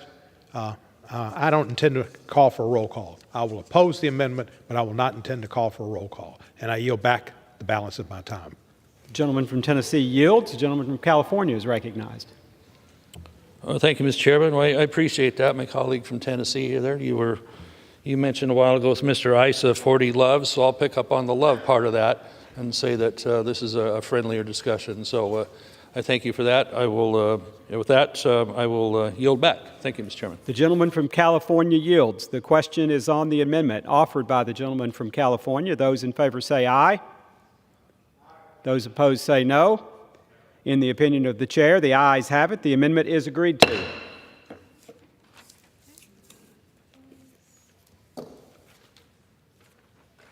The chair understands that amendment number 60 will not be offered. The chair understands that amendment number 61 will not be offered. It is now in order to consider amendment number 62, printed in Part A of House Report 118-147. For what purpose does the gentleman from California seek recognition? Mr. Chairman, I have an amendment at the desk. The clerk will designate the amendment. Amendment number 62, printed in Part A of House Report number 118-147, offered by Mr. McClintock of California. Pursuant to House Resolution 597, the gentleman from California, Mr. McClintock, and a member opposed, each will control 5 minutes. The chair recognizes the gentleman from California. Thank you, Mr. Chairman. I've offered this amendment many times over the last 15 years because until we can cut this poster child for government waste, I despair of us ever being able to bring federal spending under control. They call it essential air service, but it is the least essential program in the entire U.S. government. This is a direct subsidy paid to airline companies to fly empty and near-empty planes from small airports to regional hubs. Now, this was supposed to be a temporary program to allow local communities and airports to adjust to airline deregulation in 1978, 45 years ago. And instead, it's grown to include 111 airports in a program that has doubled in cost in the last decade. Now, I want to emphasize this program has nothing to do with emergency medical evacuations. It solely subsidizes regular, scheduled commercial service that is so seldom used that it cannot support itself. Why can't it? Well, because in many cases, the small airports in the program are less than an hour's drive from regional airports.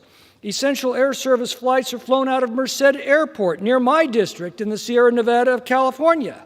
Yet Merced is less than an hour's drive from Fresno Airport, offering scheduled flights throughout the West. Subsidized service is available from Lancaster, Pennsylvania, just 31 miles from Harrisburg International Airport. Subsidized flights from Pueblo, Colorado are just a 45-minute drive from Colorado Springs Airport, and on and on. Now, there's supposed to be a $200 per passenger cap on the subsidy and a minimum of 10 passengers per day. Yet 55 airports are able to waive these requirements, and they've all been granted. Per passenger subsidies on some flights are now nearly $1,000 per passenger. Now, by comparison, you can charter a small plane for around $150 to $200 an hour.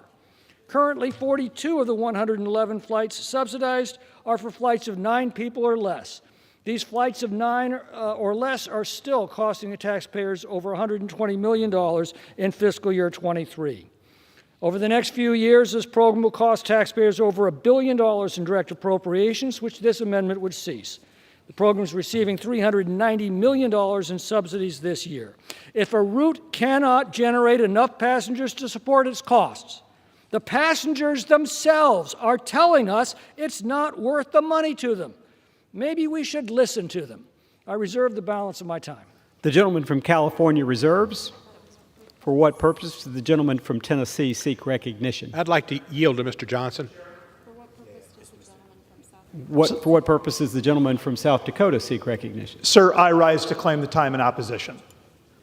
The gentleman is recognized for 5 minutes. I would first yield to the chairman of the full committee, the man from Missouri, Mr. Graves, 1 minute. The gentleman is recognized. Thank you, Mr. Chairman. I rise today in strong opposition to this amendment and urge the members to vote no.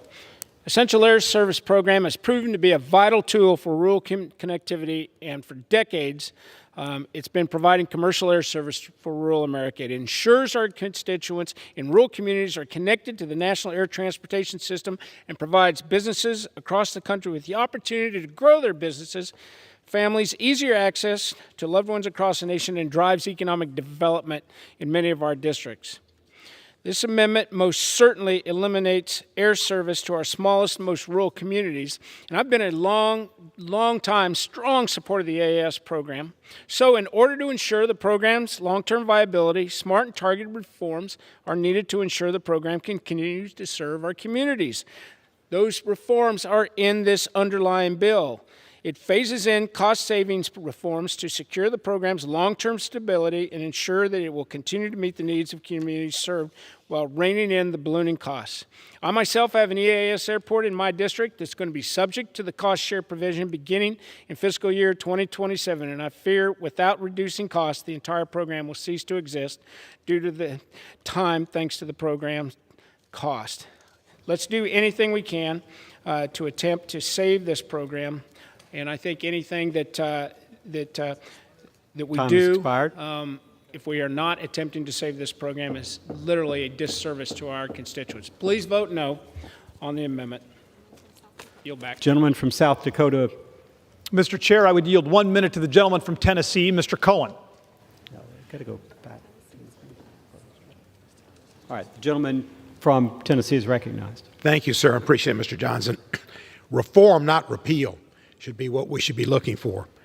The Essential Air Service is a critical transportation lifeline for many rural communities. It's put in place to guarantee small communities maintain a minimum air service.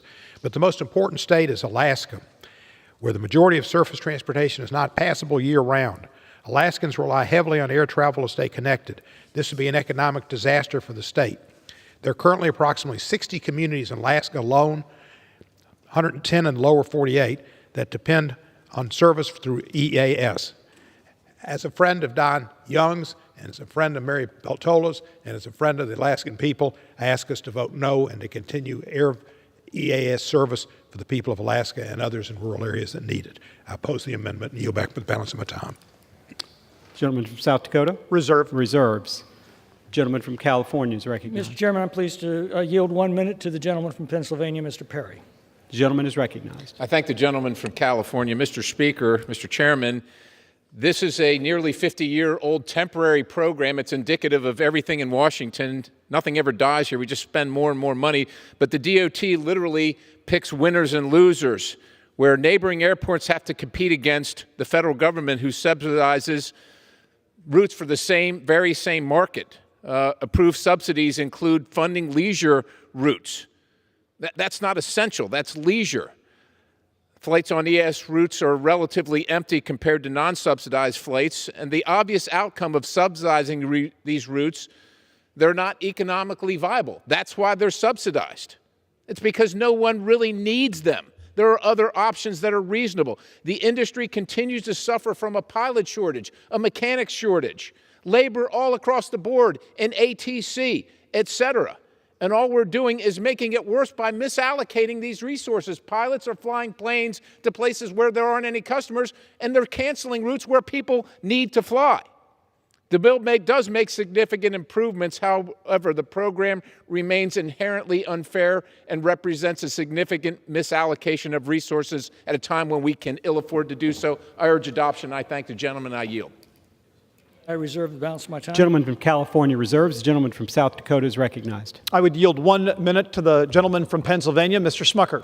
The gentleman is recognized. Thank you, Mr. Speaker. I rise in opposition to this amendment. I respect the intent of the author of this amendment, Mr. McClintock, who I respect very much, and I agree with his desire to cut wasteful government programs, but we just have a fundamental disagreement of the value of this program. Speaking for my community, and I do represent Lancaster Airport, this service allows my constituents to connect with Pittsburgh and another major airport where they can link with routes to take them across the country. Every dollar invested into the program yields a great return. Lancaster Airport is the third busiest airport in Pennsylvania behind Philadelphia and Pittsburgh. This is an important link to keep it a strong commercial hub and to service our community. But EAS also serves 172 airports across the country, and if this amendment gets adopted, many of those communities would lose their airports. Losing EAS eligibility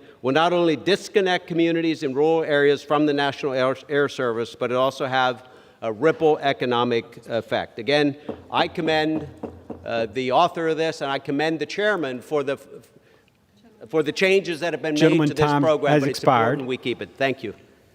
Gentleman from South Dakota. I would yield 1 minute to Mr. Stauber of Minnesota. The gentleman is recognized.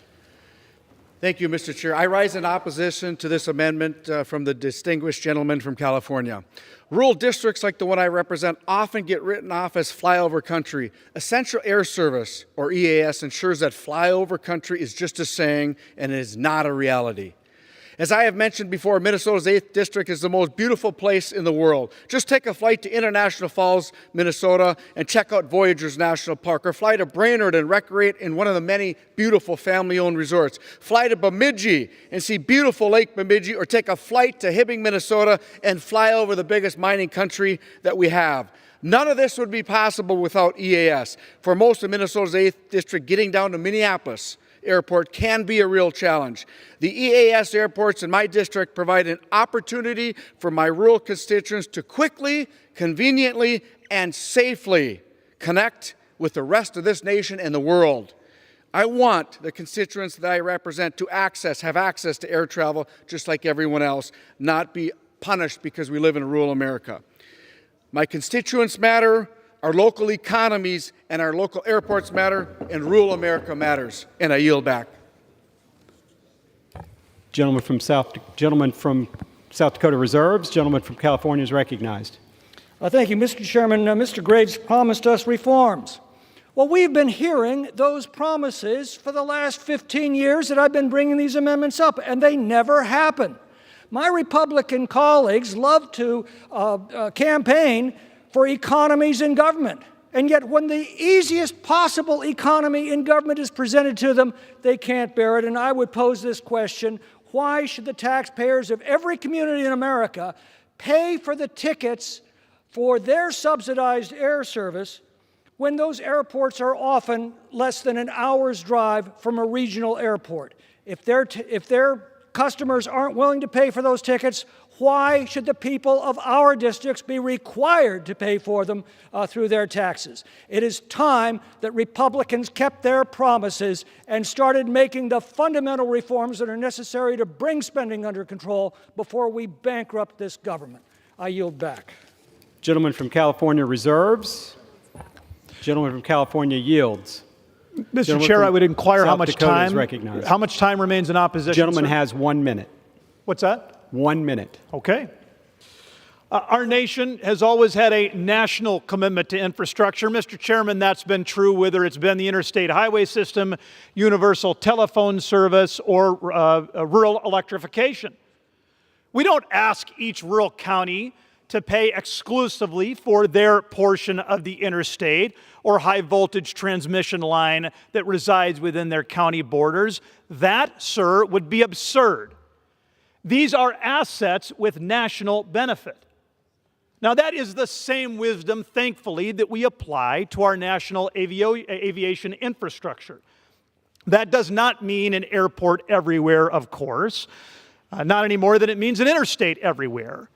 But it does mean a national commitment to having the essential infrastructure necessary to bind together 50 states into one unified America. This amendment destroys that national commitment to infrastructure, to essential air service. It is misguided, and I urge a no vote. And I would close, Mr. Chair, by noting this. There may be some airports within an hour, but there are many, including in South Dakota, that are 2 hours or 3 hours away from these hubs. With that, I yield. The question is on the amendment offered by the gentleman from California. Those in favor say aye. Those opposed, no. In the opinion of the chair, the ayes have it. The amendment is Mr. Chair, agreed to.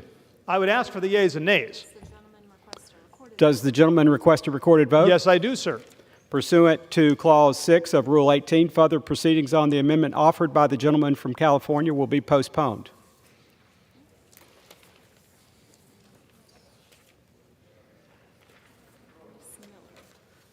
It is now in order to consider Amendment Number 64, printed in Part A of House Report 118-147. For what purpose does the gentlewoman from Illinois seek recognition? Mr. Chairman, I have an amendment at the desk. The clerk will designate the amendment. Amendment number 64, printed in Part A of House Report number 118-147, offered by Mrs. Miller of Illinois. Pursuant to House Resolution 597, the gentlewoman from Illinois, Ms. Miller, and a member opposed will each control 5 minutes. The chair recognizes the gentlewoman from Illinois. Thank you, Mr. Chairman. I rise in support of my amendment. Secretary Buttigieg and President Biden's policies have created chaos within the FAA. Under the Biden administration, we saw the first full ground stoppage of all flights since September 11th. Taxpayers deserve to know where Secretary Pete was jetting off to on a private jet while our constituents were dealing with canceled and delayed flights.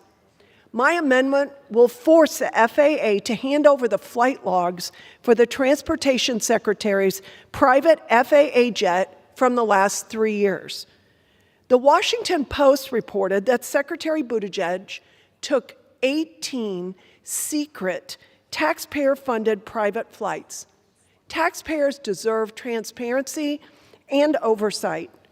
I urge my colleagues to support transparency for the Secretary's private flights and adopt my amendment.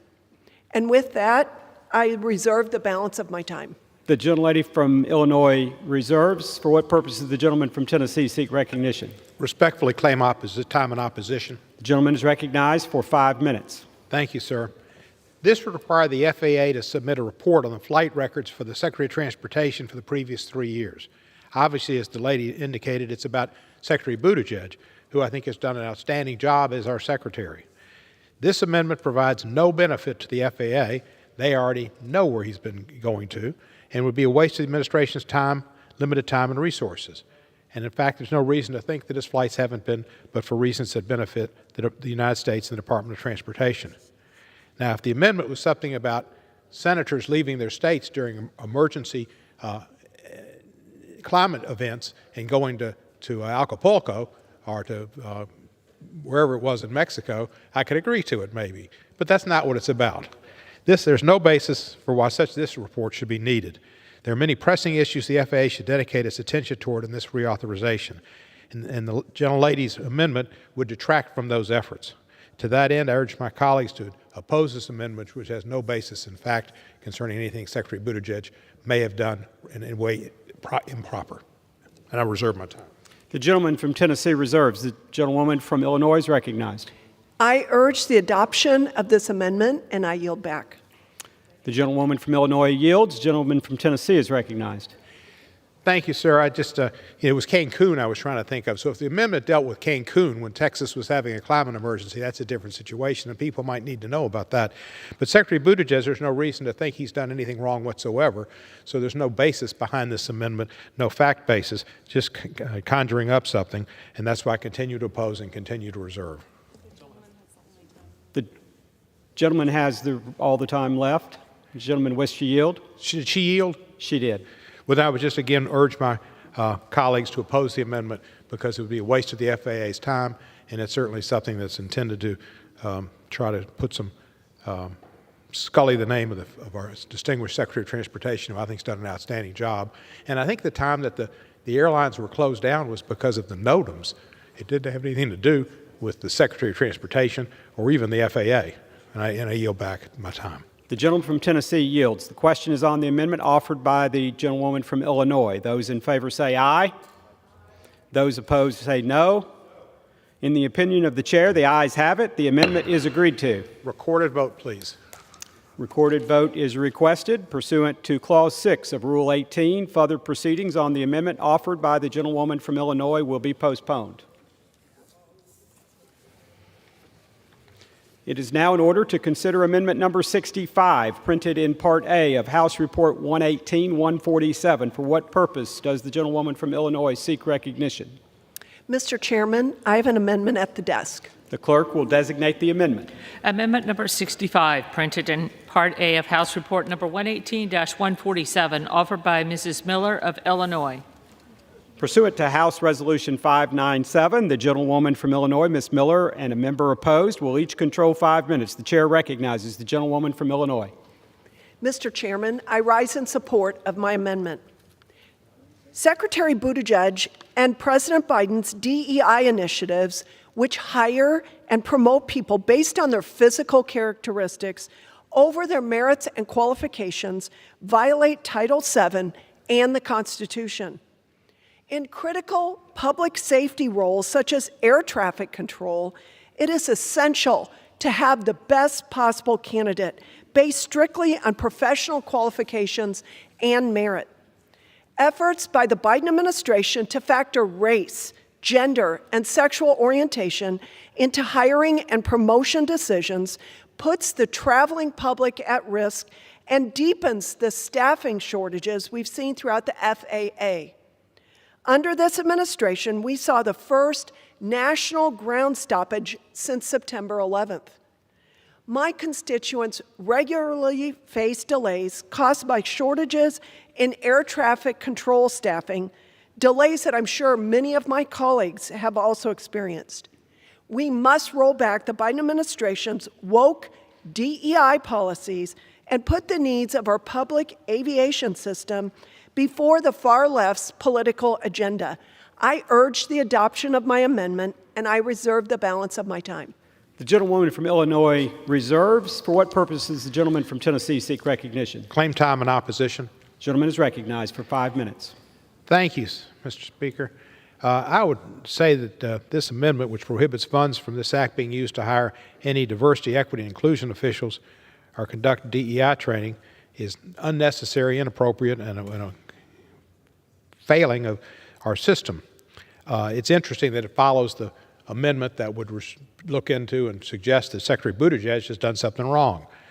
As our nation works toward long-term economic recovery, it's critical the educational and career opportunities in the aerospace industry be available and accessible to all Americans. It doesn't say that people who aren't the most qualified would get hired. DEI just says people have opportunities which they may not have had in the past, and there might be systems in place that do not allow people who are diverse, need to be inclusive, gives them an opportunity, and equitably get the job just because of their appearance. It means that they don't get discriminated against. The U.S. aerospace industry is taking the initial steps to diversify its workforce through the creation of flight training academies, apprenticeships, and other career pathway programs. But more can be done. The underlying bill robustly invests in the FAA's aviation workforce development programs to support the education and recruitment of aviation jobs, including for communities underrepresented in the aviation industry. I represent District 9 in Tennessee, which is a majority district. A lot of minorities are not in aviation jobs. They can perform those jobs and do great jobs. They just haven't been given the opportunity over the years. And they need to have opportunities to see that this is a place that they can look to be a pilot and to earn a good living and to have a good job. DEI programs would help. This amendment ties the hands of the FAA and its outgoing educational, recruiting, and retention plans by prohibiting the hiring of a DEI officer or conducting DEI training, regardless of whether the FAA believes that this will result in the best possible results for the aviation workforce. Again, I oppose this amendment, urge a no vote, and hope that all Americans can have an opportunity to get good-paying jobs. I reserve my time. The gentleman reserves his time. The gentleman from Illinois is recognized. I urge the adoption of my amendment, and I yield back. The gentlelady from Illinois yields. The gentleman from Tennessee is recognized. I would just continue to urge a no vote. You don't have to be woke, you just don't have to be asleep. Does the gentleman yield? Totally. Yield back. Gentleman from Tennessee yields. The question is on the amendment offered by the gentlewoman from Illinois. Those in favor say aye. Aye. Those opposed say no. In the opinion of the chair, the ayes have it. The amendment is agreed to. Like a recorded vote. Recorded vote has been requested pursuant to Clause 6 of Rule 18. Further proceedings on the amendment offered by the gentlewoman from Illinois will be postponed.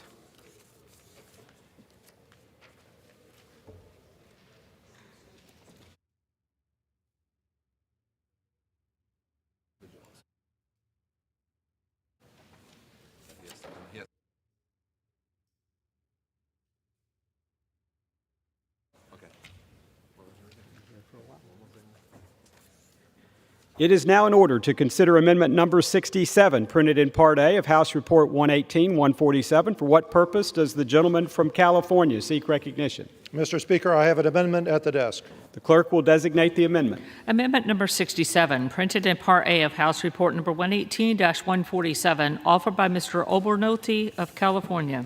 Pursuant to House Resolution 597, the gentleman from California, Mr. Obernolte, and a member opposed, each control 5 minutes. The chair recognizes the gentleman from California. Thank you very much, Mr. Speaker. The FAA is responsible for administrating and certifying pilots in the United States. The certification of these pilots takes place in the form of written tests administered at a test center, but also in the form of practical tests that are usually administered in an aircraft or in a simulator. These practical tests are conducted by either FAA examiners or more usually designated pilot examiners.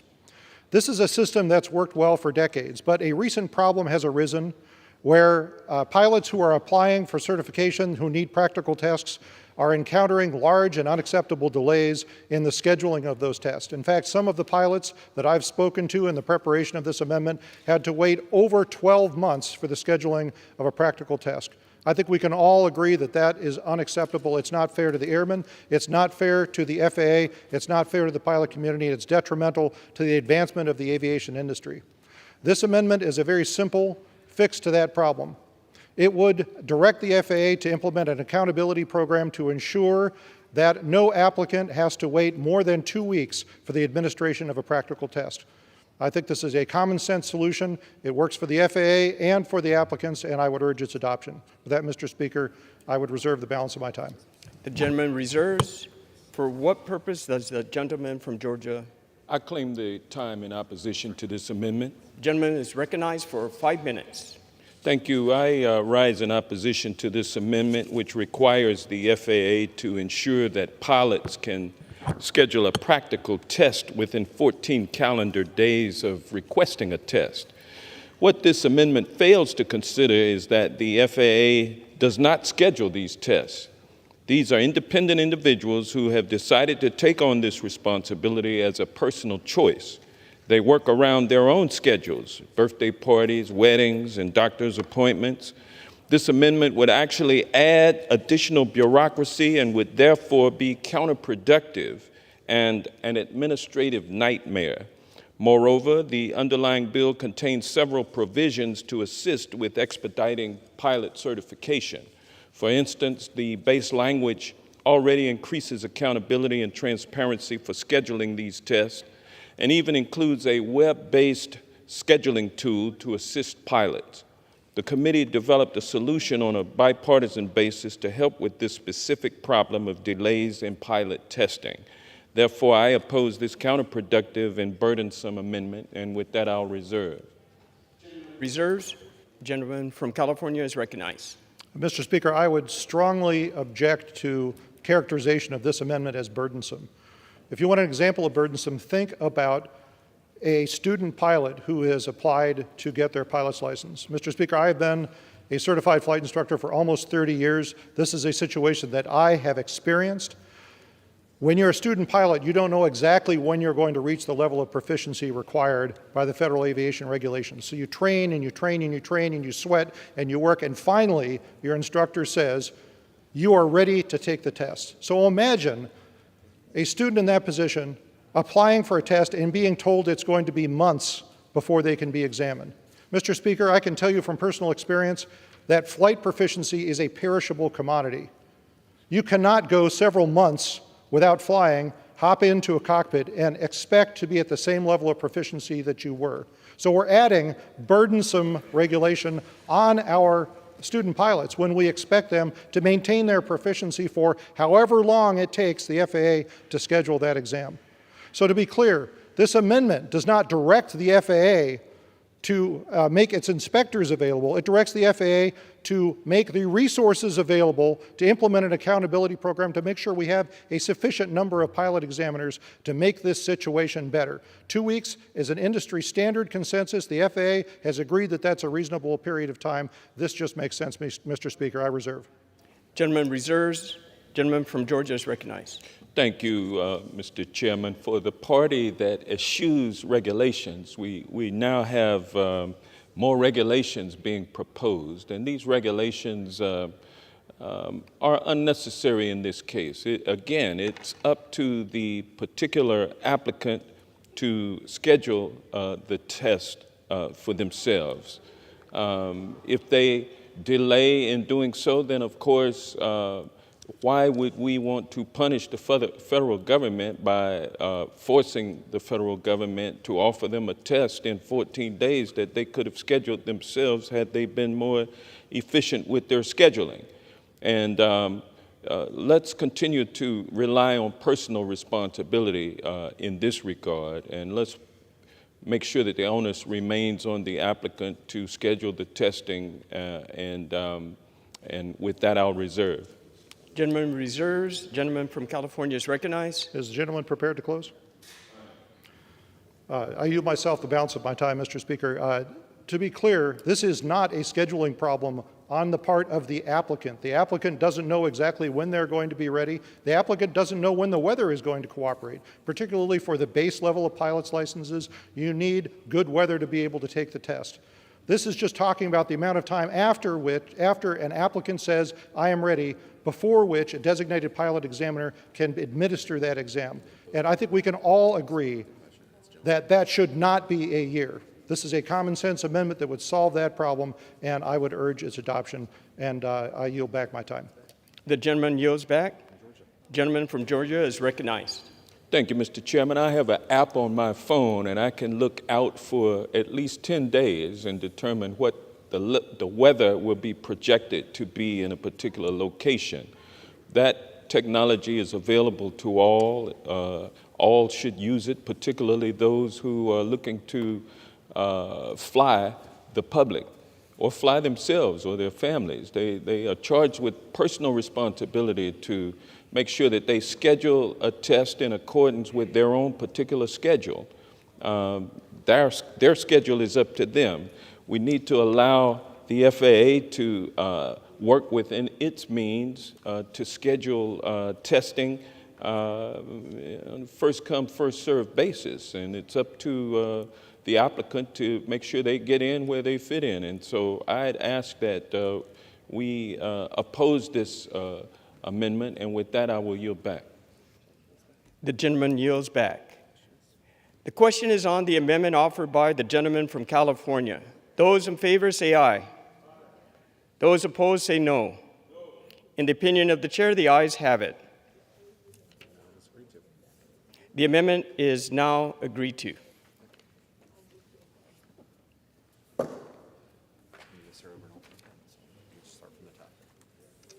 It is now in order to consider amendment number 68, printed in Part A of House Report 118-147. For what purpose does the gentleman from California seek recognition? Mr. Speaker, I have a further amendment at the desk. The clerk will designate the amendment. Amendment number 68, printed in Part A of House Report number 118-147, offered by Mr. Obernolte of California.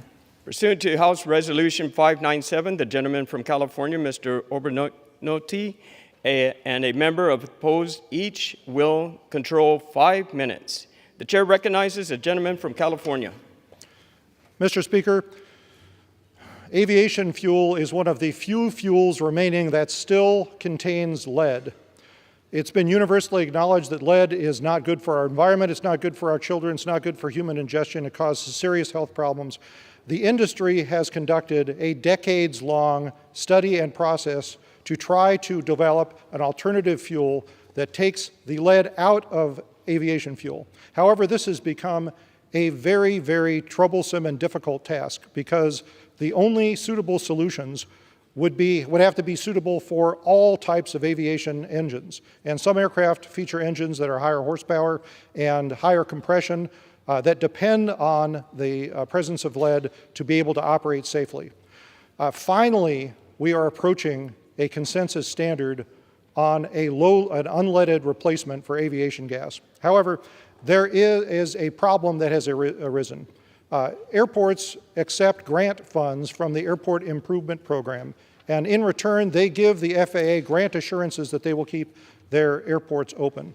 In 2018, when FAA was reauthorized, it was agreed by this body that an airport should not be able to withdraw the sale of fuel and that would be completely, and that would be a violation of its FAA AIP grant assurances.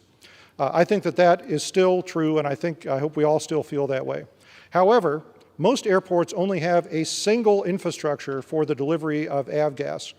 If an airport seeks to switch from the current standard, which is 100 low lead, to an unleaded replacement, a question has arisen as to whether or not that would be a violation of its grant assurances. This amendment clarifies that situation and states that when an industry standard consensus emerges, that it is not a violation of grant assurance for an airport to switch from leaded aviation fuel to unleaded aviation fuel.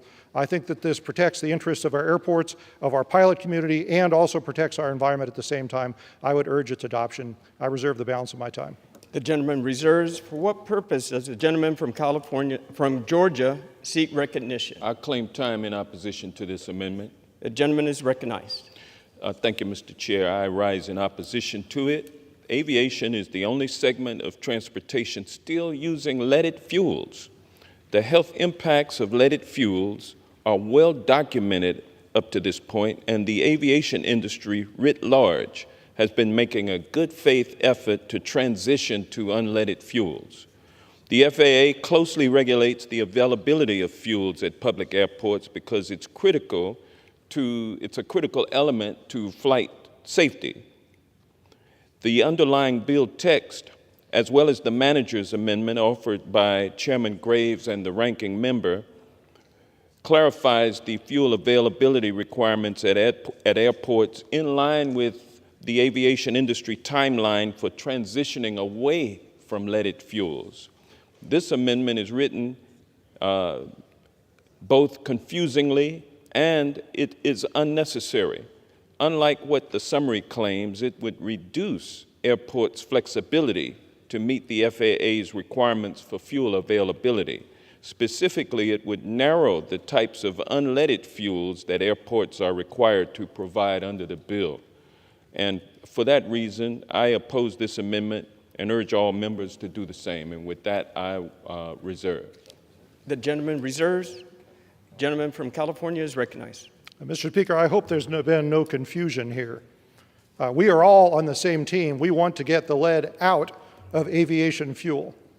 This amendment allows us to do that. The current situation is that when an industry standard consensus fuel emerges, that airports will not be able to switch over to it, because if you only have a single infrastructure, a single fuel truck or a single fuel tank, the current grant assurances require you to continue offering the leaded fuel.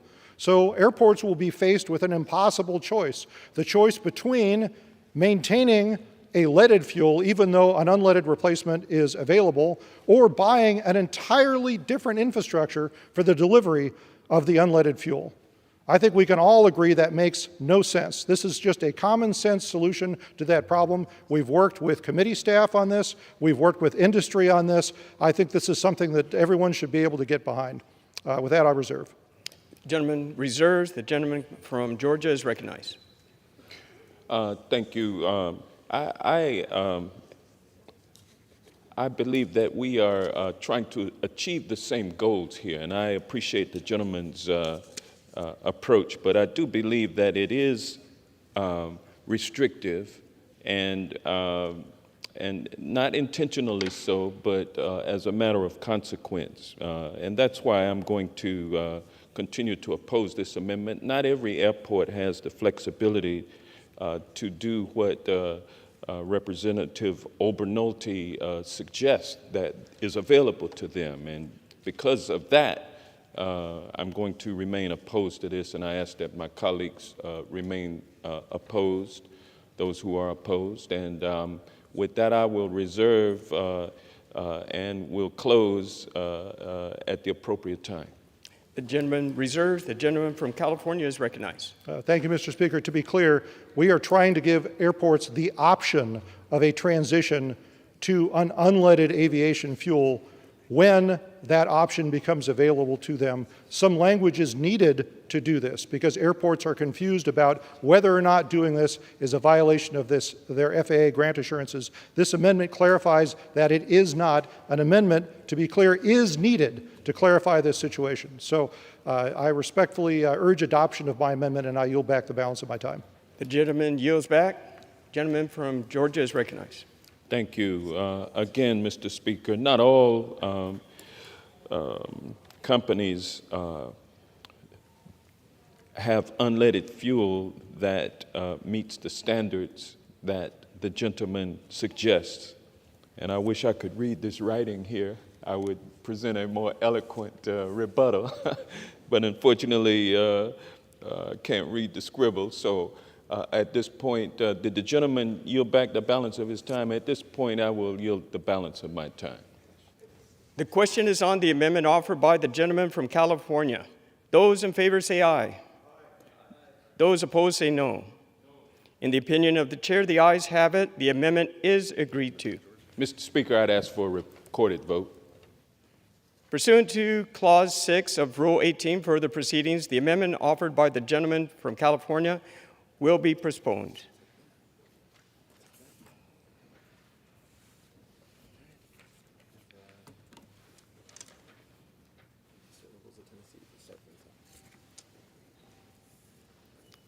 It is now in order to consider amendment number 69 printed in Part A of House Report 118-147. For what purpose does the gentleman from Tennessee seek recognition? Mr. Speaker, I have an amendment at the desk. The clerk will designate the amendment. Amendment number 69, printed in Part A of House Report number 118-147, offered by Mr. Ogles of Tennessee. Pursuant to House Resolution 597, the gentleman from Tennessee, Mr. Ogles, and member opposed. Each will control 5 minutes. The chair recognizes the gentleman from Tennessee. Thank you, Mr. Speaker. I appreciate the opportunity to speak on my amendment, which strikes social from the scope of factors examined under the FAA Beyond program expansion. Mr. Speaker, this is a common sense amendment. It simply seeks to allow the FAA to focus on its core mission. The FAA's Beyond program was crafted to yield the best outcomes for unmanned aircraft systems, not to promote garbage and irrelevant woke ideology. The FAA Beyond program is innovative because it was designed to understand the potential benefits of drone use and the processes for drone integration. There's no room for any sort of liberal agenda in this program, nor in this legislation. My amendment removes the reference to social impacts examined under the Beyond program expansion, which goes undefined in the bill and could therefore be used to advance woke considerations. Expanding the scope of Beyond program to include social factors distracts from the Beyond's mission of making Beyond visual line of sight operations repeatable, scalable, and viable. I urge adoption. I reserve. Gentleman from Tennessee reserves. For what purpose does the gentleman from Georgia seek to be recognized? I claim the opposition to this amendment. Want to speak in opposition. The gentleman is recognized.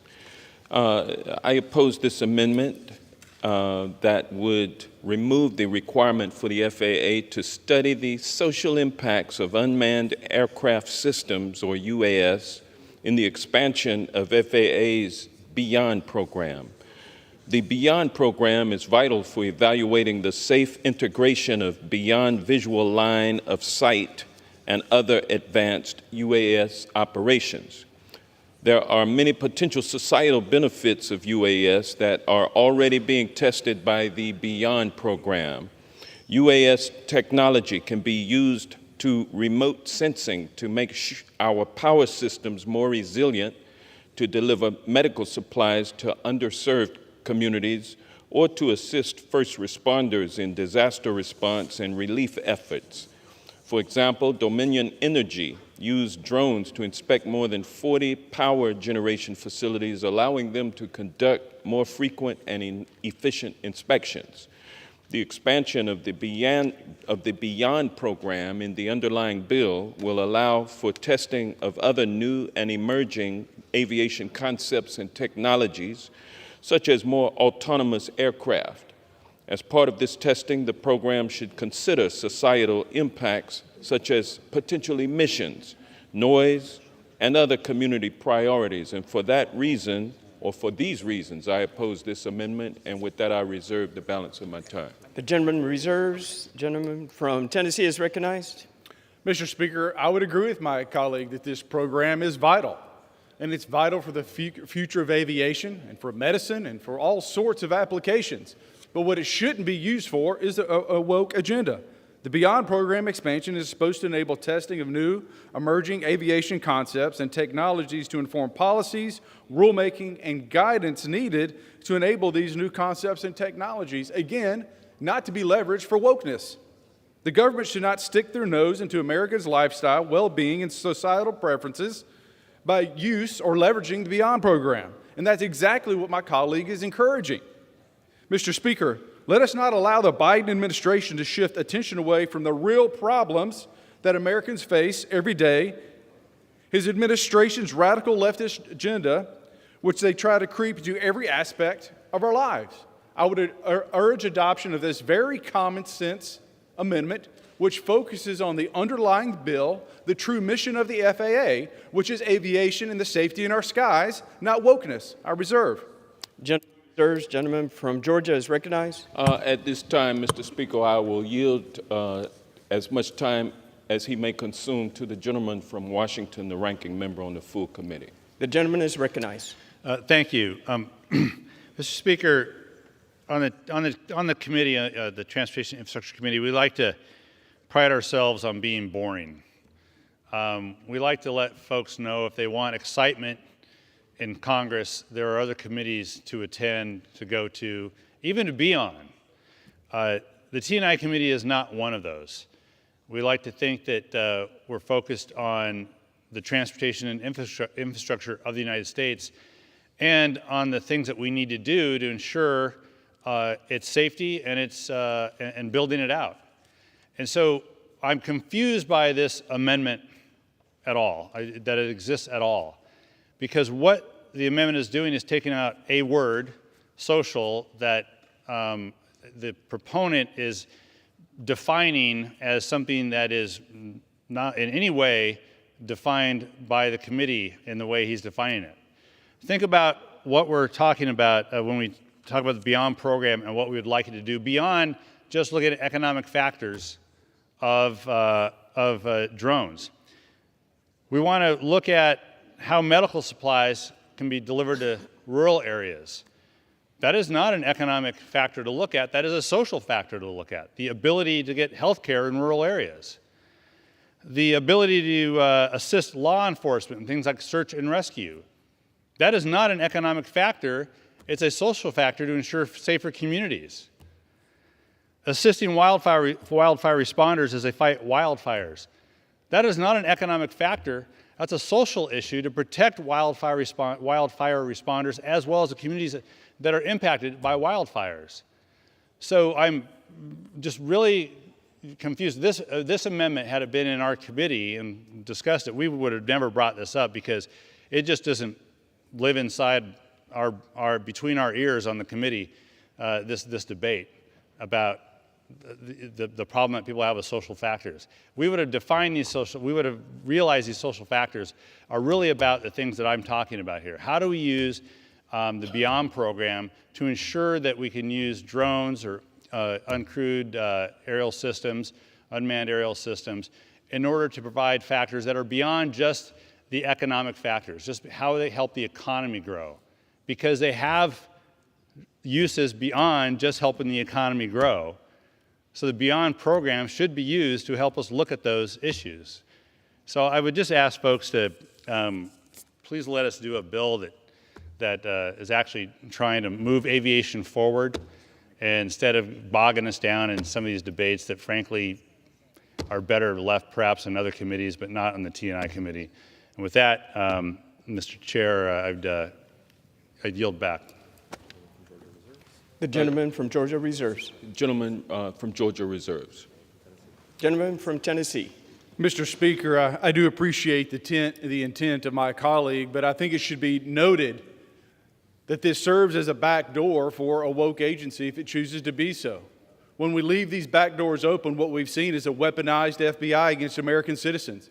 We've seen a weaponized IRS against American citizens. We've seen a weaponized Justice Department against American citizens. This does nothing more than open the door for the FAA to become weaponized on a social woke agenda. Enough is enough. And yes, it's just a word, and that word should be stricken. Mr. Speaker, I urge adoption of my amendment.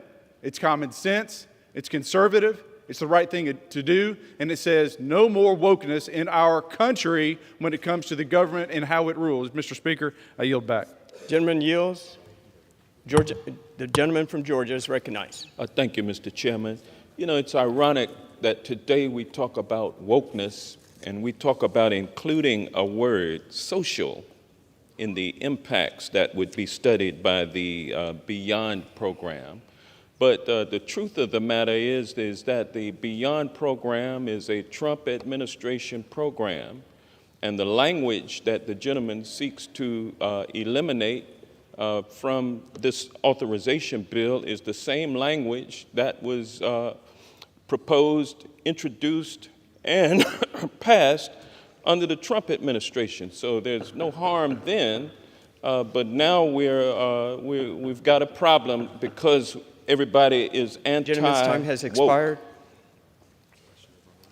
The question is on the amendment offered by the gentleman from Tennessee. Those in favor say aye. Aye. Those opposed say no. No.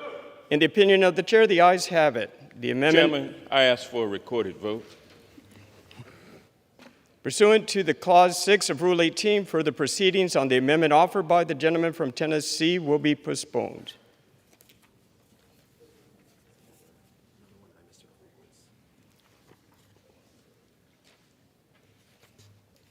It is now in in order to consider Amendment Number 70, printed in Part A of House Report 118-147.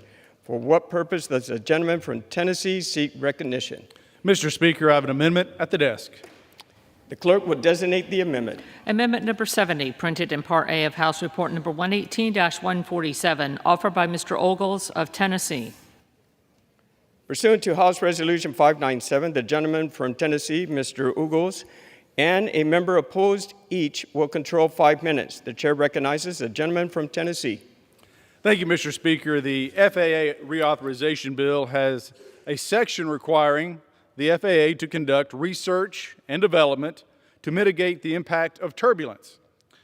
As part of this, it requires the agency to conduct R&D to understand the impacts of climate change and other factors on the nature of turbulence. My amendment changes this requirement to focus on the impacts of weather rather than climate change. Weather patterns are a common cause of turbulence. Jet streams, storms, and the movements of warm fronts and cold fronts can all cause it. Mr. Speaker, this is, again, a common sense amendment. I urge adoption. I reserve. Gentleman from, for what purpose does the gentleman from Georgia seek recognition? I seek recognition to stand in opposition to this amendment. The gentleman is recognized. Thank you, Mr. Speaker. I rise in opposition to it. This amendment would direct the National Oceanic and Atmospheric Administration to ignore climate change as it studies the impacts of weather on the nature of turbulence. To deny the existence of climate change is to deny reality. There are copious amounts of data to show that climate change has been happening for decades. Recently, we've all experienced consecutive days of 90-plus degree heat here in Washington, D.C., as well as we've seen sustained increases in temperatures across the country. In fact, June 2023 was the hottest June ever recorded on the planet, according to NASA. The scientific definition of weather refers to short-term atmospheric conditions, while climate change refers to long-term patterns and shifts in our climate. The dramatic shifts caused by climate change are not merely weather, and to limit the NOAA's ability to study climate change would neglect our responsibility for ensuring safe air travel. Studying these long-term patterns and understanding how they impact turbulence is critical to putting the best safety practices in place, as well as understanding how to mitigate the impacts of turbulence. The NOAA must have the authority to gather the data we need to help keep Americans safe in the air, reduce flight delays, and improve our understanding of changing atmospheric conditions. Let us not force NOAA to put its head in the ground while climate change is happening all around us. Therefore, if you're with me and us, you'll oppose this amendment, and I encourage more and a majority of my colleagues to do the same. And with that, I will reserve. Gentleman reserves. Gentleman from Tennessee is recognized. Mr. Speaker, as indicated by my colleague, the definition of climate change is a long-term event. A flight and turbulence would be a short-term occurrence. So what we're talking about is weather in a moment on a duration of a flight and how it impacts said flight. It's changing weather, not climate change that's to blame on your flight to and from D.C., Mr. Speaker. We don't measure climate change over duration of a flight, but this is what we're talking about, the duration of a flight, turbulence that impacts flights while they're in the air. As we develop a better understanding of how the weather impacts turbulence, people may better understand how instances of turbulence might differ under different times. And again, Mr. Speaker, what we're trying to say is let us not allow agendas to slip in to the mission. And so I urge adoption of my amendment. This is common sense, Mr. Speaker, and I thank my colleague for his comments. I reserve. Gentleman reserves. The chair reminds members and staff not to traffic the well. The gentleman from Georgia is recognized. Thank you, Mr. Speaker. Long-term weather patterns affect turbulence, and that's what we need to study. We should not deny that there will be long-term effects of climate change. We should not ignore the fact that climate change is real and is happening today. So to force our government to not look at these weather patterns long-term is very short-sighted. Let's plan for this turbulence as we come to grips with climate change, and with that, I will reserve the balance, and I'm ready to close. Gentleman reserves. The gentleman from Tennessee is recognized. Thank you, Mr. Speaker, and again, thank you to my colleague for his comments. I just want to emphasize that, if we allow or we encourage the FAA to study climate change, if it were, it's going to lead to a boondoggle. The FAA is busy enough. They've got enough on their hands. It makes sense to study weather patterns and to study turbulence. It does not make sense to allow woke ideologies to slip into the mission statement of an agency whose primary charter is to keep those in the air safe. Mr. Speaker, I appreciate your time. I yield back. The gentleman yields back. The gentleman from Georgia is recognized. Safe travel in the future depends on the FAA's ability to predict long-term weather patterns. And so that requires us to study the effects of climate change. That's what we need to do now. We need to do it to protect ourselves, our wives, our husbands, our children, our grandparents. We don't want any of our loved ones to die. Let's do the studying that we need in order to mitigate the effects of our previous ignoring of climate change as a phenomenon. Let's study it. Let's come to grips with it. Let's make things safer for the traveling public as we proceed forward. And that's what we're doing under this FAA reauthorization bill. This amendment hurts that process, and for that reason, I oppose it. I ask for my colleagues to do the same, and with that, I will yield back the balance of my time. Gentleman yields back. The question is on the amendment offered by the gentleman from Tennessee. Those in favor say aye. Aye. Those opposed say no. In the opinion of the chair, the ayes have it. The amendment is agreed to. Mr. Chairman, the gentleman from Georgia is recognized. The gentleman from Georgia is recognized. Mr. Chairman, I ask for a recorded vote. Pursuant to Clause 6, Rule 18, further proceedings on the amendment offered by the gentleman from Tennessee will be postponed. It is now in order to consider Amendment Number 71, printed in Part A of House Report 118-147. For what purpose does the gentleman from Utah seek recognition? Mr. Chair, I have an amendment at the desk. The clerk will designate the amendment. Amendment Number 71, printed in Part A of House Report Number 118-147, offered by Mr. Owens of Utah. Gentleman will suspend. Pursuant to House Resolution 597, the gentleman from Utah, Mr. Owens, and a member opposed, each will control 5 minutes. The chair recognizes the gentleman from Utah. Thank you. I rise in support of my Amendment 356. For 60 years, the federally imposed perimeter rule has limited access and increased costs for Americans flying into Washington Reagan Airport. My amendment is simple. It adds 7 new routes, one for each airline currently operating out of DCA, while preserving all existing flight routes. Congress is long overdue to modernize this arbitrary protectionist federal policy put in place for the economic protection of one airport and one airline.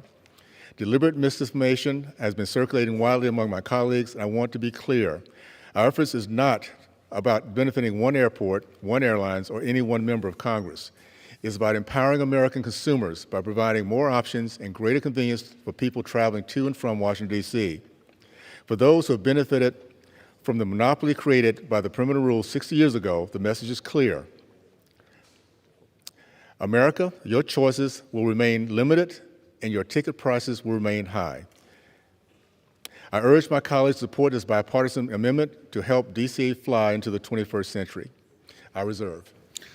The gentleman reserves. For what purpose does the gentleman from Washington rise? Thank you, Mr. Chair. A claim time in opposition, and with that, I want to recognize Representative from Virginia, Representative Beyer, for 1 minute. The gentleman's recognized and yields to the gentleman from Virginia for 1 minute. Mr. Speaker, thank you very much. Mr. Speaker, I rise in strong opposition to this amendment, falsely advertised as a compromise. No one asked our regional delegation about this, and we were united against adding more air traffic at DCA. DCA is way over capacity. It's the busiest runway in America, one of the shortest, and 25 million people were served last year in an airport designed for 14 million. 20% of the flights are already more than an hour late, and this will only make it worse. This is a congested, complex airspace. Think Capitol, White House, Pentagon, and it is third highest in aborted takeoffs and landings, and these safety concerns will only be magnified. And it is not true that this amendment will lower ticket prices. The last time that the Perimeter Plus slots were added, prices went up at both Dulles and DCA. If you use Reagan National now, count on spending many more hours lost on the tarmac or at the gate. Mr. Speaker, why would you ever vote to make your commute worse? I urge my friends to vote no on this amendment, and I yield back. Gentleman reserves. The gentleman from Utah is recognized. I yield 1 minute to my colleague from Georgia, Mr. Johnson. Gentleman from Wisconsin is yielded 1 minute.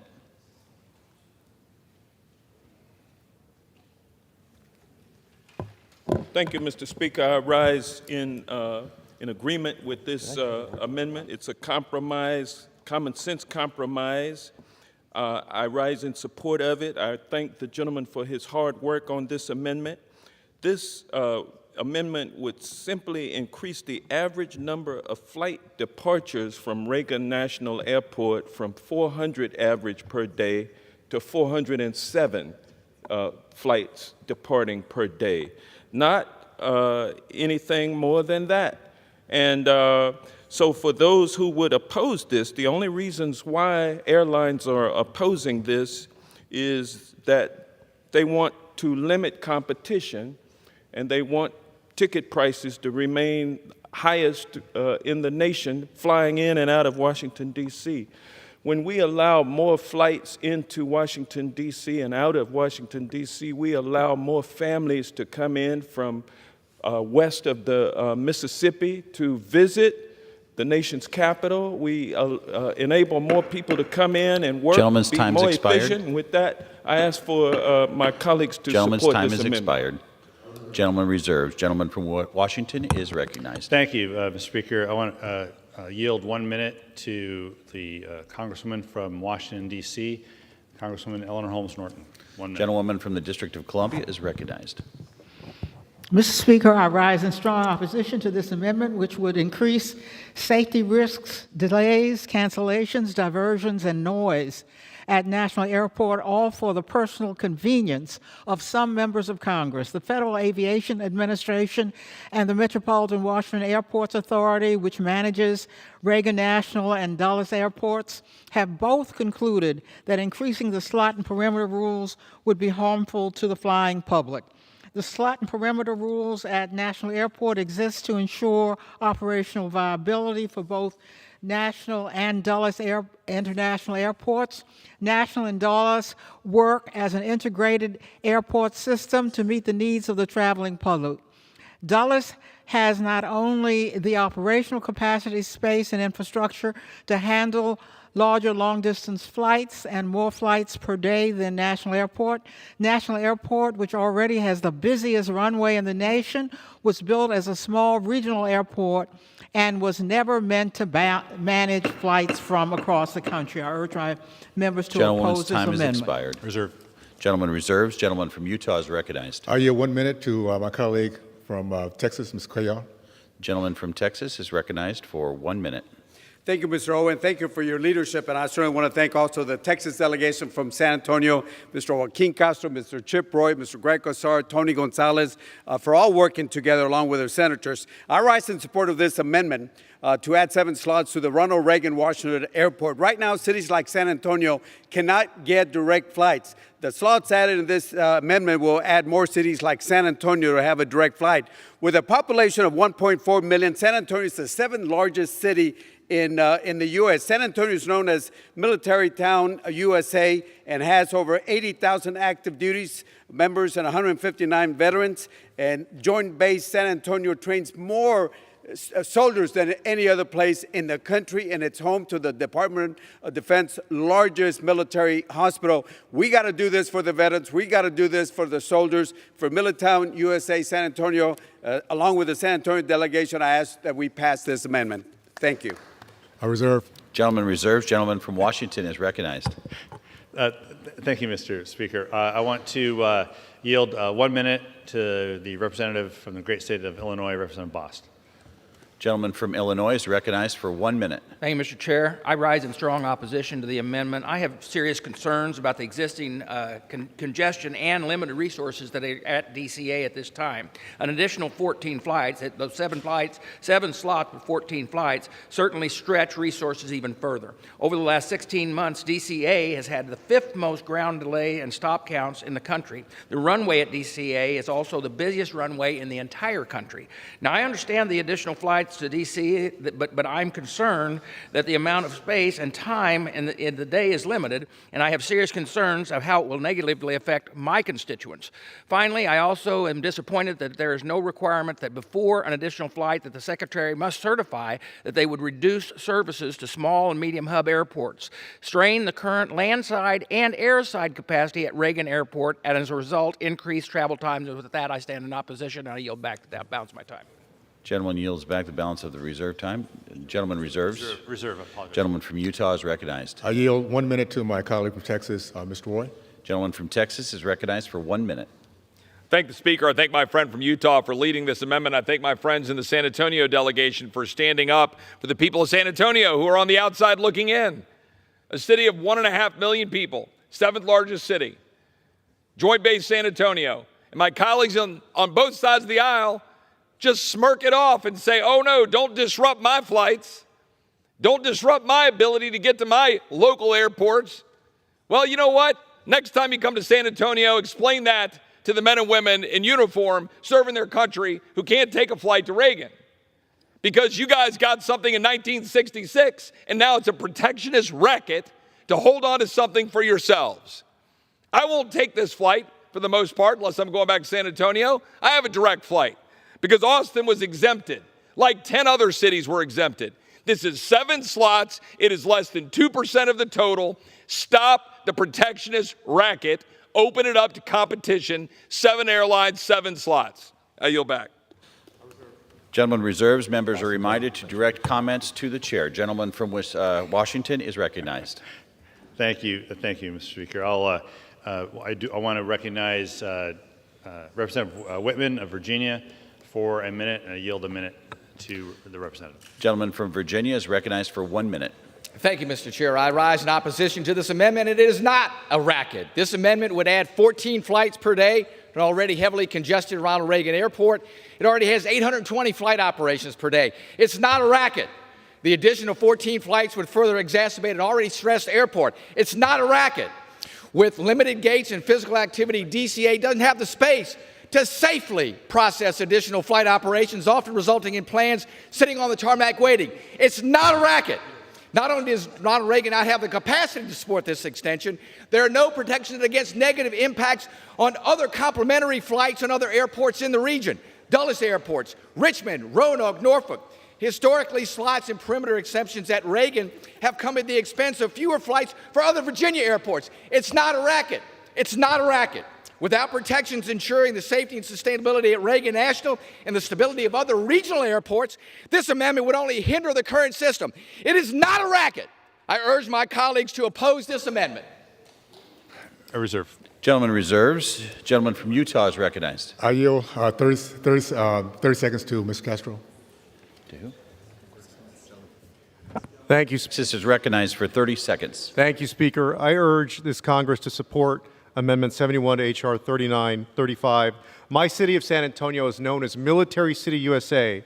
It's home to tens of thousands of soldiers, airmen, intelligence professionals, and cybersecurity experts who need direct access to Washington, D.C.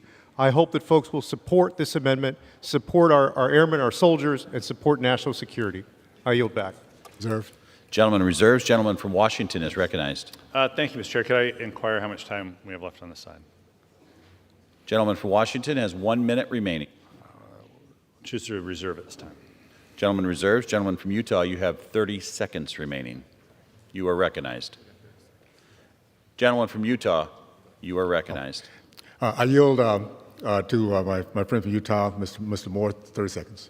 Gentleman from Utah is recognized for what's remaining of 30 seconds. Thank you. I have half the time that I wanted. All this amendment is doing is adding 7 flights. 7 flights, because in 1966 we went with an overregulated approach, and the citizens of the Western United States need to be able to come to the nation's capital. It's the most expensive place to travel to. All we're trying to do is lower prices and increase competition. Traditionally, very conservative principles that we all should be able to support. We all support the free market. We have to be able to look and say, things were different in 1966 than they are now. Planes are quieter. Gentleman's time has expired. This is not a safety issue. This is simply Gentleman's time has expired. special interest playing over here. Let Gentleman's the free market no longer decide. recognized. Gentleman is no longer recognized. Gentleman from Utah's time has expired. Yields back. Gentleman from Washington, you are recognized. You have 1 minute remaining. Thank you, Mr. Speaker. I'll just close. Clearly, not only is it an issue that invokes passion among members, it's also very bipartisan. It's going to be bipartisan in opposition and bipartisan in support, and we expected that on the committee, which is why we had asked for the Rules Committee to put something in order on the floor so we could have this debate and let the will of the House take its course. I just would note, though, in my informal survey of members on my side of the aisle, the 7 slot pairs have been committed only 36 times already. The point is there's a lot of overpromising taking place about which cities are going to be served by this deal. The problem is with that is it's 1 is too many and 100 is not enough. But the supply of runway at DCA is so small it can't handle what it's taking now, much less what increased demand will bring to it. It's a difficult issue, and members are going to be voting for and against on both sides. And so we look forward to that vote, and with that, I yield back. Fired. Gentleman yields back. The question is on the amendment offered by the gentleman from Utah. Those in favor, say aye. Aye. Those opposed, say no.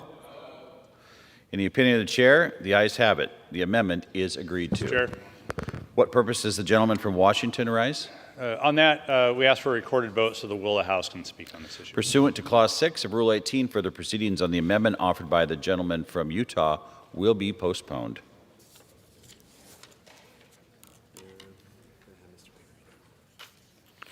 It is now in order to consider amendment number 73, printed in Part A of House Report 118-147. For what purpose does the gentleman from Pennsylvania seek recognition? Thank you, Mr. Chairman. I've got an amendment at the desk, number 73. The clerk will designate the amendment.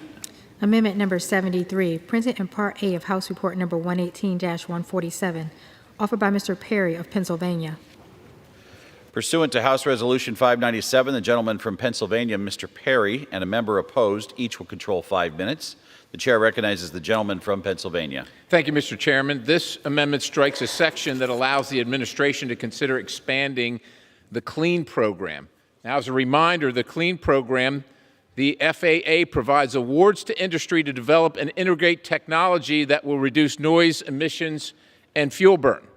Now, looking over some of the projects, some of them aren't completely useless. Improvements to wing performance and thermal efficiency for turbines may well contribute to cost savings. But that actually begs the question, why can't these projects be funded by private industry alone? Surely if they improve fuel efficiency, that's a clear profit-driven motive to invest in new technologies.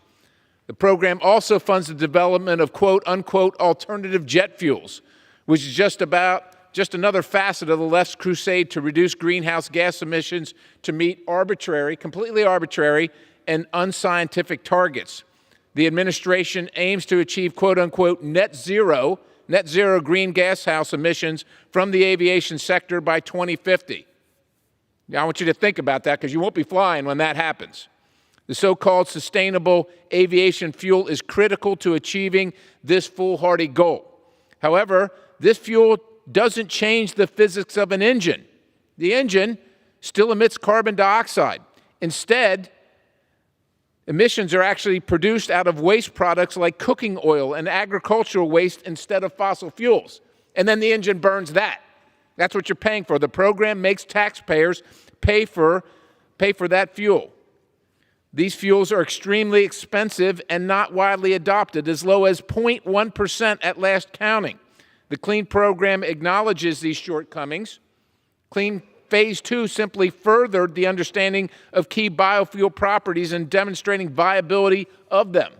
So it acknowledges it actually not really changing anything. We're just spending a lot of money burning cooking oil in an aviation engine. There's absolutely no reason we should actually be expanding this program. It's pouring taxpayer dollars into technologies into which the public sector is unwilling to invest. They're unwilling to invest because there's no money in this. The only way it works is if the taxpayers pour all their money into it. With that, Mr. Chairman, I reserve. Gentleman reserves. For what purpose does the gentleman from Washington seek recognition? I rise to claim time in opposition. Gentleman is recognized. Thank you. This amendment would strike the requirement that the FAA administrator consider expanding the CLEAN program, which stands for Continuous Lower Energy Emission and Noise Program, to new entrants. Now, I want to be clear, it doesn't necessarily mean new technologies or different kinds of technologies, as much as it can also mean new companies that are looking to do the same thing but do it better, to ensure that the FAA administrator is not continually approving grants to existing companies that are already in the program who may not be succeeding. We want to be sure the FAA administrator is looking beyond the current slate of companies that are applying. In addition to that, of course, there are new entrants in the airspace. There's more use, there's more projected use of even electronic aircraft. In the future, hydrogen is being looked at as a fuel for aviation. Not tomorrow, and maybe not in 5 years, but certainly within the next 10 to 15 years. And doing some of the early work in this field is very important, so the FAA administrator needs the authority and the freedom to do just that. This amendment is pulling back on some of the innovation that we, frankly, can only look to the government to do so that it builds the foundation for the private sector to build upon, and sometimes in this industry to take off as well.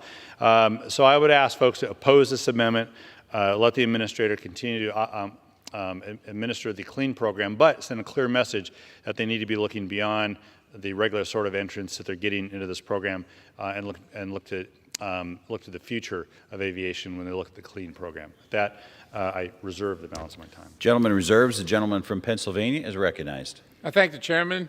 My friend on the other side of the aisle is a good man. He's just, I think, misdirected on this occasion. Look, I'll be clear. I don't want the administrator to be spending time approving this contractor or that contractor. I don't want him doing any of it. And as far as hydrogen, I marvel at this premise that somehow the government is the only one that can figure this out. Somehow this country invented the internal combustion engine, the light bulb, the airplane, went to space. But heaven forbid we can figure this out without the government, without these taxpayers being forced to pay for it. The third phase of the CLEAN program is awarding more than $100 million for aircraft and engine companies to develop and demonstrate aircraft technologies that reduce fuel use, emissions, and noise. Relating to sustainable aviation gas, CLEAN funds are trying to research higher blends of biofuels to petroleum-based fuels, which can affect seal performance. On average, this fuel costs 3 to 5 times more than conventional jet fuel. We already have the jet fuel. It's already efficient. It's already clean. We've already reduced emissions more than all the other countries combined. We already met the Paris Climate Accord requirements without even being in the accord. Now, other barriers to the adoption include risks related to adoption, including safety. Ladies and gentlemen, as a person who has sat behind the stick, who's been up in the air, I can tell you the pucker factor is pretty high when the engine quits. I don't know about you, but I don't want to be experimenting with fuel while I'm up in the air. And I don't want the pilots up front to be forced to experiment with it because the government says so. We have something that works. The private sector can figure this out. They can invest in it. They can pay for it, and they can perfect it. With that, I reserve. Gentleman reserves. The gentleman from Washington is recognized. Thank you, Mr. Speaker. Mr. Speaker, there is a race on. There is a race on in aviation, a race to implement and use new fuels that are more efficient, that are also cleaner. There's a race on, and other countries and regions of the world are investing in that race, putting their companies at a competitive advantage over the U.S.-based companies. The CLEAN program is one of our tools to participate in that race. The CLEAN program also helps us invest in fuel efficiency, in the fuel efficiency of aviation, which has helped reduce aviation fuel burn in this country. It's a direct relationship between the goodness of the taxpayer investment in the CLEAN program to the new fuel-efficient airplanes that we see being used today and the fuel-efficient engines that we see being used today.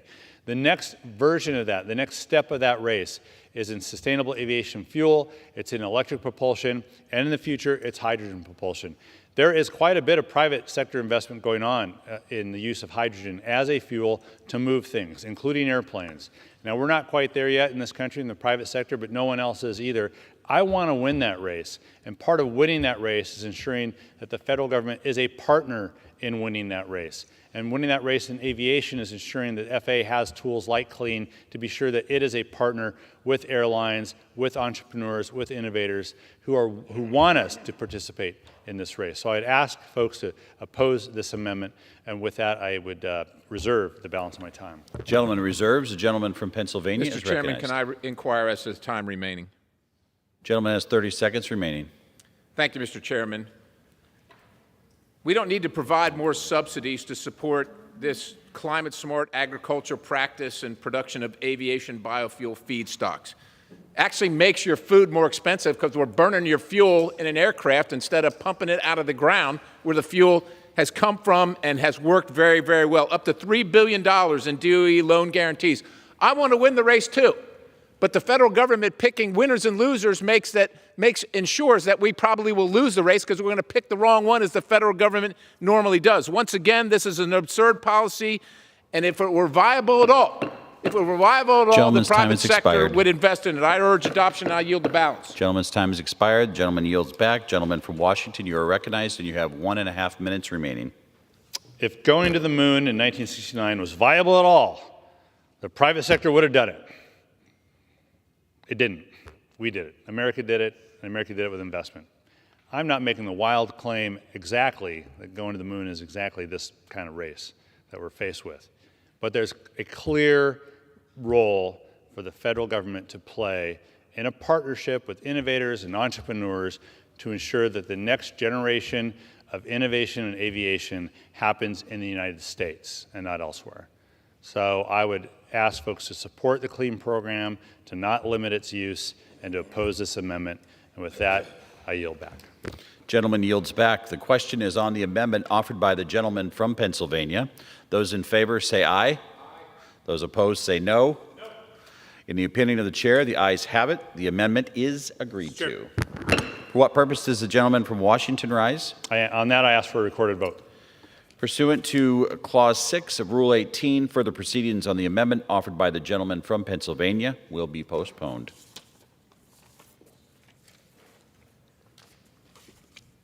It is now in order to consider Amendment Number 74, printed in Part A of House Report 118-147. For what purpose does the gentleman from Pennsylvania seek recognition? Mr. Chairman, I've got an amendment at the desk, number 74. The clerk will designate the amendment. Amendment number 74, printed in Part A of House Report number 118-147, offered by Mr. Perry of Pennsylvania. Pursuant to House Resolution 597, the gentleman from Pennsylvania, Mr. Perry, and a member opposed will each control 5 minutes. The chair recognizes the gentleman from Pennsylvania. I thank the chairman. And just like the last amendment, this amendment recognizes the fact that our country is out of money. We're borrowing money to pay our bills, and we're paying for things that we can't afford, paying for things that these folks can't afford. Mr. Chairman, this amendment reduces the authorization levels in Section 101, which is airport planning, Section 103, which is operations, and Section 1111, which is research and development. The authorization levels in the underlying bill represent a significant increase from the levels set by Congress in the 2018 reauthorization bill. For example, the underlying bill raises the authorizations by significant amounts from FY23 to FY24. 101 by $650 million, 103 by $1.2 billion, and 1111 by $41 million. This amendment reduces the growth of these authorization levels while still increasing the funds authorized for FAA, resulting in a net savings of nearly $5 billion. So we're going to raise the level of understanding and recognize inflation caused by out-of-control spending in this place. We're going to recognize that and understand that the FAA still has to continue to operate, but we're not going to raise it so much. Our national debt is out of control, and it is in this mindless, rapid growth of spending in Washington that has put our nation on the brink of catastrophe.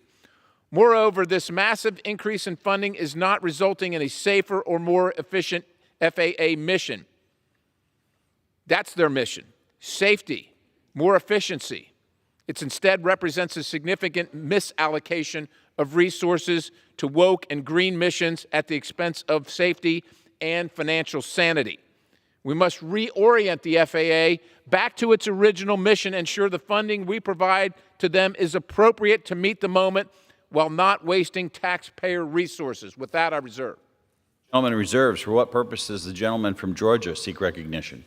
I rise to claim the time in opposition to the amendment. Gentleman from Georgia is recognized. Thank you, Mr. Speaker. I rise in opposition to this amendment, which would slash funding authorization levels for the Airport Improvement Program, the AIP, FAA operations and maintenance, and research and development efforts. The Transportation and Infrastructure Committee overwhelmingly agreed that AIP funding must be increased to $4 billion annually in order to fund critical programs across the FAA and invest in our aviation industry. This amendment would slash that funding level and impede the full funding of grants and projects to address the pressing infrastructure needs of airports across the country. It would also significantly decrease FAA operations and maintenance funding, which jeopardizes the effectiveness of the agency amidst growing demands placed upon the aviation industry. Finally, this amendment cuts agreed-upon funding for the FAA's research and development activities on aircraft safety, on environmental impact mitigation, on airport infrastructure, and on human factors and new airspace entrants, among other important issues. Cutting this critical funding would undermine U.S. aerospace innovation and our leadership in the global aviation sector. Moreover, it would put public safety at risk. And for those reasons, I oppose the amendment, and I urge my colleagues to do the same. And with that, I will reserve the balance. Gentleman reserves. Gentleman from Pennsylvania is recognized. Thank you, Mr. Chairman. I thank the gentleman from the other side of the aisle, but I want to clarify. It's not a cut. We're actually increasing the spend, just not as much. Now, I know in Washington, oh my goodness, who knew the request was up to $4 billion? I imagine they'd take more than $4 billion if we gave it to them. We're broke. Hello, America. Wake up, everybody. I got a news flash for you. We don't have any more money. We're borrowing money to pay the bills. We're borrowing money to pay the bills. We're borrowing money to pay for things that we can't afford. That's what we're trying to fix here. Look, if you want to save some money somewhere else and spend it more here, I'm all ears. Let's talk about it. But something has to give. These people can't afford anymore. And they're not getting more out of this. Like, look, I've been in the room. I used to sit on appropriations in the State House. I know how it goes. Well, we spent this much this year. or last year. We're just going to add some more this year. Nobody goes through line by line and says, oh, well, this costs this much more because concrete costs X and labor costs Y. Nobody does that. They just add money to it. It's all arbitrary, and we all know it. Everybody in this place knows it. That's why we should spend less, because we don't have the money to spend. I reserve. Gentleman reserves. Gentleman from Georgia is recognized. Thank you, Mr. Speaker. If we've got the money to shore up our nuclear defense capability, more and more nuclear weapons, we certainly have the ability to keep these people up here safe as they fly in and out of Washington, D.C. Families, business people, the flying public deserves Congress to fully fund what consensus has arrived at. This is what Americans want us to do. They want us to arrive at consensus. And this FAA reauthorization bill is a bipartisan effort, and all of the figures were arrived at in a bipartisan way, and we present this to the American people for their protection and for their safety. And I would, I agree that there may be cuts that may be necessary, but not to this particular program. And with that, I respectfully disagree with my friend on the other side of the aisle, and I'll ask my colleagues to join me in being opposed to this amendment. And with that, I reserve.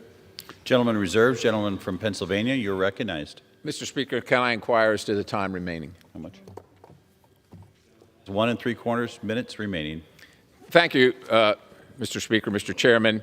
Since my good friend brought it up, bipartisan agreement.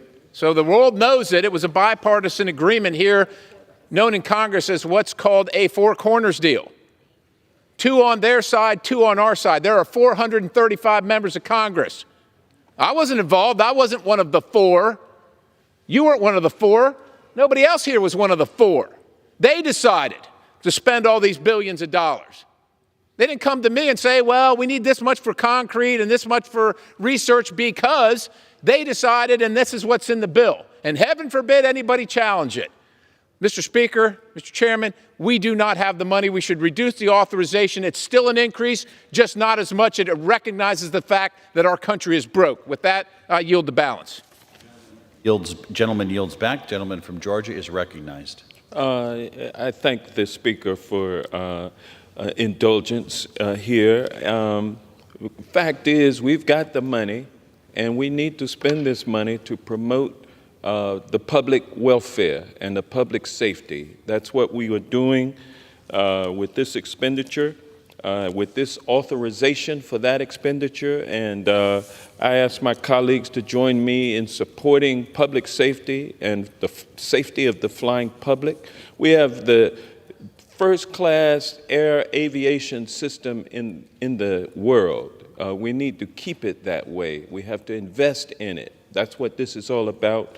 We don't need to divest and put our public at risk. With that, Mr. Speaker, I'd ask that my colleagues vote to oppose this amendment, and with that, I will yield back. Gentleman yields back. The question is on the amendment offered by the gentleman from Pennsylvania. All those in favor say aye. All those opposed say no.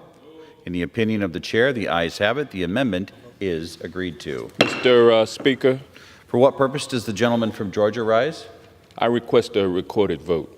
Pursuant to Clause 6 of Rule 18, further proceedings on the amendment offered by the gentleman from Pennsylvania will be postponed. It is now in order to consider Amendment Number 75, printed in Part A of House Report 118-147. For what purpose does the gentleman from Pennsylvania seek recognition? Mr. Chairman, I've got an amendment at the desk. Clerk will designate the amendment. Amendment number 75, printed in Part A of House Report number 118-147, offered by Mr. Perry of Pennsylvania. Pursuant to House Resolution 597, the gentleman from Pennsylvania, Mr. Perry, and a member opposed will each control 5 minutes. The chair recognizes the gentleman from Pennsylvania. Thank you, Mr. Chairman. This amendment strikes vertiport, the word vertiport, from the definition of heliport for the purposes of AIP funding, the same funding that the gentleman on the other side of the aisle just mentioned. that we need so much of. And as a helicopter pilot, I'm very interested in the funding for heliports, but vertiports are going to use some of that funding, meanwhile not paying anything in. Just let me tell you, Mr. Speaker, vertiports exist for the purpose of advanced air mobility and electric vertical takeoff and landing, or eVTOL vehicles, which only exist in prototype and other nascent stages. eVTOL is so immature in its development that there's a reality index that actually exists. Advanced Air Mobility Reality Index. The reality index ranks companies and essentially determines whether there's a reality that these things are ever going to even come to the market, be produced, and be viable. Is that something we should be investing in? These are ranked and combined to describe the likelihood of the aircraft's certification and production on scale. Again, this is a ranking of the likelihood that these things even get produced, much less used. Furthermore, if these vehicles become the norm, Jetson style, like their proponents envision, allowing AAM vehicles to receive the benefits of the Airport and Airway Trust Fund without paying into it, evokes the same debate we're currently having about the government-mandated transition to electric automobiles, which don't pay into the highway fund. They don't pay in, but they use it. Same thing here. These vehicles want to use it, but they don't want to pay into it. So they're robbing from everybody else that has to use it, that actually currently exist and are used. I haven't even gotten into the drawbacks of the potential vehicles, but how about being concerned about adequate storage for hazardous materials to respond to lithium and other critical mineral-related fires? The fires are challenging enough for firefighters to address on the ground or at sea, let alone having them occur between skyscrapers. And if you wonder, do these fires actually exist, you can just search the internet. It's widely known. You can see the electric vehicles burning at the charger, burning people's garages, burning. There's a problem because they're unstable. Now, if you want to get in the air and fly in one of these things, God bless you. But your money is going to be transferred to deal with these things that don't pay into the fund. They don't pay anything in, but yet they're going to draw money out. This system works when the users pay into it. That's how it works. Otherwise, these folks up here are going to have to pay extra because there's not going to be enough money in the fund to pay for all of it without a reserve. Gentleman reserves. Gentleman from Georgia is recognized. For what purpose does the gentleman from Georgia seek recognition? Move to claim time in opposition to the amendment. Gentleman from Georgia is now recognized. Thank you, Mr. Chairman. I speak in opposition to the amendment. My friend on the other side is well-intentioned on this. However, we may be putting the cart before the horse. This bill would strike the requirement in the underlying bill for the FAA to update the definitions in regulation to classify vertiports as a subset of heliports. The term vertiport is already being used in the advanced air mobility AAM industry to describe points at which these advanced aircraft can safely take off and land. The updated definition in the underlying bill will help to create a unified system for vertical aviation infrastructure, including for electric aircraft, and provides necessary regulatory certainty for this emerging sector to grow in the United States, and also sets the stage for the assessment of revenue by which we can continue to keep the system upgraded and available for all, including these aircraft that will use the vertiport. And for that reason, this is about planning for the future, laying in the regulatory groundwork for the future. For that reason, or for the reason that we need to do this, that's why I oppose this amendment, and I encourage my colleagues to do the same. And with that, I will reserve the balance. Gentleman reserves. Gentleman from Pennsylvania is recognized. Thank you, Mr. Chairman. I thank the gentleman for the clarification, and I marvel at the fact that we can include the definition and the term in preparation for something that right now doesn't really exist practically. It's in people's minds, and it's on a computer. There's prototypes out there. We can do that, but we can't find any way to charge and make sure that they're paying their fair share into the fund that they're going to use the infrastructure of, right? The infrastructure is created by the fund, and they're going to use it, but they ain't going to pay. We can't figure that out, but we sure can make sure that they have access to everything else that everyone is paying for. Ladies and gentlemen, in Washington, D.C., this is how things go awry. This is how you go broke. This is how you can't afford things that you need to do, like pay for your highways, filled with now electric vehicles that aren't paying into the system, pay nothing for the roads that they're on, weighing in excess thousands of pounds of most of the regular cars that are using the road now that are paying the fee. And you know what we're going to do because we're so brilliant, because that's working so well? We're going to double down and do it in the air as well. That's awesome.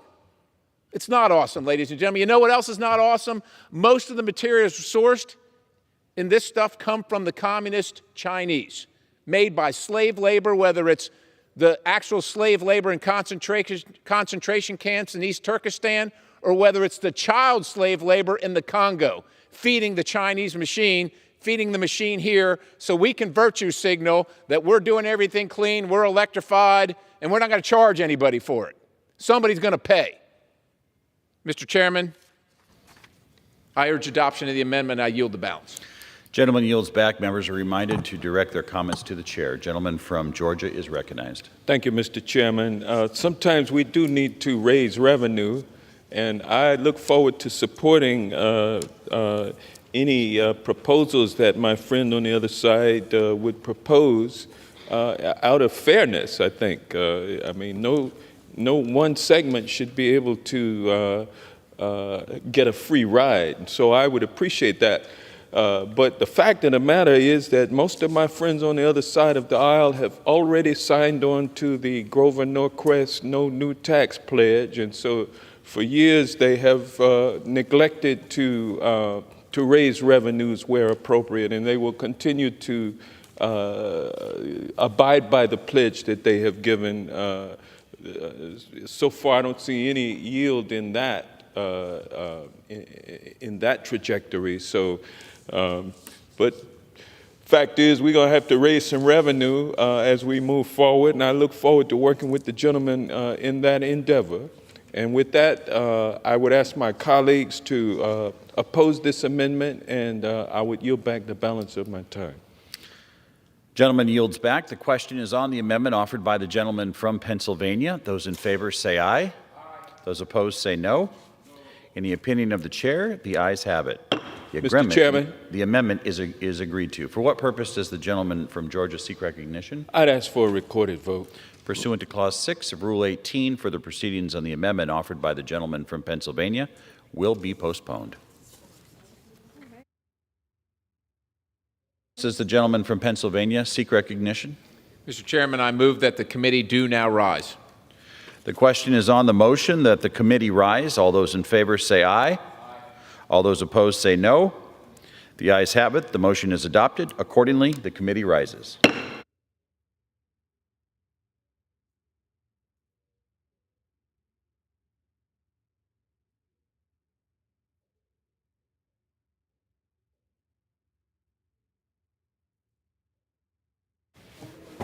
Mr. Chairman.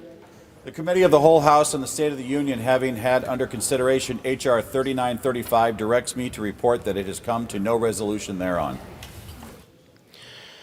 The Chair of the Committee of the Whole House of the State of the Union reports that the committee has had under consideration H.R. 3935 and has come to no resolution thereon.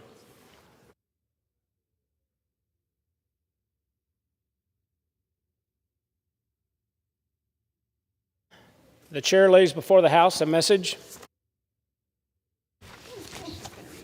To the Congress of the United States, Section 202D of the National Emergencies Act, 50 United States Code 1622D, provides for the automatic termination of a national emergency unless, within 90 days prior to the anniversary date of its declaration, the President publishes in the Federal Register and transmits to the Congress a notice stating that the emergency is to continue in effect beyond the anniversary date.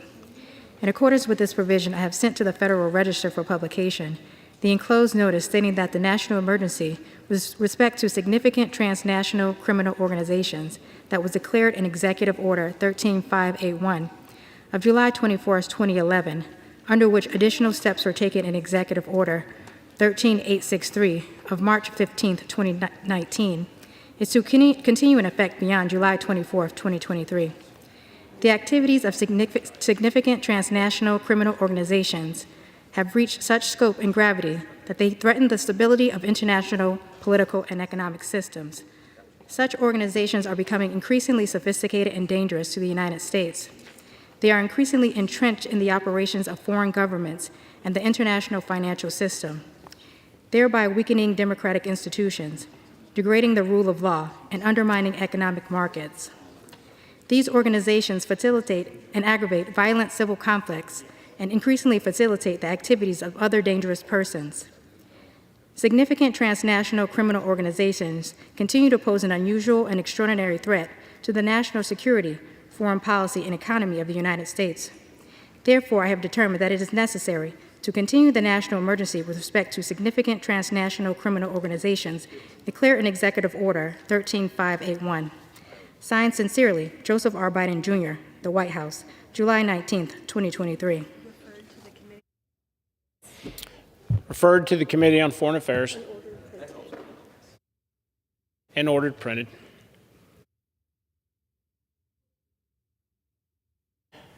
The chair moves before the House an enrolled bill. Senate 111, an act to require each agency in providing notice of a rulemaking to include a link to a 100-word plain language summary of the proposed rule. Pursuant to Clause 12A of Rule 1, the chair declares that the House is in recess subject to the call of the chair.